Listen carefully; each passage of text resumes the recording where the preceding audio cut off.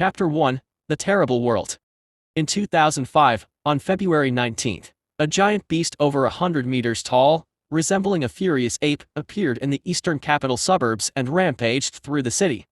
After causing hundreds of thousands of casualties, it was besieged and killed by 3 fleets from the federal base. During the battle, the military consumed 1 megaton nuclear bomb, 150 cruise missiles, and lost 15 fighter aircraft. On June 1, 2005, a 3-kilometer-long giant beast resembling a whale appeared in the sky above Hangover City, causing widespread panic again. Fortunately, the giant beast was not aggressive and only lasted for 15 minutes without causing too much damage. During this period, the giant beast disappeared after ignoring various Federation missile bombings. On August 3, 2005, a kilometer-long giant beast, like a dust serpent from mythology, appeared in Lar City by the Aohede Sea, causing massive destruction. The incident caused millions of casualties and ultimately ended with the giant beast leaving with a light injury. In this incident, the military consumed 3 megaton nuclear bombs, 320 other missiles, 5 warships, and countless ammunition. Thus, the new era began. It was the evening of 2055. In the room, a youth was sitting in front of the computer, looking serious as he carefully read the mythical era information he had found online. After a long while, Jack Clark rubbed his temples with a headache. What a dangerous world this is. Having been awake for half a day, Jack had discovered that the history, technology, and civilization of this world were very similar to those of the previous one after sorting out his memories. But everything took a turn a few decades ago when some giant beasts, like those from mythology, descended. As these giant beasts appeared and then vanished, the entire world changed, and cultivators, who had been lost after the advent of firearms, rose again. After decades of development, some powerful cultivators could withstand missile bombardments, sink aircraft carriers with their own bodies, tear apart giant beasts, and become terrifyingly powerful. Under such circumstances, cultivation became widespread among various Federation states while researching more advanced technology and weapons. Of course, these things were not enough to give Jack a headache. Although it was his first time experiencing resurrection, he quickly accepted these things with his adult mind, even if the world was a bit chaotic. But the problem was. At this thought, Jack turned to look at the glass water tank nearby. More accurately, Jack was looking at a white, 10-centimeter-long salamander with limbs and 6 pink horns in the tank, lying on a stone. With economic development and improving living standards, the pet market in this world has become increasingly prosperous and diverse. Cats and dogs were common, keeping lizards and pythons were normal, and some even liked to keep ants and insects as pets. For example, Jack's previous self had a rather different hobby, keeping an amphibious 6-horned salamander and had even put it in well-decorated crystal glass cabinet. Of course, that wasn't the main point. The main point was that Jack now felt he had 2 bodies. One as a human sitting in a chair, and the other with the strange sensation of having 4 claws on the ground and breathing through gills. However, compared to the control he had over his human body, the smaller body made him feel slightly uncoordinated, so he didn't dare move while lying on the stone. It was as if a single-core processor suddenly had to handle tasks for a dual-core processor and couldn't keep up with the calculations. Besides, the sudden appearance of another body left Jack clueless and bewildered. He didn't know what caused this situation, the reason for his resurrection, or whether the death of the 6-horned dragon would affect him. In addition, what was the use of such a tiny body? It wasn't even enough meat for 2 bites. For a moment, Jack sat in the chair, thinking a lot, but it all seemed useless. Just then, a boy with a tiger's head pushed open the door and shouted to Jack in front of the computer, "Bro, it's time for dinner." "Oh, I'm coming." Jack stood up. In this life, he was a high school junior. Although only a junior, he was already considered an adult by this world standards. He had a 13-year-old brother, and his mother was a low-level manager at a metal refining company. As for his father, he had reportedly died of illness a long time ago. He died a normal death with no accidents. So, there was no chance for a melodramatic plot where Jack and his brother learn the truth about their father's disappearance as a child and avenge him. Of course, there was also no possibility of reuniting with a father who was actually of noble birth, who left for some special reasons when Jack was a child and returned more than 10 years later. When Jack Clark arrived downstairs at the dining room, his brother Glenn Clark had already sat down, and next to him was a gentle and pretty woman in her 40s. Looking at Jack, who had sat down, Doris Raven asked with concern, "How are you feeling now, Jack? Can you go to school tomorrow?" "I'm fine now." Doris was relieved, nodded, and said gently, "It's good that you're fine. You really scared us this time." Unlike his physically strong and athletic brother, Jack Clark has been sickly ever since he was little. A slight cold would cause fever and flu. More severe disease would be nephritis or pneumonia. He suddenly had a high fever last night, and by the time he was found in the morning, the temperature already soared to 41 degrees. He got the fever down after being intravenously treated at the clinic for a whole morning. That situation scared Doris and Glenn, thinking that he might not make it. Even the doctor suggested that he be quickly transferred to a big hospital. The fact was that he really didn't make it, which led to Jack's awakening. However, nobody knew this except him. Doris advised, "Remember to take your medicine after dinner." "Yes, I know. And, if you feel uncomfortable anywhere, let's go to the hospital." To avoid any accidents, Jack appeared more silent at the dinner table.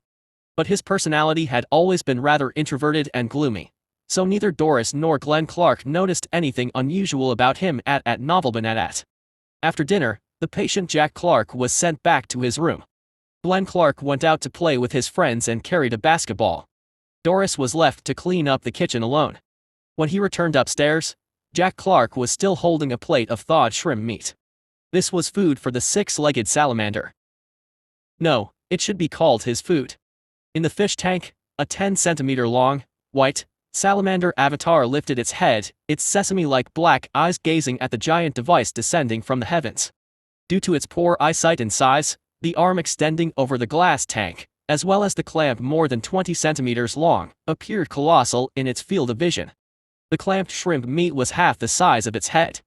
Jack Clark controlled the six-legged salamander to open its mouth and devoured the shrimp meat.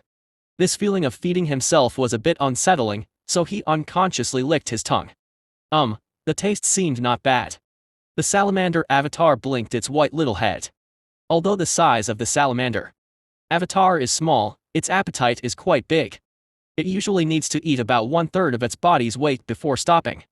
But this time, Jack Clark continuously picked up pieces of torn shrimp meat with the clamp. The fed salamander avatar kept opening its mouth to devour the food, like an insatiable black hole, only taking in without giving anything out. In just a short while, the six-legged salamander swallowed food equivalent to its size. In Jack's perception, the food entered its stomach and quickly vanished due to its terrifying digestive ability. Meanwhile, as huge amounts of food were swallowed, starting from the salamander avatar's stomach, a warm feeling spread throughout the salamander's body, followed by itching. The whole body was itching. The itching made Jack feel uncomfortable, so he unconsciously opened his mouth. Gag. The salamander's voice sounded like the crying of a child, only very faint, so faint that it was barely noticeable. Then, right in front of Jack's astonished eyes, the six-legged salamander grew visibly in size and reached 11 centimeters in length. 1 centimeter might not seem like much, but this growth occurred in the blink of an eye. Seeing this digestion and growth speed, Jack Clark was not scared, on the contrary, his eyes brightened. If it was just an ordinary six-legged salamander with a size limit of about 30 centimeters, what difference would it make even if Jack could control it with ease? What's the use? This world is one where nuclear bombs are detonated everywhere and cultivators can sink aircraft carriers with their powers. But now, it seems like he has seen the light called the future. Suppressing the excitement in his heart, Jack Clark fetched more shrimp meat to thaw from the downstairs refrigerator. As long as the salamander avatar's body indicated that it could still eat, he continued feeding. Soon, the shrimp meat equivalent to the size of the salamander disappeared again. It wasn't until this point that Jack felt a faint sense of satiety emanating from the salamander's body.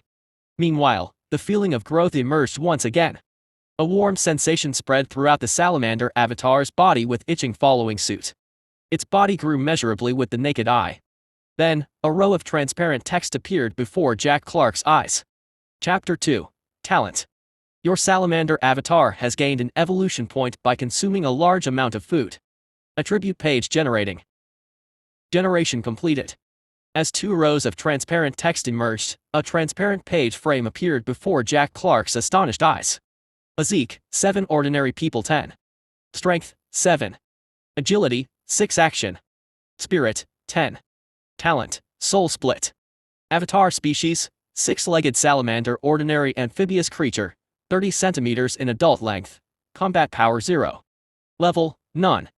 Talent: none. Evolution value: 1/10. When the evolution value is full, evolution can be initiated.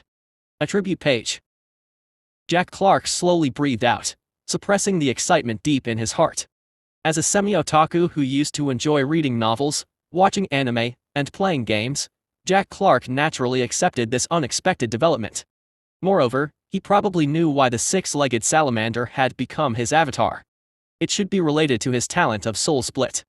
Glancing over the data in each category, Jack Clark wasn't surprised by the fact that his attributes were lower than ordinary people in every aspect except spirit. His body was truly weak. Then his gaze fell on the data of the avatar below, and the corner of his mouth slightly lifted. With an attribute page that only existed in fantasy and an avatar that could accumulate evolution by simply eating, he felt that he could get by effortlessly in this life. Cough. Calm down. Calm down. After the excitement, Jack Clark gradually calmed down. Next, he studied the attribute page for a while, but unfortunately, he didn't gain anything. At 8 o'clock in the morning, on a pedestrian walkway by the street, Jack Clark, dressed in a white short-sleeved shirt, black trousers, and leather shoes, walked towards school facing the morning sun. It has to be said that the school uniform in this world was quite nice. Wearing it made Jack Clark look a bit more spirited. At this time, his brother Glenn Clark said enviously, "Bro, you look so handsome in this school uniform." Due to his weak constitution since childhood, Jack Clark always had a pale complexion, appearing fair and clean. His facial features were so delicate that he looked better than many female students. Though his 1.7-meter stature was not very tall and he was slightly thin, his upright posture when walking had an air of elegance, giving off the vibe of a frail and beautiful youth. It's not bad. Jack Clark was quite satisfied with this, glad that he wasn't short and ugly after crossing over. In contrast, his younger brother Glenn Clark appeared more rugged. At only 13 years old, he was already 1.75 meters tall with a sturdy body and a tiger-like appearance. Today was not only Jack Clark's first day of school, but also Glenn's. The two brothers were both starting school, one in junior high school and the other in high school.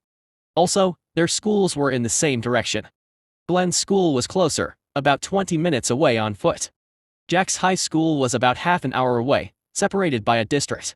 "Bro, I heard that after entering high school, you guys can start learning true martial. If you have a good talent, you may even be trained by the country." Jack Clark shook his head. "It's not easy to reach the standards for national training." Glenn waved his fist. "Bro, I believe in you. You can definitely do it. Do you think my sickly body has a good cultivation talent?" In contrast to Glenn's blind trust, Jack Clark had no confidence in himself.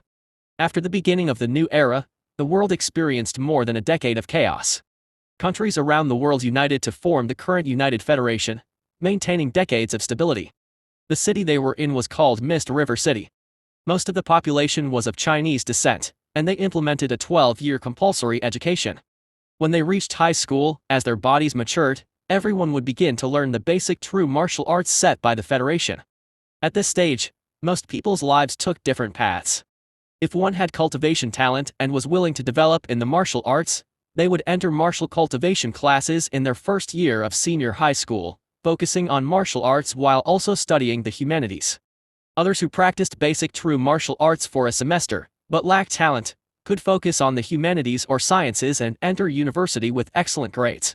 Of course, whether in martial arts or academics, talented individuals were in the minority.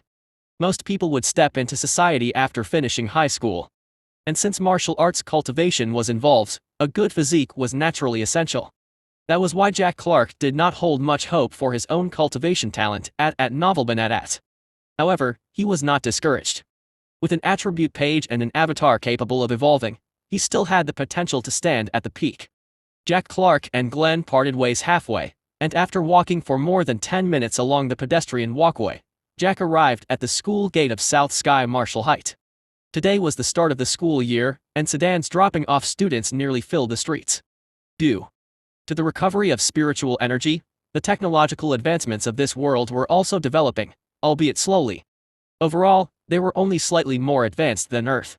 As a result, the streamlined designs of these luxury cars were still dependent on gasoline and electricity, not yet advanced enough to become hover cars. Following the flow of people, Jack Clark leisurely entered the school. Guided by the names on the notice board, he finally arrived at the classroom for the second floor's Senior 1, Class 3. At this time, there were already some students in the classroom, making it somewhat noisy. Jack Clark scanned the room and casually chose a seat near the window in the back row, thinking to himself, I didn't expect to go through high school again after crossing over. Soon, the classroom was filled with about 40 students, with roughly a 1-to-1 ratio between males and females. At 9 o'clock, a woman in her 30s entered the classroom, wearing business attire and a stern expression. She wrote the name James Clark on the blackboard as she walked in. Jane stood on the podium and looked down seriously at the students below, saying, My name is James Clark, and from today on, I will be your class teacher.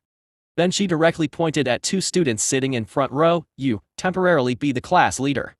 You, temporarily be the martial art committee member. Any problems?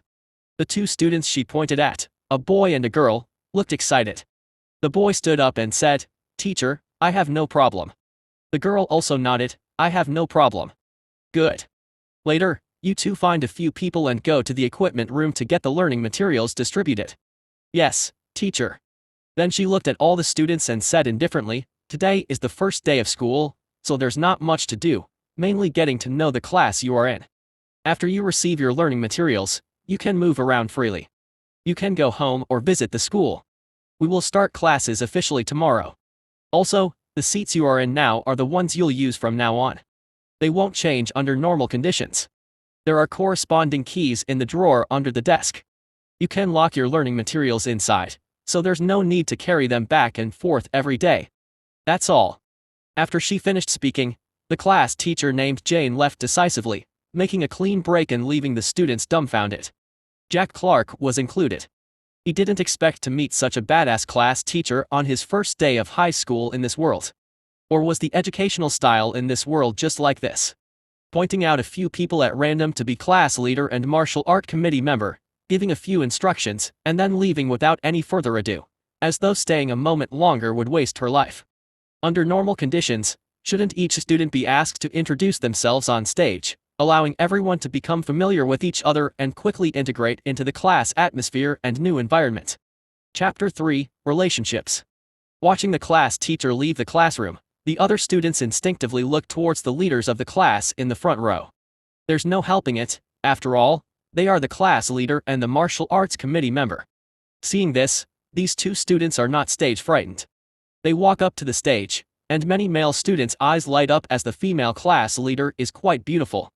My name is Crystal Leinster.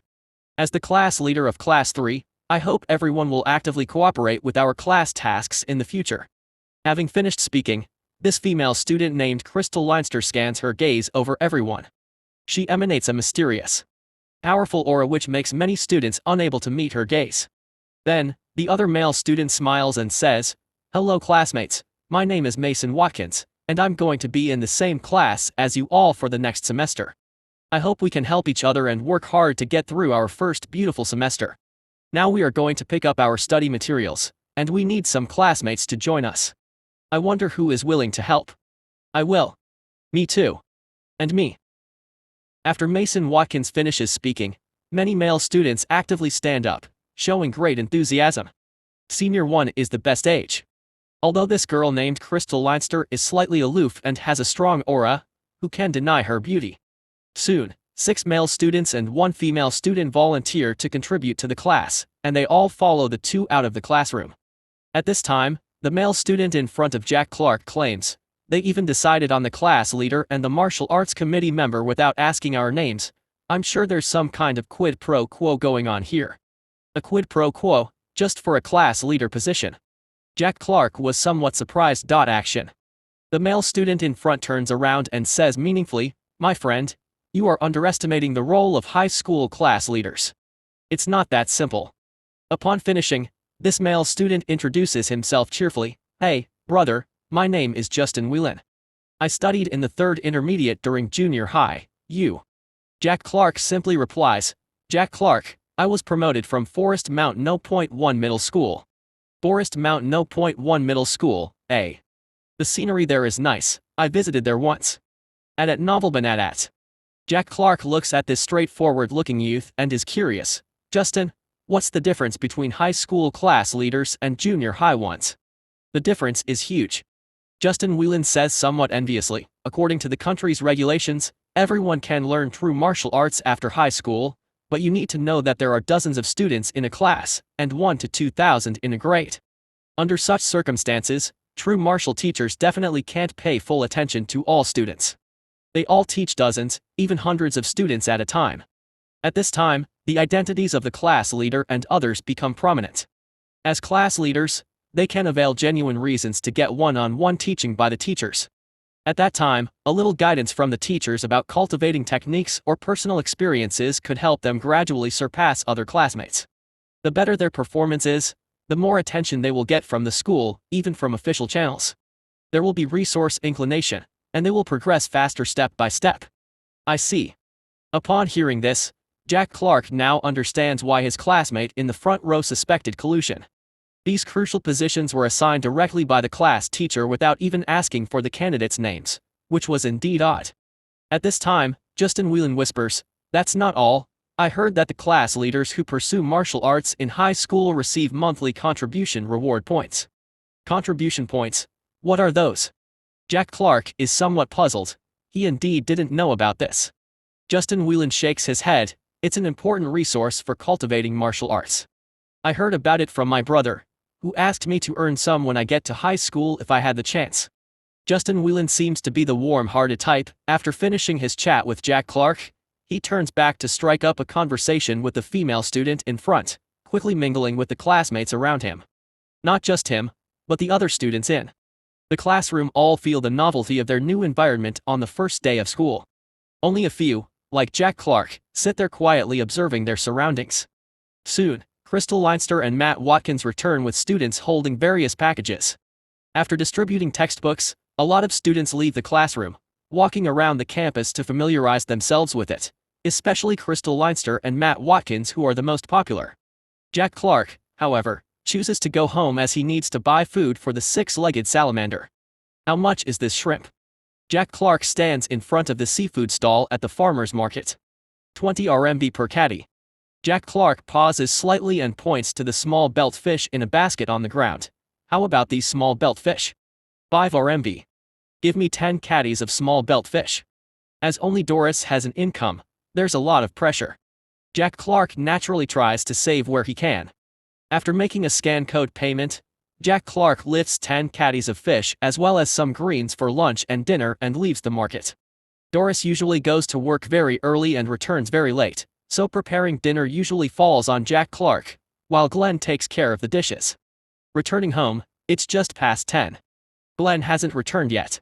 Jack Clark freezes most of the small fish in the fridge, takes the remaining 1 caddy of fish, removes the organs, washes them clean, and chops them into small pieces. After all, it's ultimately for himself, so it's good to keep it clean. The salamander avatar had been starving since morning. On the way home, Jack Clark could feel a strong sense of hunger emanating from the avatar. When Jack Clark carries a plate of fish upstairs, the white salamander's small, black sesame-like eyes spin around, looking somewhat adorably dazed. Jack Clark moves his consciousness, focusing on the salamander. Immediately, the formerly lazing salamander rises, its tiny limbs moving as it scuttles over to the plate and begins eating. Jack Clark didn't know if it was due to a lack of spirit power or the fact of sharing a consciousness. When he focuses his attention on himself, the salamander avatar will be in a state of weak consciousness.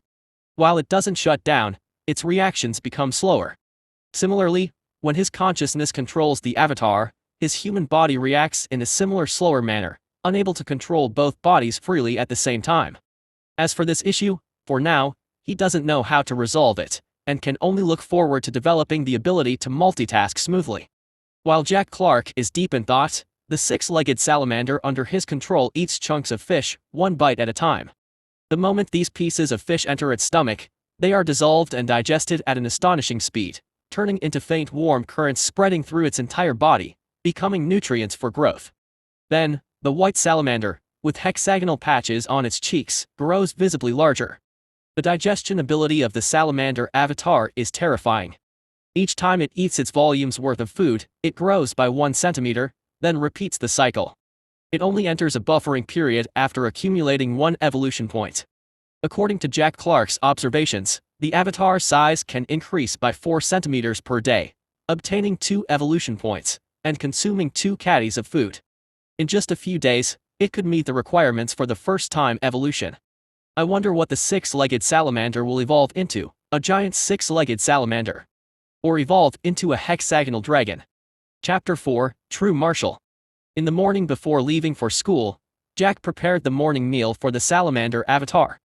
However, as they were about to leave, their mother Doris Raven, who hadn't gone to work yet, stopped them.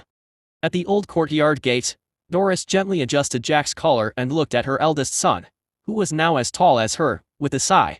"Mom, is there anything else?" asked Glenn Clark, Jack's younger brother, somewhat puzzled. Doris looked at her 2 sons and smiled gently. "There's nothing. I just wanted to remind you both not to feel too much pressure at the beginning of the school year." Glenn didn't care. "It's just junior high school, I can easily keep up with the lessons." Looking at her younger son, Doris gave a bitter smile. She wasn't worried about Glenn, who had always been smart and active and had both good grades and a healthy body. Her concern was about her eldest son, Jack. After entering high school, one could begin cultivating true martial arts, but not everyone had the talent to do so. Jack was weak and sickly since childhood and didn't seem like someone suited for martial arts. The greater the hope, the greater the disappointment, and if he faced a setback. Jack said calmly, "Mom, don't worry, I understand." "All right then." Doris opened her mouth to say something but ended up not saying anything more.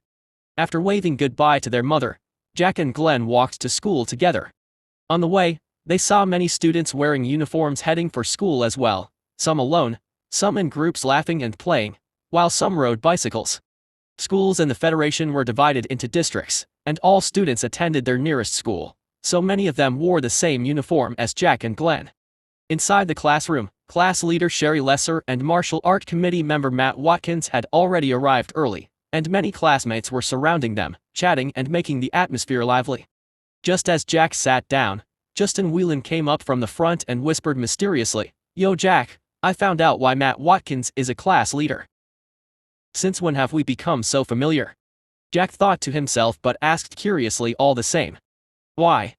"They say that the class leader's parents are both strong cultivators. The class teacher must want to curry favor with her family." "Alright, so both parents are strong cultivators?" Jack asked, "What about the other one?" Justin replied quietly, "Matt Watkins is no simple person either, his family is wealthy and influential. Maybe they gave gifts to the class teacher before school started and made some arrangements." It turned out that class divisions really existed in any world at Novelbanadat. "Don't go around talking about this," Jack reminded Justin in the end. Regardless of whether it was true or false, as a student, it was best not to gossip about the class teacher behind their backs, in case the rumors reached their ears. "I know, I only told you and haven't disclosed it to anyone else," Justin winked, seemingly expressing his trust in Jack. At that moment, a math teacher entered the room, and the whole class fell silent. The cultural classes in this high school world were not very difficult. After attending just one class, Jack became distracted, although in reality, he was splitting his attention to control the salamander avatar eating at home. The 3 morning classes passed quickly, and soon it was noon. After lunch, they took a short break. All the high school juniors gathered and headed to the cultivation area located behind the school, which consisted of more than a dozen high-rise buildings labeled A, B, C, and D, surrounding a central stadium. Following their class, Jack and others arrived at the cultivation classroom on the 5th floor of Building B. In the 500-square-meter cultivation classroom, a man in his 30s with a stern expression stood on a high platform, with a giant screen measuring 5 meters high and 8 meters wide behind him. When all the students were in place, the man slowly opened his eyes, and his sharp gaze made everyone feel as if their eyes were stinging. Many students were taken aback, not expecting this teacher's gaze to be so terrifying. The middle-aged man spoke solemnly, "My name is Lori Parma, and I'll be your true martial teacher for the first semester. Next, I will explain to you what true martial is." As he spoke, Lori Parma pointed to a pile of cement boards prepared in advance on the stage, Can you see the cement boards? I need some male students to help carry them up here. After a brief pause, Martial Art Committee member Matt Watkins took the initiative by going first, followed by several other male students, including Justin Whelan. There were 6 cement boards, each 1 meter long and wide, and 10 centimeters thick, probably weighing more than 100 kilograms each. Even with 2 people carrying it together, they still had a hard time lifting the boards, which on the other hand, seemed to show that they had considerable strength. As Lori Parma instructed, Matt Watkins and the rest of the students stood the cement boards up on the table, forming a wall of cement braces. Nobody knew what for. Standing behind the stage with his arms crossed, Lori Parma looked down at the youthful faces of the students and said indifferently, "What is true martial? True martial is transforming the fake into the real." A few decades ago, martial arts and cultivation were just folk legends, regarded as nothing but fancy tricks with no real combat effect. Even after 20 years of hard training, it could not withstand a single bullet. But everything changed with the new era, as some pioneers discovered that they could turn myth into reality. And this is true martial. Boom. As his voice fell, a terrifying aura exploded from Lori Parma's body, like a sleeping giant beast suddenly awakening. The powerful presence was so substantial that the surrounding air emitted a dull explosive sound, forming distorted waves of wind, making his clothes flutter loudly. Lori Parma's figure flickered on the high platform as if teleporting 3 meters in front of the table, his right hand clenched into a fist, gathering enormous strength, and each punch roared out. Because of the immense power, transparent shockwaves appeared in front of his fist. Boom. Under the incredulous and shocked gazes of most people, the 6 stacked cement boards exploded with a deafening noise. Smoke and dust filled the air. Under the force of this formidable strength, numerous shattered stones and mud blocks scattered like cannonballs, hitting the wall more than a dozen meters away, leaving a small pit when they smashed and shattered. Fortunately, Lori Parma's punch was directed sideways, otherwise, the students would have been peppered with these stone fragments, which packed the power of bullets. Gulp. Even Jack Clark swallowed his saliva this time. Although the information he had found on the internet mentioned that powerful cultivators could sink aircraft carriers and tear apart giant beasts, the shock of witnessing it firsthand was far more significant than mere words could describe. Moreover, the thickness of the 6 cement boards was almost a meter, and even an anti-equipment sniper rifle might not be able to penetrate them, but they were now crushed by a single punch. This display of tremendous martial power made Jack's blood boil and filled him with anticipation for the upcoming cultivation class. On the platform, Lori Parma stood with his hands behind his back, looking at the excited faces below, and was quite pleased with the effect of his demonstration. Once the smoke and dust had cleared, he slowly said, "Now, let's move on to the first step of cultivation. Everyone, later please meditate according to the patterns displayed on the screen behind me.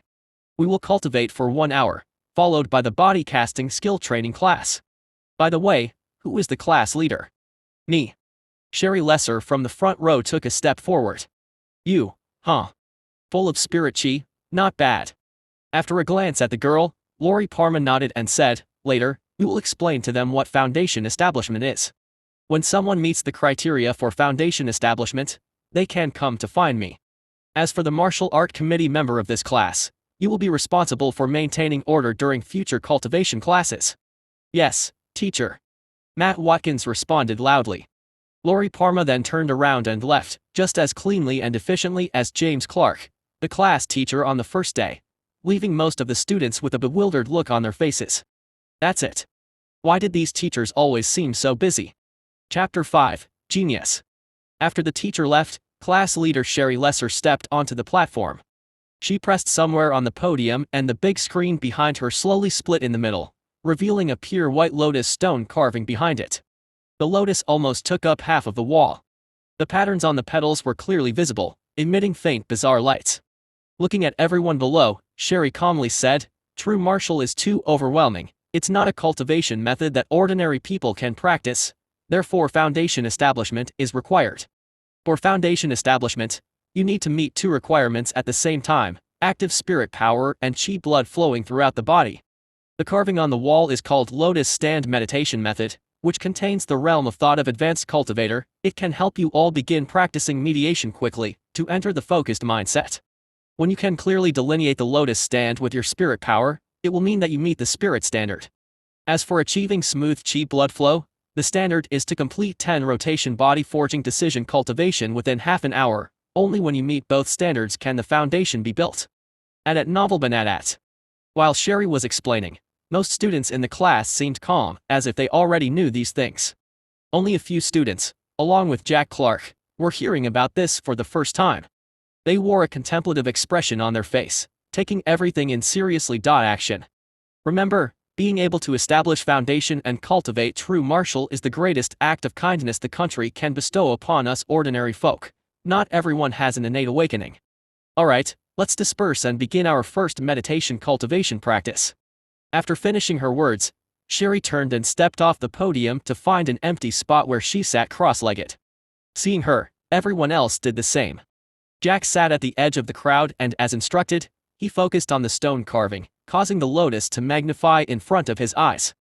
Spirit power is ethereal, impossible to perceive or touch for common people who have never practiced cultivation before. But when the lotus occupied his entire vision, he instinctively closed his eyes and for the first time, clearly felt the presence of spirit power. In the endless darkness of consciousness, a transparent lotus, outlined only by faint lines, responsively revolved in his mind. Is this the meaning of quick introduction? Amazing! Jack exclaimed. Though he's practicing for the first time, he understands how difficult it is for an ordinary person to begin to perceive their own spirit power through meditation. This is what happens when you can remain seated. Under normal conditions, ordinary people may start to daydream as soon as they close their eyes, unable to focus and let alone meditate. It's easy to imagine how much time this carving saved them. But then, when Jack tried to clearly envisage the real body of the lotus, he felt the progress to be extremely slow and spirit taxing. Only after half an hour, he felt stars in his eyes and exhaustion took over his spirit, forcing him to pull out of the meditation state. It's so exhausting. Jack rubbed his temples. Only after he took a small break and felt better, he looked around to realize that most of his classmates had also quit the meditation. Some were sitting there, lost in thoughts, some intently staring at the stone carving, and like Jack, they too looked tired, as if they've exerted themselves spiritually. But there were still those who continued their meditation. For instance, the ones in the front row, Sherry Lesser, Matt Watkins and another 4 men and 3 women. Justin Whelan was among them. After a while, Justin Whelan and 5 others also quit the meditation state one after another, leaving only Sherry, Matt, and another male student. Even though no one reminded them, everyone remained silent so as not to disturb them. Meditation class is over. We will begin the body forging cultivation class soon.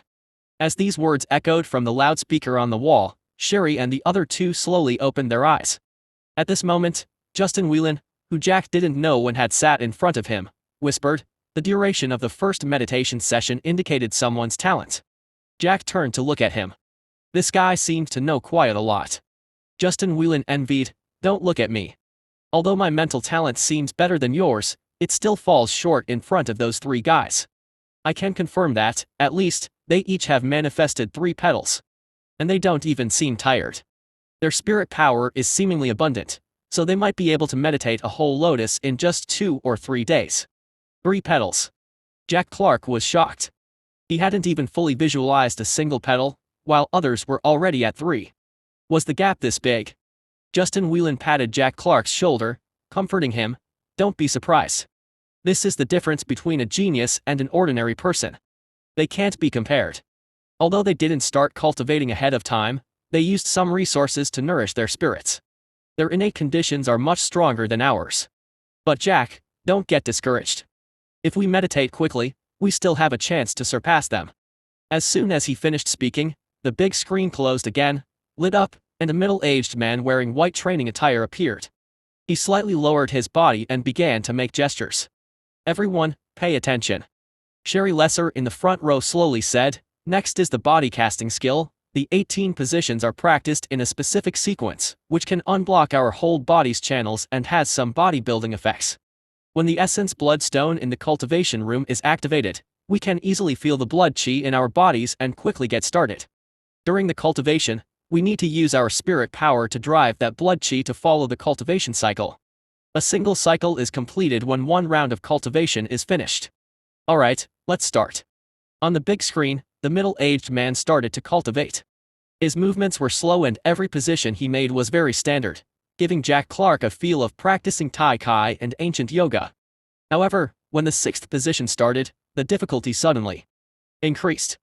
Many positions completely violated human physiology, and Jack Clark felt even goosebumps watching the last few positions. A few minutes later, when some people started practicing with the middle-aged man on his second round, a human head-sized red crystal stone lit up on the 10-meter-high ceiling of the cultivation classroom, bathing everyone in a crimson light. Under the red light, Jack Clark felt a heat wave throughout his body, his blood seemed to boil, and subconsciously he began to cultivate. The first position was relatively simple, the second position was somewhat difficult, tolerable, the third one is.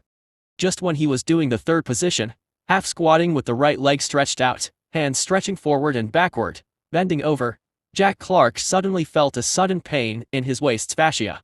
The spasmodic pain made Jack Clark turn pale and he dared not move for a while. Only after a while did the pain gradually decrease. Jack Clark, who was in a cold sweat, dared to start practicing the fourth position. At the same time, as Jack Clark continued cultivating, he felt his blood getting hotter, and a faint chi following the flow of his blood all over his body. Feeling this faint chi blood, Jack Clark was taken aback. He didn't dare to be negligent. The little spiritual power he just cultivated quickly restrained it, making this faint chi blood revolve with his cultivation. At this time, everyone was cultivating, even if many people had crooked postures, there were still about a dozen good ones. For example, class leader Sherry Lesser and a few female students. They were also cultivating along with the teaching on the big screen at this time. Their movements were unfamiliar, but still decent. Plus, their bodies full of flexibility were pleasing to the eye. Many male students were enthralled, forgetting about their own cultivation. However, the first one to complete a turn was a male student. He was drenched with sweat after cultivation, with faint white steam coming out from his head. It took him 10 minutes. Compared to him, Jack Clark found that the talent of his body seemed really bad. He was still struggling to bend his waist backwards and curve a single leg, doing the ninth movement. Chapter 6 Heavenly King. The studying pressure in this world is not significant. High school starts cultural classes at 8:30 in the morning, martial cultivation classes at 1:30 in the afternoon, and school ends at 4 in the afternoon. After school, you can participate in club activities or go home. As the school bell rings, the school suddenly becomes noisy, with thousands of students pouring out of the various teaching buildings. Soon, students can be seen everywhere playing soccer, basketball, tennis, and even crowding the corridors, while those who go to club activities are even more lively and boisterous. For most high school students, cultural classes are boring, martial cultivation classes are difficult, and club activities are more interesting. Especially for those sophomore and senior students who have chosen cultural classes without cultivation talent, they exude a youthful atmosphere. They sing praises of youth and enjoy the relaxed campus life. Compared to the lively literature area, the martial sex area is much quieter, with each individual training in the cultivation room, creating a feeling of two completely different worlds. Jack Clark walked out of Building B with a single shoulder bag, rubbing his shoulders. From the excitement of true martial to the present physical soreness and mental exhaustion, it took only a few short hours. The meditation method doesn't need any explanation, as it consumes mental energy, but at least it helped him enter directly with the school's assistance, and his first attempt at the class was average. However, the progress of the body casting skill was too slow. It wasn't until school was over that he could barely complete the 18 positions, feeling the so-called chi blood under the glow of essence bloodstone, and his overall progress in the class was the worst. Not counting the fastest one, the slowest one also completed the first rotation in more than 30 minutes, while the others were in more than 20 minutes. And during the 1-hour body forging cultivation class, the fastest person practiced 4 times before stopping, and their practice duration became shorter and shorter. After his practice, he felt a shortage of chi blood and some physical difficulty in keeping up. In other words, his spiritual cultivation talent was decent, but his body had a weak physique and his talent was poor. Or maybe his spiritual talent was actually quite good, even considered upper middle class under the circumstances of soul splitting, if his soul was complete.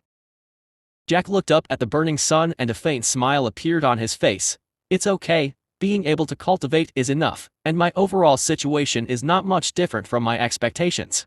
He had anticipated this situation, although he had also fantasized that he was a genius. But reality is cruel. His overall cultivation talent is very average, ranked in the lower middle class among the 40-person class, let alone among the thousands of students in the whole grade. However, if talent is not enough, cheating can make up for it. Thinking about this, Jack called up his attribute page with a thought. Physique, 7.1. Strength, 7. Agility, 6. Spirit, 10.1. Talent, soul split. Cultivation methods, Lotus platform meditation skill progress 5/100ths, body casting skill 1/100. Avatar's body. On the attribute page, the meditation method and body casting skill he learned today were added, with a progress note behind each. In addition, both his physique and spirit attributes have increased by 0.1, probably due to the effects of cultivation. He didn't expect that even the basic cultivation methods would have the effect of enhancing attributes. Moreover, Jack tested that once the cultivation method is recorded by the attribute page, his body will not forget it. For example, when he practiced the body casting skill for the first time, he had to stop after 10 positions due to too much pain and discomfort. After a short rest, when he started practicing again, his body smoothly performed the first 9 positions without any difficulty. This proficiency and ingrained phenomenon in his body after learning brings Jack much closer to those geniuses. Moreover, clearly seeing his cultivation progress gives him more motivation to practice. No rush, take it slow. With a relaxed smile on his face, Jack walked out of the school at an unhurried pace. The weather in September was hot, but the city's greening was well done. Jack Clark walked under the shade of trees on the pedestrian walkway, facing the market with a gentle breeze. At this time, vehicles come and go on the street, with tall buildings lining the roadside. Many billboards feature celebrity advertisements, and various goods fill the shops on both sides, making the place bustling. While passing a junction, the hungry Jack Clark bought a fried egg pancake and a bottle of juice. Back home, at 5 o'clock. First, Jack took out some fish meat to defrost in the microwave, then prepared the vegetables for dinner, blanching and slicing the twice-cooked pork and crushing ginger, green onions, and garlic. After completing these tasks, he took out the defrosted fish meat and cleaned it before cutting it into small pieces for ease of eating. In the second-floor room, the 6-legged salamander, controlled by Jack's consciousness, gnawed on the fish meat. It had grown to 18 centimeters long and twice as thick. Accompanied by the digestion of the food in its stomach, the 6-legged salamander grew visibly thicker and longer, completely defying the biological growth rules after eating to fullness twice. Its evolution value had also accumulated to 5 points. As long as it continued to eat for another 2 or 3 days, the salamander avatar would be able to start its first evolution, which Jack was looking forward to. The well-fed salamander avatar lay lazily on the table, showing human-like laziness on its face. Jack then turned on the computer to search for information about True Marshall. He didn't know if it was because he burned too severely at that time, almost burning him to death and causing brain cell damage, but in the past few days, Jack found many memories had become blurred. Only some memories, including his mother, brother, and daily habits, were clear, making him feel like a cultivation novice today. Normally, in this world where martial arts prevail, even if his family was ordinary and couldn't access high-end information, he shouldn't be ignorant of common knowledge. Now, with Jack's precise search on the internet, a large amount of information about True Martial appeared, including its origin and development history. He also found the information he wanted to know about the divisions of the True Martial realm. It was known as the True Martial 9-layer heaven. The first layer was the lowest, and the 9th layer was the strongest, but how it was strong was not explained in detail. Besides that, there were many videos of martial arts hall masters performing on the internet. Some people performed punching through walls, jumping dozens of meters high between skyscrapers, or being enveloped by flames outside their bodies. There were also scenes of body refining practitioners who were able to withstand submachine guns, sniper rifles, and even survive rocket bombardments without injury. After browsing the exciting videos, he remembered the main task and searched for an introduction to foundation building in high school with a high like rate. Currently, high school foundation building is divided into meditation methods and body casting skill. The body casting skill was simplified and developed by True Martial Heavenly King 10 years ago. He combined the essence of various martial arts schools and explored the mysteries of the human body. Action. This method can help ordinary people stretch their fascia, dredge their meridians, transport chi blood, and maintain a state of full chi blood in a short period. Studies have shown that the body casting skill has good effects on people under 20 years old, and the best results are during high school. With the Lotus platform meditation skill, one can quickly build a foundation, which has increased the number of cultivators in the country by more than 10 times in the past 10 years, significantly enhancing the national strength. Unfortunately, the Lotus platform meditation skill has only one grade, suitable only for foundation building. It doesn't compare to the grade 9 Divine Lotus meditation method of Sky King Danny K. Below this post, there is the user's classification of talent. He believed that, under the cultivation of meditation method and body casting skill in high school, students who completed the foundation establishment within a week had top-notch talent, within half a month had average talent, and within a month had subpar talent. As for those who completed the foundation establishment in more than a month and within 2 months, he didn't recommend them to continue the cultivation path. Because, with the assistance of various school resources and systematic cultivation, people who take more than a month just to establish their foundation have no cultivation talent at all. Even if they forcefully cultivate, they will have no hope of breaking through the third realm in their lifetime.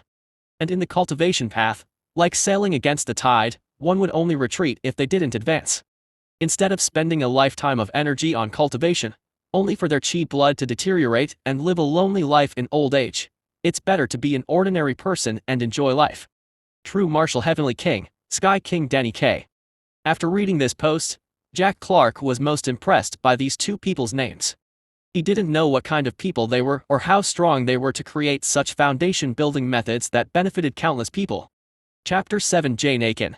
At dinner that evening, Doris Raven asked Jack Clark about his cultivation progress for the day. His younger brother, Glenn Clark, was also curious. However, since it was only the first day of learning and Jack had just started with the basic foundation establishment cultivation methods, he simply mentioned a few things and ended the topic.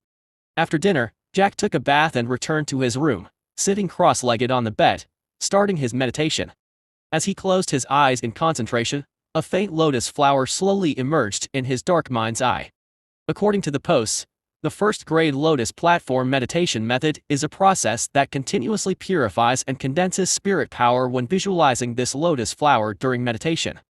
Condensing an ordinary person's loose and intangible spirit power into a real existence that can weakly interfere with matter is the key to guiding chi into the body for foundation establishment. As for what guiding chi into the body is, the post did not elaborate, but it mentioned that once they reached this step, school teachers would naturally tell them. There are 12 petals in the lotus flower, and Jack had spent half an hour in the afternoon meditation class to condense more than half of a petal. Now, as he continued to cultivate, the petals slowly became more complete. Whoosh! After more than half an hour, Jack slowly opened his eyes, his expression somewhat tired, but satisfied as he had completely manifested a petal of the lotus flower. However, this time his skill proficiency only increased by 4 points, 1 point less than in the afternoon. He wondered if it was because it was his first time cultivating with the help of the meditation chart. But at this rate, even if he only gets 4 points each time and cultivates twice a day, he expects to make a breakthrough in about 10 days. Moreover, after this cultivation session, his spiritual attribute increased by 0.1 again. Next, Jack practiced the body casting skill in his room. Although there was no essence bloodstone light to help with the attribute page present, Jack was still keenly aware of the chi blood within his body while practicing the body casting skill. In physical cultivation, he controlled the chi blood with his spirit power, which subtly strengthened his physique where it passed and took 35 minutes for the first round. Then he practiced it again, taking 30 minutes this time, with skill proficiency increasing by 2 points. However, this time his physical attribute only increased by 0.1, half the effect of carrying chi blood for 1 turn in the afternoon.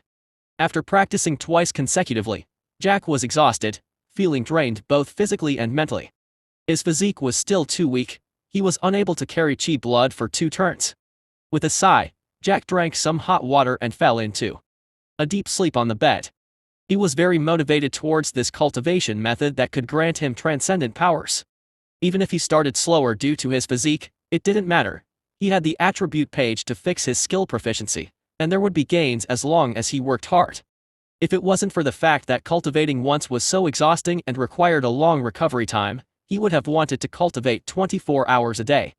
The next day, Jack had just walked into the classroom when he saw everyone discussing their cultivation progress. Some asked how many petals the other has manifested in meditation, while others were concerned about how to practice the body casting skill faster and more enduringly, feeling that the process of cultivation was difficult. There were also a few girls who, from their complaints, seemed to have given up on cultivation. Each time they practiced, they felt sore all over, exhausted, and saw stars in their eyes after meditation, nauseated and wanting to vomit. These issues clearly indicated a lack of cultivation talent. Jack took his seat, and Justin Whelan in the front row leaned over and asked, "Jack, how's your progress with meditation and the body casting skill?" "Not bad," Jack replied casually. Justin persisted, "How much is not bad?" "You guess." "We're good brothers, and you're making me guess." "It's just the progress of the foundation establishment cultivation method," Justin complained with a heartbroken expression. "You didn't say either, so why don't you go first and tell me your progress?" Jack remained unmoved. "What's there to hide?" Justin humbly replied, "My talent is very ordinary. I've only managed to meditate to the third petal, and the body casting skill can barely be practiced for half an hour to carry 2 chi blood turns. Last night, I only practiced 6 times, and then I was so tired that I went to sleep." Suddenly, Jack didn't feel like talking to this guy anymore. It took half an hour to transport 2 turns with the body casting skill, which meant it could be cultivated once every 15 minutes, and up to 6 times in a row. The meditation method was also twice as fast as his. Justin asked curiously, "Jack, what about you?" "I'm way worse than you. I only completed the first petal for the meditation method, and it takes me 30 minutes to transport 1 turn of chi blood." Jack's progress seemed average in comparison to Justin, so he didn't hide anything. But after hearing this, Justin hesitated for a moment. "That doesn't sound right, Jack. I remember it took you almost an hour yesterday to barely complete 1 transportation cycle, didn't it?" "Maybe it's because I was inexperienced during the first cultivation, but I got much better at it during the second cultivation at night," Jack casually replied. "I see." Justin nodded thoughtfully. The morning cultural class went by in a flash. At noon, Jack picked up his meal at the canteen and found a corner to sit down. Before he started eating, Justin excitedly followed him over.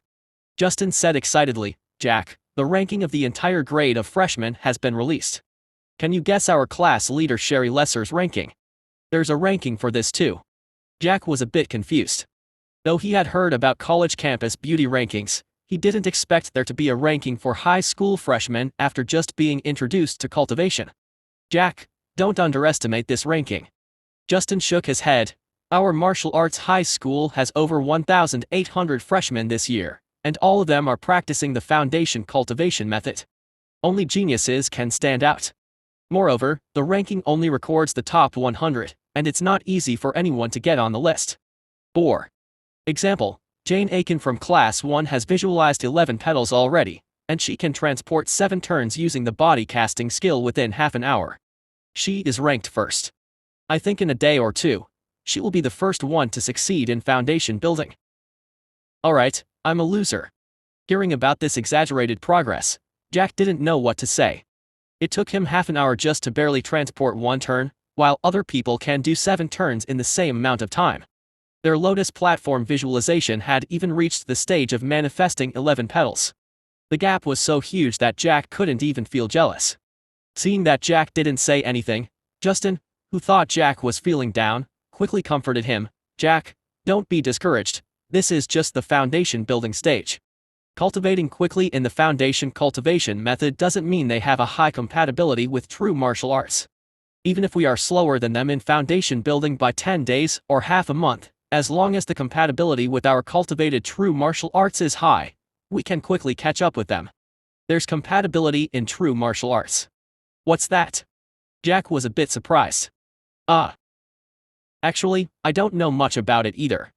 My brother just mentioned it to me casually before." Justin coughed. "Guess what ranking Sherry Lesser has?" "Ahaha, you'll never guess it." Not waiting for Jack to guess, Justin started laughing and eagerly said, "Sherry Lesser is only 67th. 67th, can you believe it?" I'm dying of laughter. That woman was so arrogant yesterday, and I thought her talents must be amazing, but she's only ranked 67th. Ahaha. Jack, you should have seen how long I laughed when I saw the ranking. Cough at novelman at. Jack glanced at the young girl who had been walking past them and suddenly stopped behind Justin. Seeing her increasingly cold expression, he subtly changed the topic. Justin, how did you know about all this? The cultivation progress seems to be known only by the individual. And who ranked them? Action. You didn't know. Justin looked surprised. The freshman ranking is displayed on the school's official website. Everyone who follows the website knows about it. As for the cultivation progress, they revealed it themselves when other people asked them in the morning, and someone compiled and ranked them. Although the ranking is not very accurate and keeps changing every day, it also shows their potential talent, and many teachers are paying attention. After finishing, Justin shrank his neck mysteriously. Strange, why do I feel a little cold? Chapter 8 Twins. Looking at the excited Justin Whelan across the table, Jack Clark discreetly kicked him under the table. However, the kick wasn't too hard, and Justin didn't react. Just as he was about to continue speaking, a cold voice came from behind him. Classmate, is the 67th rank that funny? Instantly, Justin stiffened, recognizing the voice of their class leader. Justin's laughter froze, and he awkwardly turned his neck. His face suddenly beamed with a smile. Ha, ha ha ha. It's our class leader. Class leader Sherry, would you like to sit with us?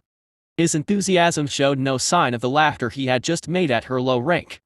I'm only ranked 67th, so I don't dare to sit with this classmate. With her hands folded across her chest, Sherry Lesser gave a cold, laughing look, glanced at the handsome youth opposite her, and then looked down at Justin, saying lightly, "This classmate, I remember your name is Justin something, right? What's your rank on the new student list?" Rank? What rank? Justin feigned confusion. Seeing him play dumb, Sherry scoffed. What, you dare to mock others behind their backs, but you don't dare admit it. Weren't you just laughing at my low rank? Did I? Class leader, you must have heard wrong. You're the face of our class. How could I possibly mock you? I don't even have time to admire you. Justin spoke righteously and then looked at Jack. Isn't that right, Jack? Cough. Jack coughed, lowered his head, and took a sip of his soup. I know nothing. Hearing this, Justin rolled his eyes, his gaze saying, Bro, you're not loyal enough. Jack glanced at him, responding, Don't struggle, she heard everything you said earlier. Even if I tried to explain, it wouldn't help. In this situation, I think you might as well commit suicide. Seeing the two boys exchange, Sherry didn't say anything else, just snorted and turned away. As soon as Sherry left, Justin's face soured. Jack, it's over, I'm going to be on her blacklist. Jack was not pleased. Who told you to laugh at her behind her back? It's one thing to discuss rankings, but you actually mocked her. And as if that wasn't enough, she happened to pass by and hear it. This kind of luck made even Jack shake his head. However, one had to admit, this class leader was really beautiful. Her long black hair was dyed purple. Her face was white and clean, vivacious and gorgeous. Her already delicate features were accented with light eyeliner, making her narrow eyes even more enchanting. She should be about 5'7" and slender. Her short-sleeve white school uniform shirt was puffing out, at least a B+, maybe even a C cup. Her legs in dress pants were also straight and slender, and her youthful aura was only added by the vibrant energy particular to young girls. No wonder she had high popularity in class within just 2 days. Based on the online rating criteria, her appearance alone would score at least a 90, goddess level. But Jack originally thought this class leader would have a cold personality. He didn't expect her to be so fiery and not to be messed with. Speaking of that, Justin looked around mysteriously, then whispered, Jack, do you know, the class leader has a twin sister. Twin? A sister? Jack paused for a moment. Justin nodded, yes. Her sister's name is Mandy Leinster, also the class leader of Class 9. She's as beautiful as our class leader. Even Jack was surprised by this piece of news. Identical beauty in twins, wow. Jack didn't know where Justin got this gossip, but over dinner, Justin shared all kinds of stories and rumors about their classmates. Time passed just like that. The martial cultivation class in the afternoon was still held in the cultivation classroom. In the 500 square meter cultivation classroom, 40 students were scattered about, and no teachers were supervising them. Instead, class leader Sherry Lesser and Matt Watkins maintained order. Maybe in the eyes of those martial arts teachers, students who weren't even at foundation establishment didn't deserve their attention. However, Jack felt that, actually, since yesterday, the selection had already begun, selecting those with cultivation talent. This talent isn't limited to physique but also includes willpower and self-discipline. If a person doesn't work hard and cultivates lazily without the supervision of a teacher, even if they could cultivate true martial arts, they have little value in nurturing. It's better to give up earlier rather than wasting time and effort. Jack Clark found a corner to sit down, closed his eyes and concentrated, and quickly entered a meditative state. At around 4 in the afternoon, accompanied by the school bell, Jack Clark, aching all over, plopped down on the floor in the cultivation classroom, panting for breath. His shirt was soaked in sweat. After meditating for half an hour, he took a short break and began practicing the body casting skill to transport chi blood. With the help of the blood light from the essence bloodstone he opened up behind him, he transported 3 turns in just over an hour, earning +3 in proficiency, +0.2 in physique, with a minimum time of 24 minutes. Adding the +4 in meditation proficiency and +0.1 in spiritual attribute, his overall progress was not bad. It was just that he had carried one more turn of chi blood, causing his physical energy to be exhausted. At this moment, Jack felt an empty and weak feeling in his body, but his channels were unblocked and smooth. This feeling was quite strange. Finally, school is over.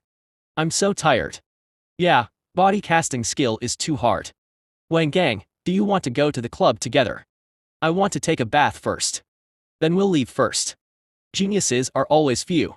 Today Jack observed that during the first cultivation session yesterday, most of the students in the class could transport 1 turn in half an hour. But today, many people still only managed 2 turns in one class, lasting about 20 minutes or so. There were just over 10 people who finished in less than 20 minutes. Although these people did not feel as exhausted as him after cultivation, their physiques seemed to be better, but their progress was much slower than Jack had imagined. Of course, Jack did not pay attention to geniuses like class leader Sherry Lesser and Matt Watkins. He was not on the same level as them in terms of talent and background, so comparing himself to them would only lead to frustration and discouragement at novelman at. Life is long, the tortoise and the hare competition has just begun, there's no need to rush. Jack Clark rested for a while and only got up when his physical strength had recovered a lot. Each floor of the cultivation building has a public restroom with separate sections for men and women. After taking a bath, just throw the clothes into the cleaning dryer and they will be as good as new in a few minutes. As Jack came out of the restroom after washing and dressing, he ran into Justin Whelan. Jack, are you going back? Jack nodded, yes, what's up? Nothing. Justin shook his head, then suddenly asked, by the way, Jack, have you been eating anything to replenish your chi blood these last 2 days? Replenish chi blood. Jack was slightly stunned. Seeing his clueless expression, Justin held his forehead, I knew it. Justin patiently explained, the body casting skill we practice is mainly used to transport chi blood, unblocking the channels throughout the body, and it also has a certain body refining effect. In this case, there is a great consumption of physical energy. For ordinary people, it's the limit to transport 3 or 4 turns in one day and practice twice a day. Any more will cause a deficit and harm the body. Only when the physique becomes stronger in the late period can one transport 10 turns at once. If you want to increase the number of cultivation sessions and progress, and quickly strengthen your constitution, you must purchase some low-level resources to replenish your chi blood. Even those geniuses who rank high on the new student ranking with their innate physiques better than ours still need supplements to replenish their chi blood. Action. Jack paused for a moment. So that's how it is. I was wondering how those people could raise their cultivation by 5 or 7 turns in just one day. As ordinary people, how could there be such a big difference in physique? In fact, Justin didn't need to mention it. Jack, who was somewhat doubtful about this issue, was planning to search the internet on it after returning home. As for forced cultivation, Jack didn't need to worry about it. He knew the issue of chi blood deficit and just wanted to see his own limit with the help of the essence bloodstone in the cultivation classroom. Chapter 9, Resources. After Justin Whelan finished speaking, Jack Clark curiously asked, how much does the cheapest resource for replenishing chi blood cost per serving? The cheapest one. Justin Whelan thought for a moment. At present, there are 7 types of resources suitable for our foundation establishment, and the cheapest is the deer velvet produced by Protection Group Company. A single serving only costs 10,000. Taking one chunk can sustain the consumption of chi blood transportation for 5 consecutive revolutions. It's quite cost-effective. No thanks. When he heard that even the cheapest chi blood resource costs 10,000 yuan per piece, Jack Clark knew it wasn't something he could afford. Only his mother Doris Raven had a steady income in his family. As a basic level management in the metal company, Doris Raven's monthly salary was about 7,000 yuan. After deducting insurance and family expenses, there was only a little left. And that's with the two brothers having free education and only needing to pay for their food. 10,000 yuan may not be much for someone from a wealthy family like Crystal Leinster, but it's a lot of money for Jack Clark's family. Not to mention that a serving of deer velvet could only sustain 5 chi blood transports. It was simply a money burner. Mr. Willard, thanks for the reminder. I've got something to do, so I'll be going first. Jack Clark patted Justin Whelan on the shoulder and left with his shoulder bag. Am I that old? Watching Jack Clark's retreating figure, Justin Whelan felt disheveled in the wind. He didn't know how he suddenly became an old man when he was clearly still a pretty youth in the flower of his youth. As Jack Clark passed by the school playground, he pondered on what Justin Whelan had said earlier. Apparently, Justin Whelan must have noticed him forcibly transporting chi blood in the afternoon and that he looked significantly weaker after his cultivation, so he deliberately waited outside for him. Although they had only been together for a few days, the two got along well and had some understanding of each other's situation. For example, Justin Whelan knew that Jack seemed to be unclear about many cultivation common sense, so he specially came over to remind him not to damage his body by cultivating too eagerly. He also told Jack that if he really wanted to speed up his cultivation progress, he could buy some resources to supplement his chi blood. Unfortunately, Jack Clark lacked the money. And even without the resources, he was confident that he could establish his foundation within a month with his current cultivation progress. Action. However, he remembered Justin Whelan's kindness and treated him like a true friend. His address to Justin changed from classmate to Old Willard. Well, it couldn't be helped, the lad just looked so mature. After 5 o'clock, Jack Clark returned home with 2 shopping bags and first prepared a large plate of fish meat. In the fish tank, the 6-legged salamander, which had already grown to 22 centimeters in length, raised its head, looked at the piece of fish meat that fell from the sky, and bit into it. The taste buds of the salamander were different from humans. Through Jack's consciousness, he could feel the delicate, tender taste of the fish as it entered the salamander and Avatar's mouth. Delicious. Well, it was the salamander and Avatar's taste buds that found it delicious. A normal person eating cold, raw frozen fish would only taste its fishiness and coldness. After finishing the large plate of fish meat, the salamander Avatar swelled to 24 centimeters long, with its head now the size of an egg, more than twice its size a few days ago. It's grown faster. Jack looked at the accumulated 7 evolution points and nodded in satisfaction. Bro, I'm back. It was a little past 6 o'clock when Glenn Clark, drenched in sweat, burst into the house with his backpack. It seemed that he'd been playing around with his friends on the way home. You're back. Jack Clark, who was cooking in the kitchen, didn't even turn his head. Go wash your hands and help set the bowls and chopsticks. All right. Glenn Clark tossed his backpack on the sofa and went to wash his hands before coming to the kitchen to help. With a bowl and chopsticks in hand, Glenn Clark approached Jack Clark curiously. Brother, you've been cultivating for 2 days. How does it feel? Have you become very powerful? Jack Clark glanced at him and said irritably, do you think I'm cultivating some divine art that could make me fly in the sky and escape the earth in just 2 days? Glenn Clark chuckled, hee, isn't True Marshall really powerful? Jack Clark didn't need to pretend at all, and he naturally integrated into this family, perhaps because of the memories he absorbed. The only thing that felt strange to him was suddenly having a mother. After all, he was already in his 20s before his reincarnation. By 6:30, when the dinner was ready, Doris Raven also came back from work. She asked Jack about his study progress and whether he was adapting well to the school at the dinner table. At 7 p.m., Jack Clark, who had finished taking a bath, sat on the bed ready to cultivate. At that moment, there was a knock on the door, followed by Doris Raven's voice, Jack, are you asleep yet? Not yet. Doris Raven then pushed the door open and entered with a bank card in hand. Jack Clark looked at her in confusion. Mom, is there something you need? Gazing at her son who was seated cross-legged ready for cultivation, Doris Raven gently said, Sister Vernon told me at work today that it's necessary to replenish chi blood after starting to cultivate true martial arts in high school. A few years ago, when her son was in Senior 1, she bought him a chi blood resource called Sword Tiger Paste. She said it worked well, but it was a bit expensive.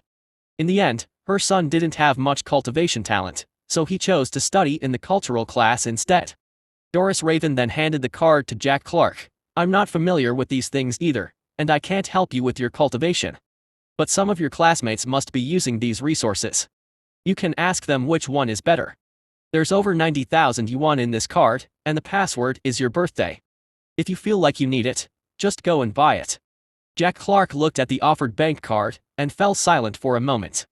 This amount of money should be all the savings that Doris Raven had accumulated over the years. Mom, I don't need it. At.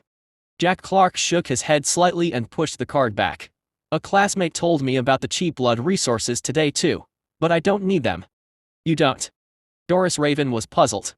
Jack Clark nodded. There are only two situations where one needs cheap blood resources. One is when they lack talent and need the resources to make up for their foundations. The other is when they have great talent, and the replenishing of chi blood is to speed up the cultivation process to establish the foundation ahead of others, striving to always be a step ahead. My situation is that I have some cultivation talent but not a genius, so I can just follow the normal cultivation procedure without the need to compete with others. Jack, are you sure you don't need chi blood resources? Don't worry about the money. If you think it's not enough, I can borrow some from Sister Vernon. Doris Raven was hesitant, as she knew her son's physique had always been poor. Jack was slightly moved and yet helpless. Mom, I really don't need it. In the end, after Jack's persuasion, Doris Raven reluctantly believed that he indeed didn't need to replenish his chi blood and left with a trace of doubt. Jack didn't lie to her, he really didn't need it. Even if he used all 90,000 yuan, it would only accelerate his foundation establishment by half a month. After all, once the body casting skill was completed, he would still need to meditate on the lotus stand. Moreover, cultivating true martial arts was only the beginning after building the foundation. As a result, it wasn't worth it to spend the family fortune to rush for this little time. Chapter 10 Gene Fusion. The next day, Jack Clark had just entered the classroom and sat down when Justin Whelan in front of him came over. Jack, did you know? Jane Aiken, who is ranked first, completed her foundation establishment yesterday afternoon and has already gone to Building C today to take up true martial arts. That was fast. Jack was a little surprised at Atop.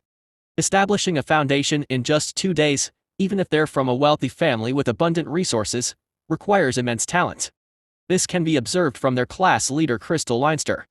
Justin Whelan nodded somewhat enviously. Not just her. I heard that the top 10 in this list will all be completing their foundation establishment in the next few days, including our class leader. It is said that she has visualized up to the 10th petal. Her chi blood circulation is 8 times in half an hour, and she is expected to establish her foundation day after tomorrow at the latest. Jack then curiously asked, "What about you, Mr. Willard? What is your cultivation progress?" "Me. I am doing quite all right." Justin Whelan gave a laugh and then complained, "Jack, can you stop calling me Mr. Willard? I am such a good-looking guy. You could call me Justin." Jack nodded. "No problem, Mr. Willard." "Justin, it's Justin." "I got it, Mr. Willard." "Jack, I'm going to stop talking to you for 3 hours." Seeing his obstinance, Justin Whelan angrily turned around and started chatting with the little beauty at the front desk. At this, Jack could only smile. He merely seems mature and is not aged, so why should he make a fuss about being called Mr. Willard? Is he going to take a knife and slash himself? Probably because some people have already completed their foundation establishment. Jack noticed that everyone was very focused and serious in today's cultivation class. However, it was a pity that talent did indeed exist. Some people had been practicing for 3 days but were still making no progress. Some were progressing well, and others were making astonishing progress. For example, our martial art committee member Matt Watkins. Jack didn't know the progress of his visualization, but Matt Watkins was able to transport chi blood 7 times in half an hour, and it seemed that he did it with ease, without using his full strength. We don't even need to mention class leader Crystal Leinster. She managed to transport chi blood 8 times in less than half an hour, then found a place to sit cross-legged and continued meditating. Their spirit power was incredibly abundant, which was very different from Jack, who needed to recover for half a day after every meditation session. Obviously, they must have also used some kind of resources that could replenish or activate their spirit power. After a thoughtful moment, Jack managed to transport cheap blood twice today and didn't continue his cultivation. This took him 20 minutes each time, with proficiency improving by +2, and his physique attribute increasing by +0.1. The progress in cultivation was average, but the improvement was steady. As the school bell rang, Jack, who hadn't sweated much but felt a bit tired, packed his things and prepared to leave. "Jack, wait a sec." Justin Whelan came jogging over. "What's up?" Justin came panting. It's only 4 o'clock now, what's the rush to go back? Why don't you join the flower tea club with me?" Jack looked at him strangely. "You still have time to join a club. Our class leader is about to establish her foundation." Although Jack had never asked about Justin's family background, he felt that Justin's family was probably quite well off, at least not lacking money. Justin also has good talent. Isn't this the time to work hard to establish his foundation early? Justin didn't seem to care. No rush, my brother said. The path to cultivation lies in finding the right balance and not being too obsessed with short-term gains. It's normal for the class leader to establish her foundation a few days earlier because she has better talent. There's no point in comparing with her, and when he got to this point, Justin suddenly stopped talking.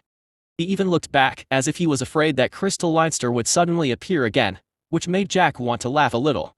In the face of Jack's strange gaze, Justin changed the subject. "Jack, don't you think cultivation is too dull? It's more pleasant to look at beauties, it helps to relax your spirit. Let me tell you, after my observation over the past few days, the beauties in the Flower Tea Club are ranked #1 in Marshall High School. There are many high-quality beauties in it. Not to mention the senior sisters from sophomore and senior years, there are also many juniors who are beautiful young girls like us. Just imagine, on a hot summer day, sitting with a group of youthful beauties drinking tea, chatting. Doesn't it feel very comfortable and cool?" Justin seemed to have already imagined himself surrounded by a group of beauties. His face was intoxicated, so he didn't see the increasingly strange look in Jack's eyes. "So, Jack, what do you think?" "Ahem." Jack coughed lightly. "Your suggestion is good, but I have to return early to attend to something. You should go by yourself. Oh, by the way, look back." Upon saying this, Jack patted Justin Whelan's shoulder and gave a nod to the girl standing behind him with her arms crossed, then turned around and left. "Behind me." Justin was shocked and quickly turned around, just to see Crystal Leinster glance at him flatly, drop the word disgusting, and just walk past him. Justin was a bit stunned. He didn't say anything bad about Crystal Leinster this time. How come he became disgusting? The next morning, Glenn Clark, standing upstairs, shouted, "Bro, I'm going out to play with my friends and won't be home for lunch." A voice came from upstairs. "Go ahead. Today is Saturday, there's no need to go to school, but Doris Raven has to work overtime and isn't at home." In the room, the six-legged salamander, which was already 28 centimeters long, was lying on the desk. The salamander had a wide and flat head. Its tender white body looked quite delicate. It had a tail like a small tadpole, and overall it was rather adorable. Its avatar evolution value had accrued to 9 points, and its body size was approaching the species limit. The salamander was seen eating fish meat piece by piece. The fine teeth in its mouth were chewing, making a chewing sound. While eating and digesting, with the salamander's stomach as the center, a faint flow of heat spread throughout its body, beginning a new round of growth. With the visible disappearance of the fish meat on the desk while it was eating, 2 plates of food, which were more than twice the volume of the salamander itself, were gone within half an hour. After 2 rounds of growth during this time, the salamander had grown to a length of 30 centimeters. At this time, a line of text appeared in front of Jack. "Your salamander avatar has gained 1 evolution point through a large amount of food. Your avatar has reached the growth limit of the species, and it can no longer grow by continuing to eat. The current accumulation of evolution points has reached 10 points, which meets the evolution requirements. Would you like to start evolution?" Remark: the potential of this avatar is quite low. After evolution, it won't significantly enhance the host's combat power. You can choose to absorb a gene from another species to improve its potential during the evolution. Seeing that last line of remark, Jack sat up abruptly. his face even showing a touch of joy, absorb other species' genes to enhance potential. Jack had always been worried about the problem of the salamander avatar being too weak. Although it can break through the species limit by evolving, but what's the point even if it grows to 1 meter or 10 meters long? It's still flesh and blood, can it withstand a bullet? Forget about combat power, those weak limbs would probably find it hard to run quickly with the weight of that huge body then. But now. Action. Chapter 11 Evolution. Jack Clark hesitated slightly, then asked softly, "How do I operate this genetic absorption, and are there any restrictions?" After a few days of research, Jack found that the attribute page didn't have any intelligence. It would only send a reminder when certain conditions were met. When it came to the prompt being triggered, it would also respond to his questions. Sure enough, a row of transparent text slowly appeared. To start the evolution, the salamander avatar must completely devour the creature whose genes are to be fused, absorbing its strongest genes to optimize itself. Note, each time you start evolution, only one type of gene can be fused. Only one type of gene can be fused each time, but even so, this is good enough. Jack licked his lips and suppressed the excitement in his heart at novelman at. At this moment in his mind, countless thoughts emerged, thinking about which creature's genes he should fuse into the salamander avatar. With each evolution able to fuse one type of creature's genes, Jack was confident that after a few more evolutions, the salamander avatar would become extremely powerful. Action. First, he ruled out elephants, lions, and tigers. Not to mention whether he could get these animals, but even if he did, he wouldn't be able to eat them in a short time. Besides, these animals actually have average genetic potential. Although elephants are the largest animals on land, their power, speed, and agility are not outstanding, including lions and tigers. As for the most extreme creatures on Earth, they are naturally insects. Ordinary ants can lift objects weighing dozens of times their own body weight, something that mammals cannot do because of their small size and extreme structure. And then there are fleas, which can instantly jump more than 200 times their body length, equivalent to a person 1.7 meters tall jumping to a height of more than 200 meters. So, after thinking it over for a moment, Jack locked his target on insects. However, he didn't know much about insects, but that wasn't a problem. Jack opened his computer, entered what is the strongest insect in the insect world in the search page, and dozens of hot words appeared below. The six-legged salamander was too weak, and its limbs could hardly support its own crawling, so Jack's first choice was to strengthen its power. At 9 in the morning, Jack took a taxi to the largest flower, bird, fish, and insect market in the city. Here, all kinds of pets, whether flying, crawling, or swimming, can be found. For example, his six-legged salamander pet was purchased here. On the street, Jack walked directly into a store called Exotic Birds and Insects and asked the young man sitting and drinking tea by the side of the coffee table, "Boss, do you have any unicorn beetles here?" Unicorn beetle, yes. The young boss nodded. Compared to the ant, which can lift dozens of times its body weight, the unicorn beetle has the title of the strongest insect, with a record of lifting up to 850 times its own weight. This power burst far exceeds any other creature or insect.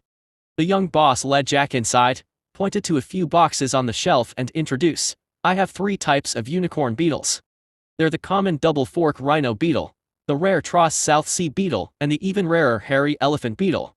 Which one do you want?" Of the 3 types of unicorn beetles, each is of a different size. The largest, the hairy elephant beetle, is about half the size of Jack's palm and about 10 centimeters long. The South Sea beetle is similar in size. With a glance, Jack chose the smallest one. "Boss, I want a double-fork rhino beetle." "Alright, $50 a piece. Do you need to buy some feed?" "No need." After paying with scan code payment, Jack left the flower, bird, fish, and insect market with a small box containing the unicorn beetle and took a taxi back. He was rather eager. In the upstairs room, the six-legged salamander lying on the table looked at Jack as the box with the unicorn beetle was placed nearby. Suppressing the excitement in his heart, Jack opened the box and grabbed the unicorn beetle. Compared to the hairy elephant beetle, which was about half a palm size and more than 10 centimeters long, the double-fork rhino beetle was only about 5 centimeters long. Not too exaggerated.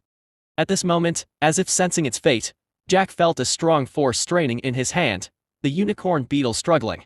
Unfortunately, Facing the fingers that held both sides of its body, it was useless no matter how strong it was, directly being held by Jack by the head and body and snapped in half. With a click, the unicorn beetle was killed and its head and body separated. Then, it was slowly eaten by the salamander.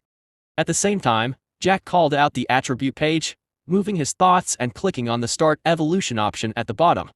Boom. With the confirmation, Jack felt a long-held fiery power burst in the salamander avatar, sweeping through its entire body like a torrent.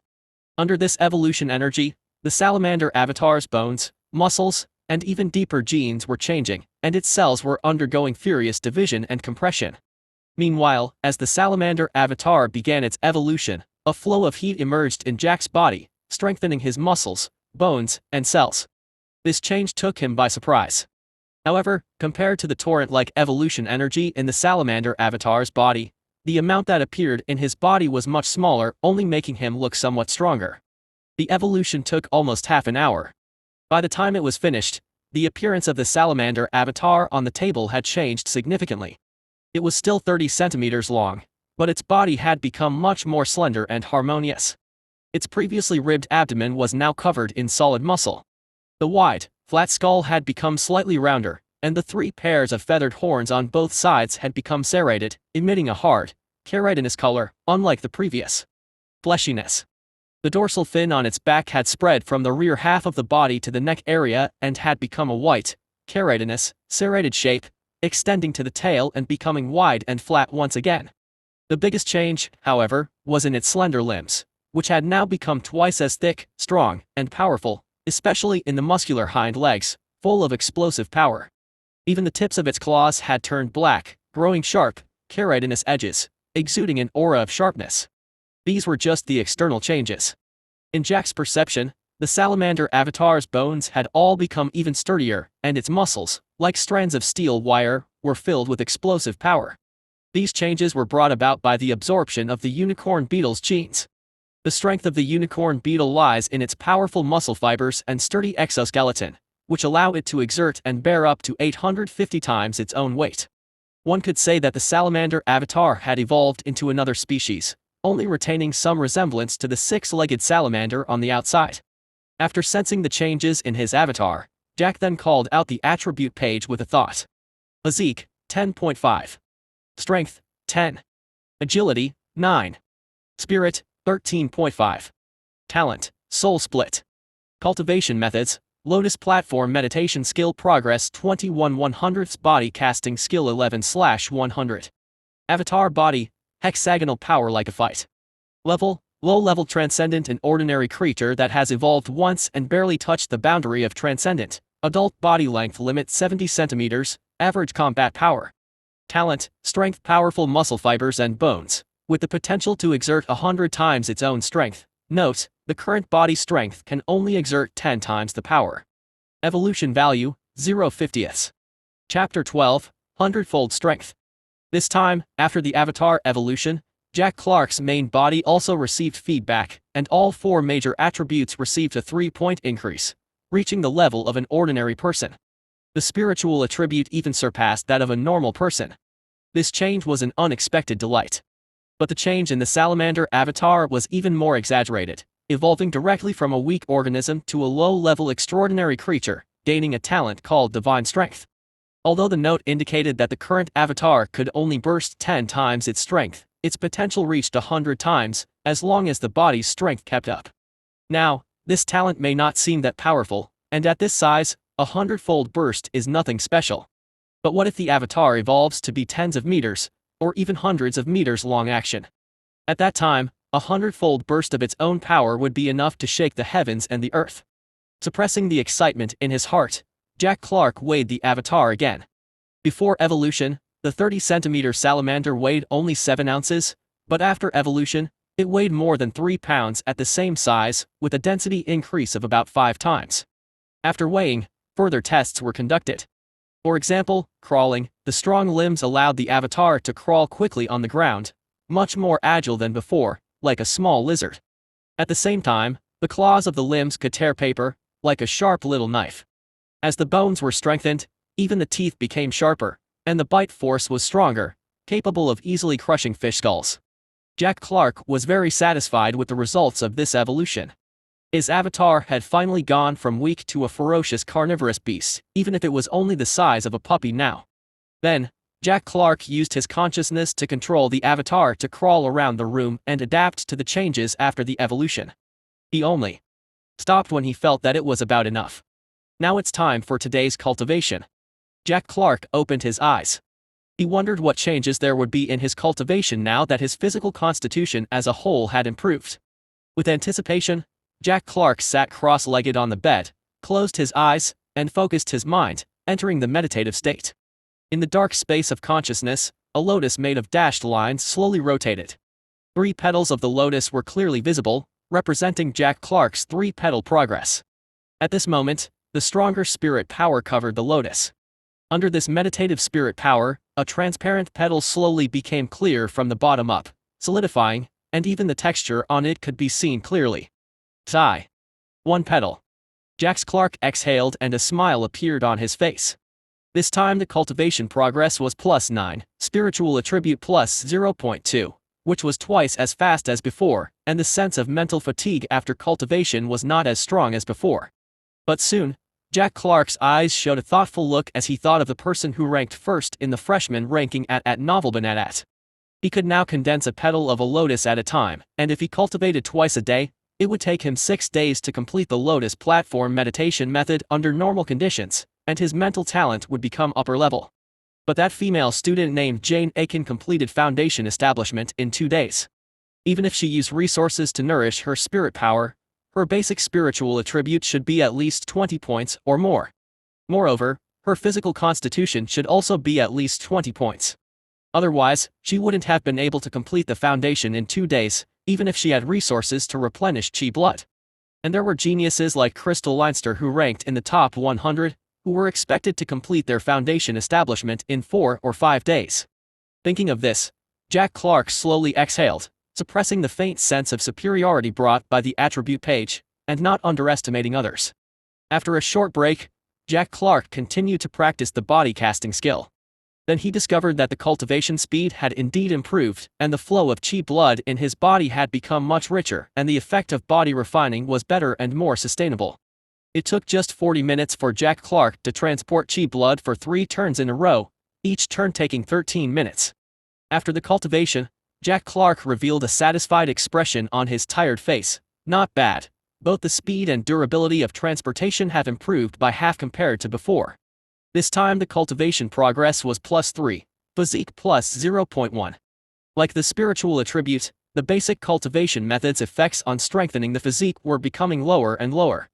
Jack Clark estimated that by the time he reached 10 turns, he could increase his physique by at most 2 to 3 points. However, even so, today's harvest was still tremendous.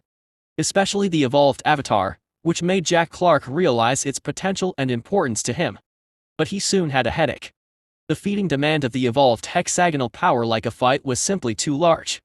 Although it was only 30 centimeters long, the appetite had increased several times larger than before, requiring several pounds of fish meat in one meal. It feels like my family will go bankrupt before long. In the afternoon, Jack Clark looked at the avatar, which had grown a centimeter longer, and fell silent. According to the growth rules of the avatar, every time it consumed food equal to its size, it would experience micro-growth once. It needed to achieve 2 consecutive micro-growths to gain 1 point.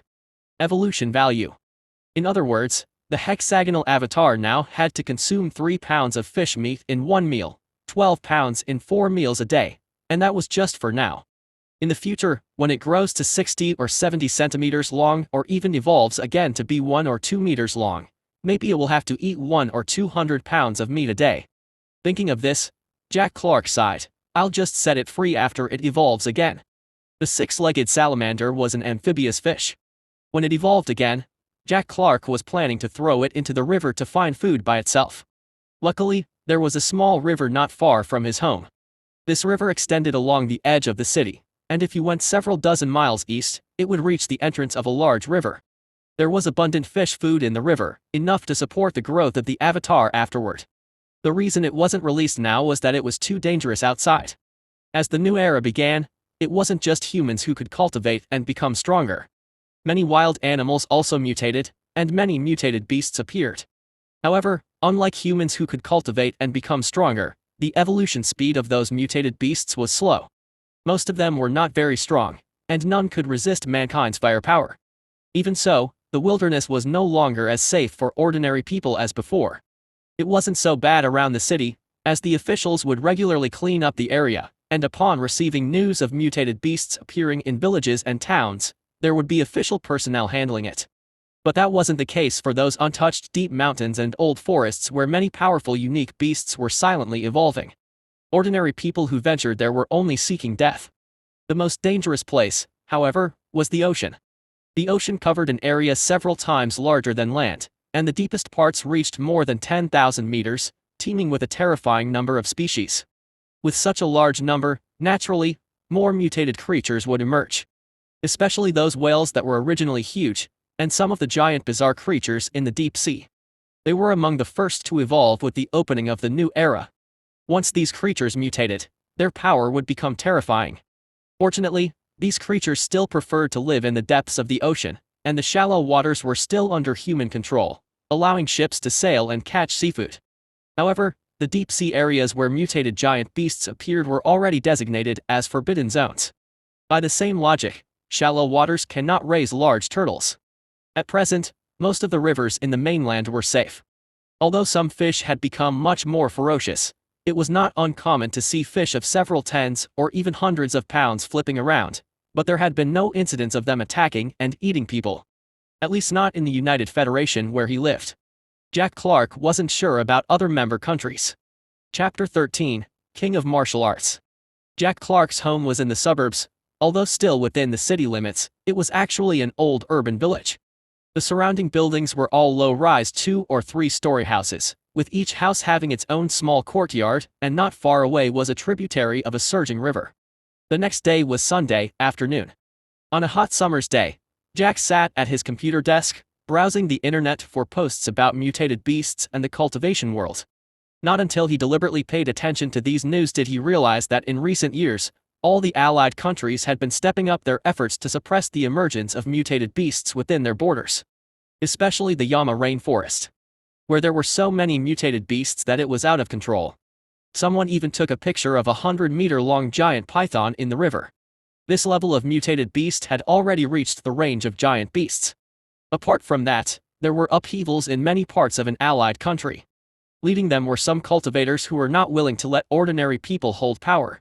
They claimed to establish a country for cultivators so that everyone could practice cultivation.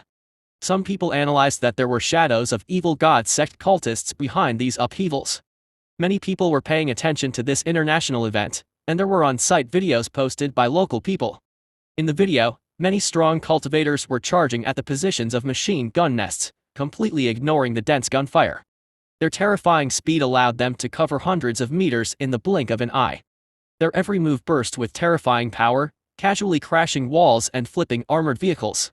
In the blink of an eye, the positions were destroyed. Facing these strong men, the ordinary soldiers were as weak as lambs awaiting slaughter. Only occasional explosions, launched grenades, and even anti-tank rockets could slightly hinder them. Action. In the video, it only took more than 10 minutes for the city's administrative center to be breached, filled with burning fire, screams, and sporadic gunfire. After watching all this, Jack felt somewhat relieved that he hadn't traveled to these chaotic allied countries. At this moment, Glenn Clark's voice came from downstairs. "Brother, are you eating watermelon?" Jack shouted to the door, "Cut it and I'll eat it." "I knew you'd say that." Downstairs, Glenn took a watermelon out of the freezer, quickly cut it into pieces, and then brought it upstairs.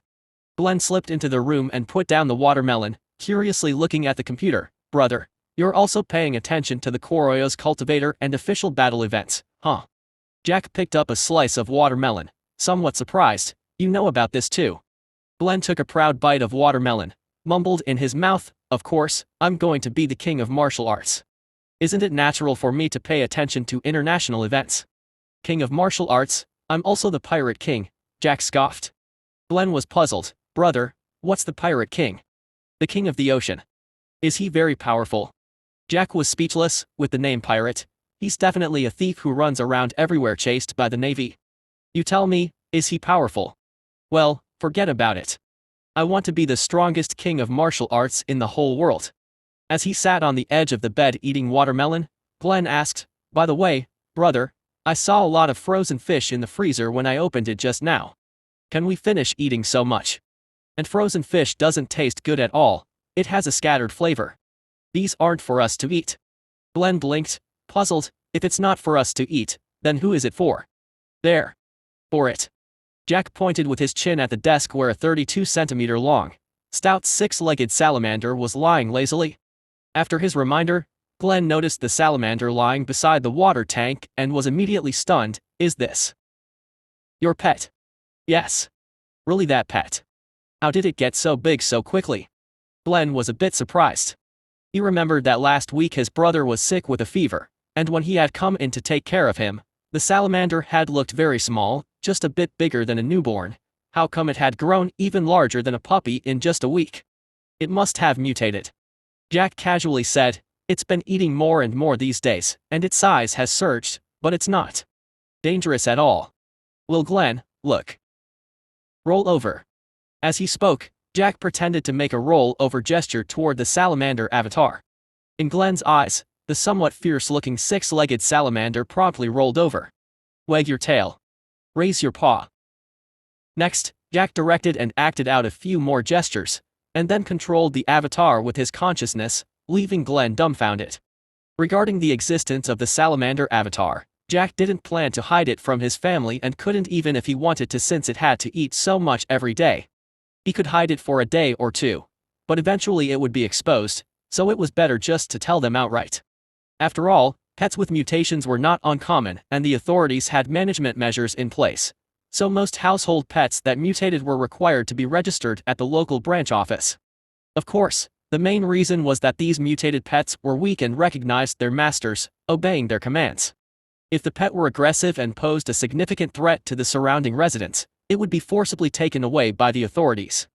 For a pet like the salamander that was only slightly bigger than a puppy, even if it had mutated, it didn't seem to have any aggressiveness, and it was enough to just mention it to the family. No registration was necessary. Once it evolved next time, he would put the avatar in the river. So, when they had dinner that night, Jack took the initiative to mention this matter to Doris, who didn't really care, only asking him to be more careful when feeding it. In her impression, even if the tiny pet had mutated, it was just a slightly bigger fish. On Monday, Jack walked into the classroom and immediately sensed a restless atmosphere among the class. As soon as he sat down, he learned from his classmates' chatter that it was because Crystal and Matt, two class leaders, had successfully reached the foundation establishment stage after consulting with the teachers yesterday. Yesterday had been a weekend, but some students who loved the spacious venue had come to Cultivate. Justin approached and whispered, "Jack, how are you feeling? Any sense of urgency?" Jack glanced at him, took the textbook for that morning's lesson from his desk drawer, and said indifferently, "Urgency is useless, just keep cultivating slowly. That's the spirit. What does it matter if others break through quickly? I'll just go on my way." Justin could tell that Jack's nonchalance wasn't feigned, but that he genuinely didn't care about being left behind academically by his peers. Not like the rest of the classmates at Novelbanat. When they heard that the class leader and others had successfully reached the foundation establishment stage, and they themselves were still on the fourth or fifth stages of blood circulation and energy transport, they suddenly became anxious. It was as if being anxious would be helpful, so why didn't they work harder on cultivation every day when they went home? By the way, at that moment, Justin seemed to remember something and said, "Jack, I'll be reaching the foundation establishment stage tomorrow too. I won't be able to cultivate with you in Area C after that, so remember to work hard." So all this was just a build-up to tell me this. Jack glanced at him and shook his head, too lazy to pay him any attention. "Ah. I just wanted to surprise you, but you're not playing along." Justin grinned with some regrets. He would reach the foundation establishment stage tomorrow, which would be just about a week in total, an excellent talent indeed. Looking at the somewhat lewd-looking Justin, Jack was a little surprised that this guy, who seemed so sly and wily, was actually a genius. Chapter 14. Brea Louise. The next day, as expected, Justin Whelan and another male student successfully established their foundation. And then, within a few days, another female student in the class succeeded in establishing her foundation, followed by two more the day after. As a result, there were fewer and fewer people in the cultivation classroom in the afternoon, and the atmosphere became increasingly restless. After successfully establishing their foundation, they would go to Area C for cultivation.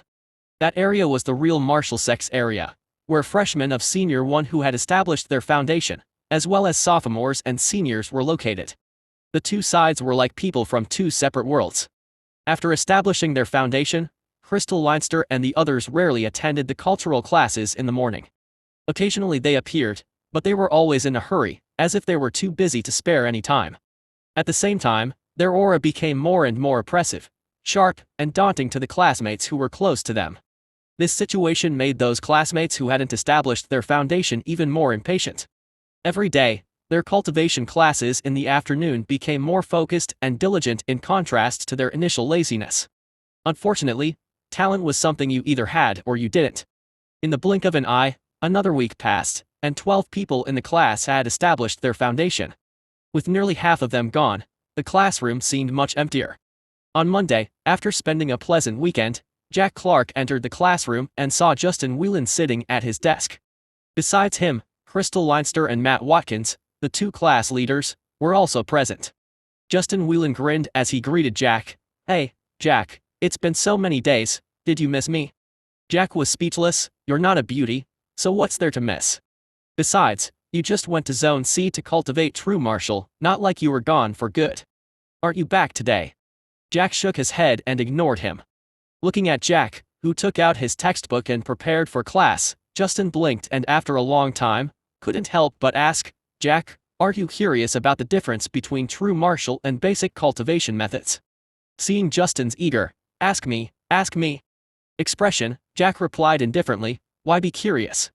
Anyway, I will be able to cultivate it after a while." "Jack, you're no fun at all." Justin was a bit frustrated.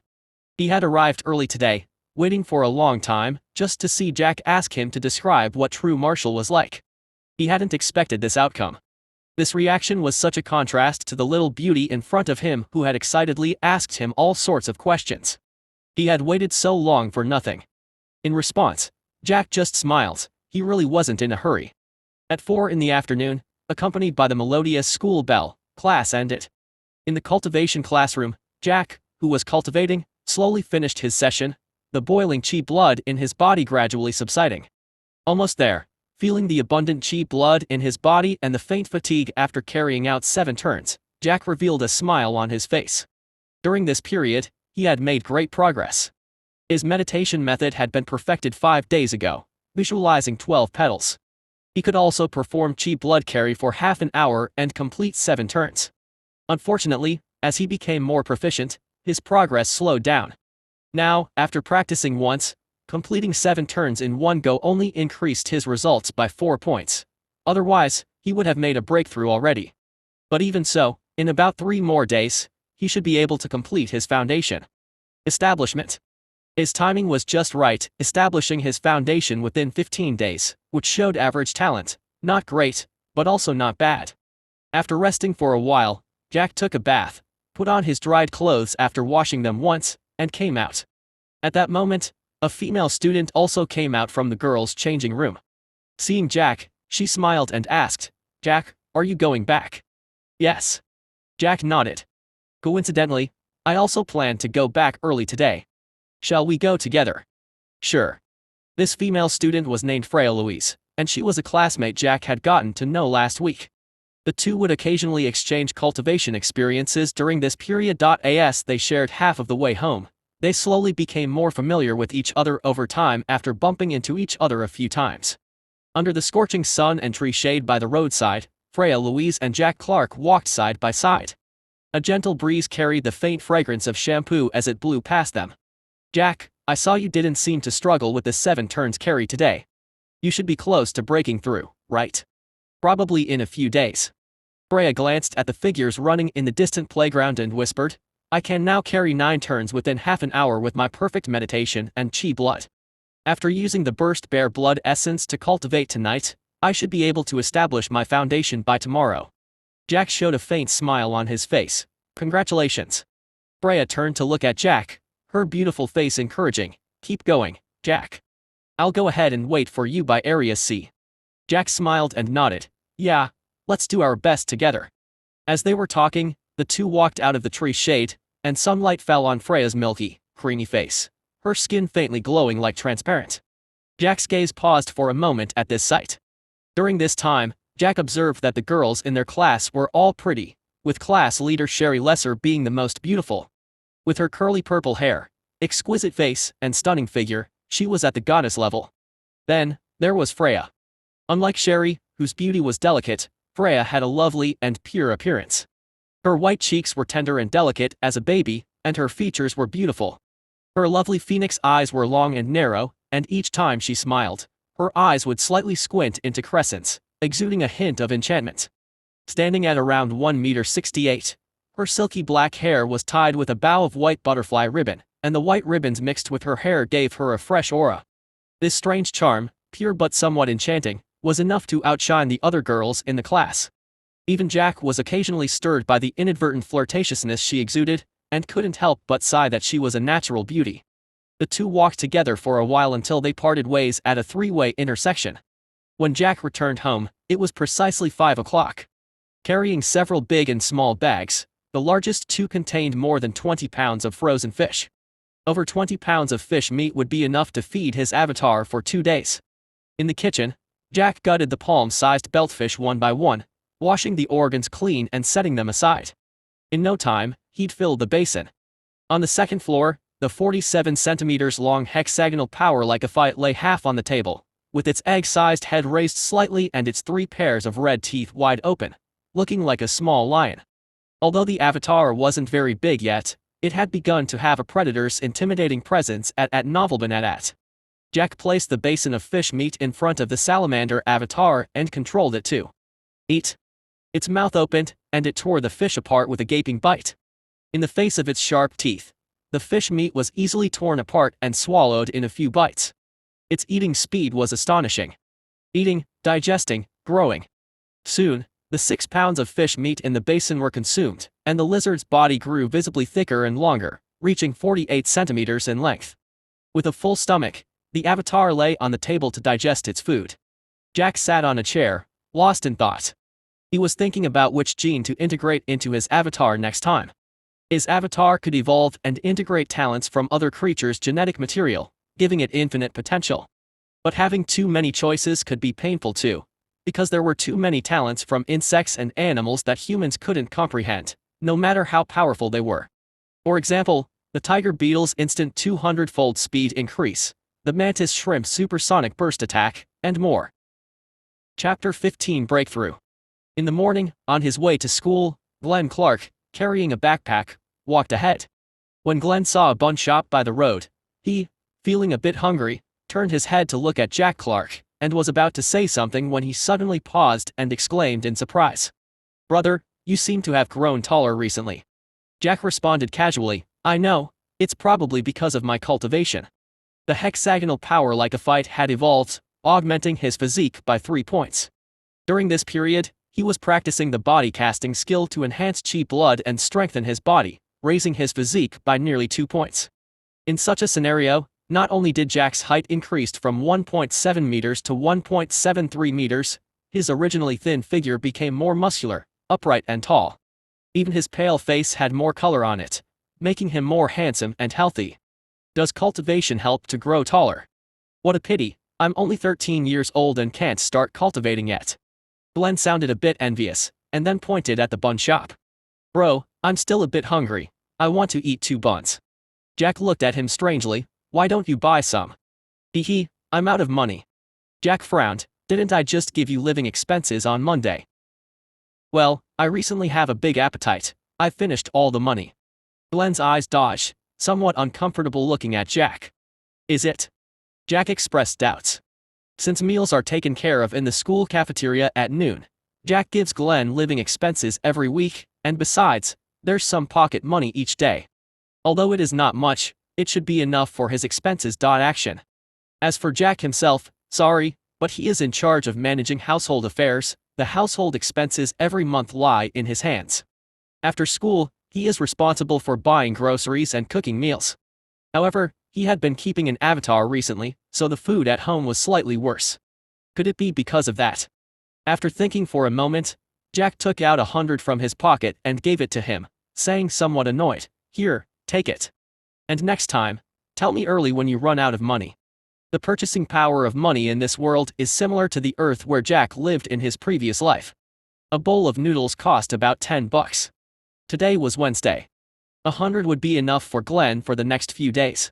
Initially, Jack planned to give him 50. But seeing Glenn's tall and mighty figure at just 13 years old, he felt 50 would not be enough for his appetite. "Thank you, brother." Glenn cheerfully took the money, bought 2 big buns, and finished them in a few bites. When the two reached the street corner, a few girls wearing middle school uniforms walked over from the other side and waved to Glenn after seeing him. "Glenn, hurry up. Wait for me, brother, I'm leaving first." "Go." Glenn left with a smile. "Glenn, is that your brother?" "Yeah." "Glenn, your brother is really handsome." "Of course, my brother is the most handsome, and his academic performance is excellent. He was the top student in our grade and got admitted into South Sky Martial Height, and he's now cultivating true martial." "Wow, your brother is so awesome." Hearing the conversation coming from a distance, Jack shook his head at novelman. When he arrived in the class, Jack scanned the classroom and did not find Freya Louise. It appeared she had made a breakthrough to 10 turns and had gone to the teacher for foundation establishment. The classroom, with one lesser student, felt increasingly empty. This feeling made most students more anxious, and their minds wandered during the morning's cultural class. Half a month ago, everyone was still a smooth-sailing freshman, chattering and joking around. But only after 10 or so days, as more people left to establish their foundation, the class of dozens of students was divided into different tiers. There was a sense that those who broke through later were worse off. So, during the afternoon cultivation class, everyone, even without anyone maintaining discipline, practiced with exceptional intensity. But many times, the more effort they put in, the more desperate they become. Because they realized they seemed to be incapable.